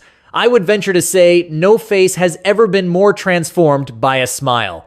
Every American has seen President Obama's face bear the weight of disappointing setbacks, and every American has seen it mutate instantaneously from solemn into a kind of jubilation brimming with empathy and the humility only a great man can project. President Obama's smile is an anomaly we'll never see again. I remembered Diane Keaton saying, "There's an Irish colleen sitting on your face, waiting to reveal herself by turning up the ends of your pretty little mouth. Smile, Diane." I took her advice and learned that my smile was a multi-service instrument. It could express pleasure, sociability, and amusement too. I began to understand that service with a smile could be a way of life. One of my first jobs was behind the candy counter at the Broadway Theater in Santa Ana, California. I smiled more than any of my fellow workers, and I noticed that people liked being treated cordially. While waiting in the reception area with my broken toe, I had an epiphany. Oh yeah, maybe my smile could help me make it through the day. Maybe I could stop being so aggravated if I wore a smile. Back in the car after my appointment with the podiatrist, I got a call from Sandra reminding me that I'd promised Duke and his friends, Jackson, Zeke, Ben, Atticus, and Core, that I'd take them to see Grown Ups 2. What? Sorry, I told her, but I had to bow out. The last thing I needed to do was buy popcorn for 6 male tweens and go to see an hour and a half of fart jokes. Then Stephanie called me and asked me if I wanted the good news first or the bad. Thanks, Stephanie. That was the exact moment when the police car's siren pulled me over on Roxbury. I sat in the car with my throbbing toe as the officer informed me I'd been holding the phone to my ear while driving. Did I know it was against the law? Giving my new method a try, I smiled. Apparently, he was not charmed. I gave him my friendly, "Sorry, I'll never do it again, smile another try." I even complimented him on his mustache. And you know what he did? He handed me the ticket without comment and drove away. So much for Charlie Chaplin, the little tramp in his, "You'll find that life is still worthwhile if you just smile." Forget it. It was 5 in the evening. Oh, and did I mention that the boys, all of them, were going to spend the night too? I was late. The movie started at 6. My toe was killing me. I was speeding and screaming at drivers, especially those who respected the speed limit. I got home at 5.45, grabbed the boys from Sandra, piled them into the car, and headed to the AMC in Santa Monica. I could barely keep my anger inside. With no time to buy popcorn, we ran into the theater at the end of the credits. Grown Ups 2 opened with a frightened elk inside Adam Sandler's bedroom, urinating about 6 gallons of piss all over Sandler's face. Okay, the guys started howling. And me? I couldn't help but laugh too. I knew it was juvenile, but it felt good. When Kevin James was forced to cliff dive naked into a lake and landed testicles first on the head of David Spade, who made some rude joke about being trapped inside Kevin James's asshole, we all laughed, me included. When Richie Minervini, as Principal Tardio, an overweight man in a belly-exposing t-shirt, pulled a Fruit Loop out of his navel and ate it, I was howling with the boys. It was the best thing to happen all day. The movie was awful, as in awful funny. Belly laugh funny, and the audience agreed. When David Spade's character found himself accidentally pushed inside a monster truck-sized tire, which rolled down a hill until it bounced off Shaquille O'Neal and fell onto its side, making Spade vomit 15 feet across the road onto a nearby police officer who looked exactly like the cop who gave me the ticket, that's when I laughed louder than anyone in the theater. I'm not the only one who loves a pratfall served with slapstick humiliation. It's called low comedy. Low comedy is looked down upon because it's targeted toward people who want to feel better by laughing at someone else's misery. Obviously, it's not respected among certain circles, and yet comic geniuses like Buster Keaton, Three Stooges, Laurel and Hardy, Steve Martin, Martin Short, Jerry Lewis, and Jim Carrey are some of its masters. To me, sight gags are as intellectually challenging to pull off as a pun. Watch the setup to a great pratfall, and you'll see the tension build to some form of physical gag that releases it, and boom! That's where the laugh comes in. No one has to feel guilty or apologize for laughing at Adam Sandler's misfortune in the safety of a theater. In fact, it makes us, the audience, feel better about our own trials and tribulations. Melissa McCarthy may be the first female low-comedy genius in film. She can do anything, say anything, and get away with it. She's a foul-mouthed, truck-driving ball-breaker who could dish it out with the rest of the guys. The difference is she can also make you cry on a dime. That's the female in her. She's vulnerable, but in the heat, when Captain Frank Woods says to her, "You look like one of the Campbell's Soup kids who grew up to be an alcoholic," and she says, "That's a misrepresentation of my vagina." Come on, that's funny. I know, because I'm laughing just writing it down. The women in film organizations should stand up and applaud Kristen Wiig, too. Only in Bridesmaids do the gals get to be the gals and the guys, too. Bring it on, Melissa and Kristen. The world is theirs. Bridesmaids was groundbreaking. Okay, so let's take the scene where Kristen Wiig, playing Annie, is about to have a meltdown when she's confronted by a snotty teenage girl at the jewelry store she works at. The girl walks in and stares at Kristen, one 3-year-old girl. "You're weird. Annie. Annie." "I'm not weird, okay?" 13-year-old girl. "Yes, you are, Annie." "No, I'm not, and you started it." 13-year-old girl. "No, you started it." "Did you forget to take your Xanax this morning?" Annie. "Oh, I feel bad for your parents." One 3-year-old girl. "I feel bad for your face." Annie. "Okay, well, call me when your boobs come in." One 3-year-old girl. "You call me when yours come in." Annie. "What do you have? 4 boyfriends?" One 3-year-old girl. "Exactly. Annie." "Okay, yeah. Have fun having a baby at your prom." One 3-year-old girl. "You look like an old mop." Annie. "You know you're not as popular as you think you are." One 3-year-old girl. "I'm very popular." Annie sticks tongue in cheek and mimics fellatio. "Oh, I'm sure you are very popular." One 3-year-old girl. "Well, you're an old single loser who's never going to have any friends." Annie, you're a little cunt. Unlike Kristen and Melissa, when it comes to comedy, I've mostly played sidekick half-foots. In Annie Hall, I was elevated to the role of an inarticulate young woman who wanted to mold herself into someone more sophisticated. Duh. Inarticulate? Awkward? It was a walk in the park. With Baby Boom, Charles Shire and Nancy Myers gave me the role of crackerjack businesswoman J.C. Wyatt, a woman who needed to be taken down a couple of notches by a baby in order to triumph. It was more of a stretch to pull off. I guess you could say it was my attempt to enter the lofty world of high comedy characterized by witty dialogue and biting humor. Sleeper and Love and Death, 2 early Woody Allen movies, were a lot of fun. It was second nature for me to play bird brains and spoiled brats.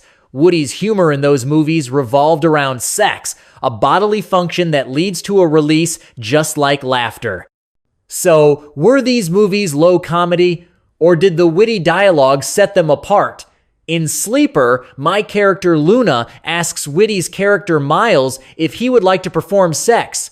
Miles, perform sex?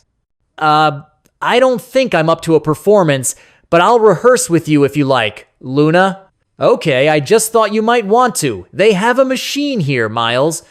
Machine? I'm not getting into that thing. I'm strictly a hand operator, you know. I don't like anything with moving parts that are not my own. Later in the movie, Luna says, "It's hard to believe that you haven't had sex for 200 years. Miles responds with, 204. If you count my marriage. In Love and Death, my character Sonia complains to Boris, Woody, that she's unhappy. Boris, oh, I wish you weren't. Sonia, Boskovec and I quarrel frequently. I've become a scandal. Boris, poor Sonia. Sonia, For the past weeks, I visited Soretsky in his room. Boris. Why? What's in his room? Oh, Sonia. And before Soretsky, Alexei. And before Alexei, Algorian. And before Algorian, Asimov. And Boris. Okay. Sonia. Wait, I'm still on the A's. Boris. How many lovers do you have? Sonia. In the Midtown area? It's true, both Love and Death and Sleeper were set in worlds where complex situations were hashed over among articulate people, but the primary topic, sex, was delivered by a couple of dimwits. Did that make Woody's early movies high or low comedy? Does anybody care? Not really. In any way, comedy is not a science, it's an art. As soon as you try to analyze it, the funniness disappears. All I can say is, I wish I had made more comedies. On the drive home, I forgot about my throbbing toe. I forgot I was a broken down, privileged white woman of a certain age with a crabby attitude. What difference did it make if Chancellor Block and his wife had walked out on God Bless America in a nightmare? Sure, the alarm going off at 3 a.m. was worse than the nightmare, any nightmare. Yes, Dexter was annoying with her first fender bender, and of course I needed to work on Duke's creepy-ass cracker language skills. No, I had not been able to charm the police officer. Yes, I was the kind of idiot who chose to walk backward barefoot only to fall and break her toe for the 4th time. But, and it's a big but, at the end of the day, I had to get down on my knees. Praise the Lord, and thank grown-ups too for reversing a possible and I admit self-imposed mental breakdown with the quickest of fixes, laughter. It had been a rough day, but wasn't it ironic that I would find myself in a theater watching a movie about grown-ups where the gag was that the grown-ups were anything but grown-ups? None of this, not one bit downgrades the beauty of a smile. Not at all. It's one thing to see a smile like Barack Obama's, it's another to feel it. A smile is appreciation and empathy and wonder, but laughter is release. Laughter is letting go. Babies laugh 300 times a day, adults 20 if we're lucky. What is it with being an adult? Does growing up, and in my case, growing old, have to be characterized by increased seriousness and less laughter? I intend to join the babies of the world and laugh more, especially since, and this is a fact, laughter leads to less stress. It just does. So while smiling is lovely, laughing is beautiful. In love with the night. I appeared to be a nice girl. I obeyed my mother who said, "Diane is a lot of fun to be with. She does her chores without any complaints." I had a sun-filled life. Our family vacations took us to national parks like Yosemite and Bryce Canyon. We went to drive-in theaters and saw movies like Seven Brides for Seven Brothers. I sang in the church choirs and ate Cheerios for breakfast. I was an innocent girl living in Southern California when the specter of starless nights came calling. I can't pinpoint when dark became beautiful. At first, it was shadows hiding bloodthirsty ghouls who would break into our home by smashing the windows with mallets and then kill us all. Dark was the sound of rats scrambling on the floor in the middle of the night, ready to leap into my bed and eat me alive. Dark meant something else, too. It meant tiptoeing into the kitchen after Mom and Dad were asleep to sneak a plate full of chocolate chip cookies. The only time to accomplish this mission impossible was in the quiet dark of night. I was 10 years old on the day I flipped through the pages of Life magazine and found a photograph of Sophia Loren. She sat on a stack of newspapers wearing a bathing suit and a pair of black patent leather stilettos. Her face had a sultry take-me look. She was not sunny. There was something else, too. She appeared to have a long black line between her breasts. Later, I learned that it had a name. Cleavage. Sophia Loren had lots of cleavage. I told no one of my new interest. Not Jesus in my prayers or his father God. Not Mom, not Dad, no one. What I did was begin to hunt down other Life magazines in search of more cleavage. A year later, my cousin Charlie Rupert took me to see a matinee of the movie Kiss Me Deadly. It was about a serial killer who kissed his victims, put a gun to their heads, and pulled the trigger. They were called Women of the Night. Like Sophia Loren, they had cleavage, but theirs jostled around inside V-neck sweaters worn over tight skirts. Later, Mom told me women of the night were sad because they sold their bodies. I told Mom I would never sell mine if it meant getting shot in the head. But I did want to know what sort of services were provided in the body-selling business. Something not nice, Mom said. Something not nice. Grammy Hall's fixation on the death of Johnny Stompanato wasn't nice either. One tabloid suggested that the movie star Lana Turner found Mr. Stompanato in bed with her 4-year-old daughter, Cheryl Crane. Distraught, she grabbed a knife and stabbed him to death. That was one story. The Herald Examiner's was different. Cheryl heard screams, ran to her mother's bedroom, saw Johnny Stompanato choking her, rushed for a knife, and plunged it into his heart. After a lengthy trial, the jury convicted Cheryl of justifiable homicide. She was made a ward of the state of California and sent to a home for problem girls. She escaped from that home in 1960. I'd never heard of a girl killing a man, or a man in bed with a girl, or a movie star nearly choked to death by a gigolo. The death of Johnny Stompanato was a Hollywood morality tale driven by a fading movie star's unbalanced longing for a man of questionable character with swarthy appeal. At the center of the story was a teenage problem girl only 2 years older than me. Tabloid photographs showed an enigmatic Cheryl Crane being taken away in handcuffs. At Cheryl's age, I was not an enigma or a murderess, but I did want something about me to be alluring, even dangerous. I wanted to wear black stockings with black seams, anything with a hint of shadow, a black belt over a black skirt, a gunmetal gray wallet with a midnight blue change purse. You get the drift. I began to understand the beauty of a little light mixed with dark. You could have both, black and white, dark and light, good times and bad, pain with pleasure. I was a junior in high school when Marilyn Monroe committed suicide. Somewhere in the darkest reaches of my mind, I understood that her breathless insecurity not only held the weight of her appeal, but may have caused her death. My girlfriend Tammy said it was because she was getting old and her personal life wasn't so hot, plus she had no children. I wasn't so sure. I lingered over a picture in the paper of a black-haired man clinging to his scrapbook as a tornado approached. Watching Channel 13's local news, I cried when I saw the broken Barbie doll a little girl grasped as the floodwaters rose. They seemed to be holding on to mementos of the dreams they'd lost on the way. Were my dreams going to get lost too? I knew that roses faded, but I didn't understand the thing about how when you reach the peak of perfection, you also begin to wither. I hadn't clocked in beauty as a Time's Up trick played on all of us. By that time, I had my very own cleavage, and I was a high school musical comedy star applauded in particular for my antics. Boys thought I was marriage material, girls thought I was fun, but underneath my affable veneer, I was beginning to spread a little dark into my light. At Santa Ana Junior College, I smoked marijuana with my friend Leslie in my dad's VW van. Was I bad? Were questionable choices overshadowing my lily-white reputation? I was 22 when I landed a role in the Broadway production of Hair. As soon as it became a giant hit, the entire cast went on a trip to Fire Island and took peyote, me included. I swallowed a pill called MDA with a young man I dated. He laughed when I told him I saw a witch fly across his face on a broom. A few seconds later, his eyes became thousands of crisscrossing spider webs.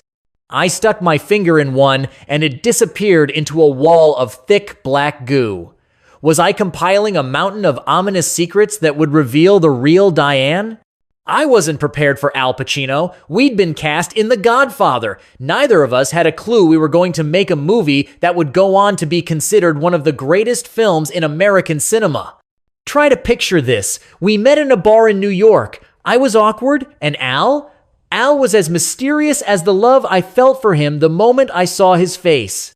I didn't want to be friendly, "Hi, I'm Diane," or go through the "nice to meet you, Diane" bit either. There was nothing nice about my thoughts. His face, his nose, and what about those eyes? I kept trying to figure out what I could do to make them mine. They never were. That was the lure of Al. He was never mine. For the next 20 years, I kept losing a man I'd never had. After Al, I began building a wall around my vulnerability.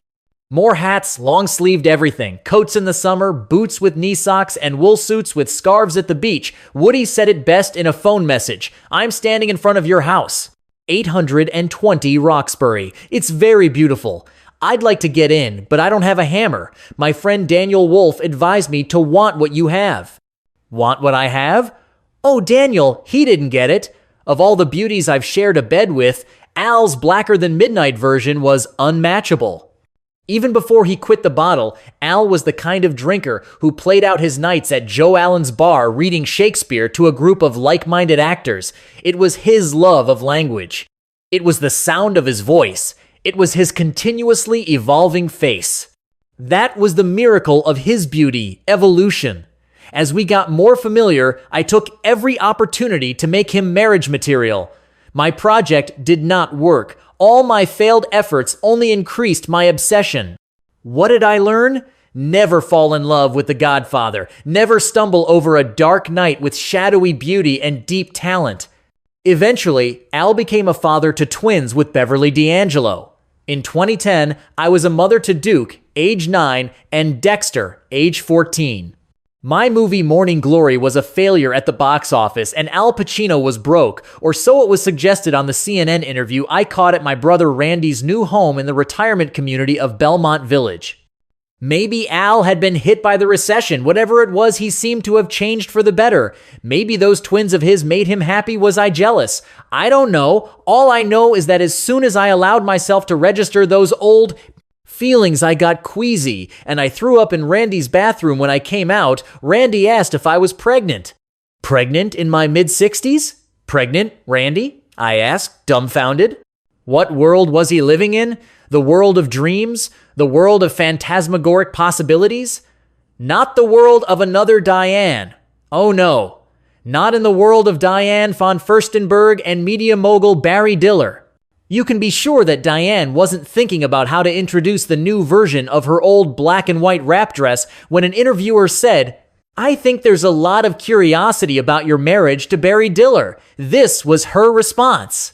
I don't understand what there is to understand. This man has been my lover, my friend, and now he's my husband. I've been with him for 35 years. At times we were separated. At times, we were only friends. At times, we were lovers. At times, we're husband and wife. That's our life. That's their life. But mine? I will never marry. Do I envy their ability to weather the storm and stick with the deal they struck? Yes, I do. But my love of the impossible far overshadowed the rewards of longevity. I fell for the beauty of a broken bird, the ecstasy of failure. It was the only marriage I could make with a man, black with a little white, pain mixed with pleasure. Diana Vreeland was not born with less, she was born with more ugliness than most women in the world of fashion and beauty could bear. The black as Grecian formula hair slicked behind her ears and the cigarette dangling from her cherry red lips were mere background material for the schnozzle sitting stage center in the wreckage of a face that defied compliance. Early on, she must have figured it was better to embrace the bad news and go with it. That's exactly what she did. She paraded her flamboyant style while turning beauty toward the light of publication. As in the title of the documentary about her, The Eye Has to Travel, her eyes traveled. They traveled when she worked at Harper's Bazaar. They traveled when she was editor-in-chief of Vogue magazine. When she established herself as the premier curator for the Costume Institute of the Metropolitan Museum of Art, her eyes took her on trips that gave the public some of the most extraordinary exhibitions in the history of the Met. Diana Vreeland was a walking, talking masterclass on beauty. She did not tighten her face, she did not lift it, she did not chop off her unsightly nose or pull up her failing neck. She was a woman in the precarious world of fashion who embellished her flaws with a religious seal that made her beautiful. Her black hair was still lacquered when the elegant crane picking her way out of a swamp, as Cecil Beaton described her, died of a heart attack in her 80 seconds. I admired her gumption. Her face did not interfere with her mission. She was not swept up with regret, For Diane Vreeland, flaunting her flaws embellished the empire of beauty she created. I don't wear the truth on my face. I've hidden my dark side with a smile. This summer, on the last day of filming, and so it goes, I shot the final scene by myself. Leah, a 65-year-old wannabe lounge singer, had fallen in love with Oren, played by Michael Douglas. They'd flirted, they'd kissed, they'd had sex. Feeling pressured, Oren had abandoned Leah. To get back in her good graces, he managed to secure an audition for her at a nightclub called Victor's. Leah had landed the job. They had gotten closer. Leah felt hopeful, only to learn Oren had unexpectedly sold his house and was moving away. The crew members were saying goodbye to each other as they set up the shot. The rest of the cast was gone, even Michael. I knew I had to break down, but I was filled with anxiety and told Rob Reiner, the director. He shrugged his shoulders. What could he do? It was my job. Before action, he had one direction: cry. Suddenly, I was sitting on a bar stool at Victor's, speaking into a microphone. The next song has a special meaning for me. I was 17, and this song was playing when I realized I was in love for the first time. That first time is so powerful, you can't imagine ever having those feelings for anyone else. Sometimes life outlives love. I never thought I'd love again, but here I am, still singing this song, still dreaming of love. With that, I nodded to my accompanist, played by Rob, and began singing these words. The shadow of your smile when you are gone will color all my dreams and light the dawn. When I got to, our wistful little star was far too high. A teardrop kissed your lips, and so did I. I forgot I was making a movie in Stamford, Connecticut. I forgot the camera was pushing in on my face. I forgot about the audience of extras feigning interest. And I don't know why, but I began to cry.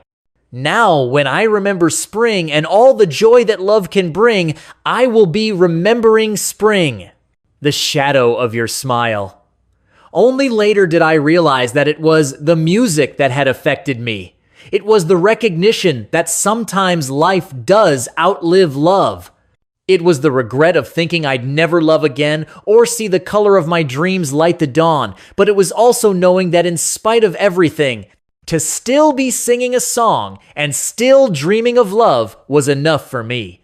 My mother and father lived with the dream of love for 50 years. It didn't matter how often the army of darkness approached. When Dad was dying, he still sang his song to Mom.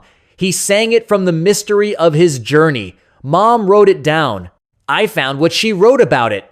I wrote that down too. Quote, "We took a shower together on Sunday. We both had a feeling of closeness, even though he was not the same. I scrubbed him good and washed his hair. We kissed and hugged for a long time and said tender things to one another. I got to feel his body, which I've loved for so many years. I'll never forget these moments we have together, the grasping for one another's hand, the squeeze, the long looks, he with his good eye, I with my owl glasses bumping him in the face as I lean in to kiss him. Tonight, our kisses were long and open, our special kind. Our intimacy was the same as it was when we first met 47 years ago. I told him about when I saw him at the door for our first date. His eyes were risky, direct, and light blue. I loved his eyes from the first moment I looked at him. As I held on tight with a long gaze, Jack told me he was climbing down off the ladder of steps that he was holding up with one hand. Mother and father gave me their beauty. Part silhouette, part shadow box, part cleavage, part Cheryl Crane, part anger and remorse, part failure, part admiration of Diane Vreeland's will to redefine beauty, part beaten up Barbie doll, part Al, part sex, drugs, and Marilyn Monroe. I carry their beauty inside the very soul of my being, dark with shades of gray, light with storm clouds in the distance. Because of Dad and Mom, I'm not afraid to dream of dark victories and black beauty. I'm not afraid to be in love with the night.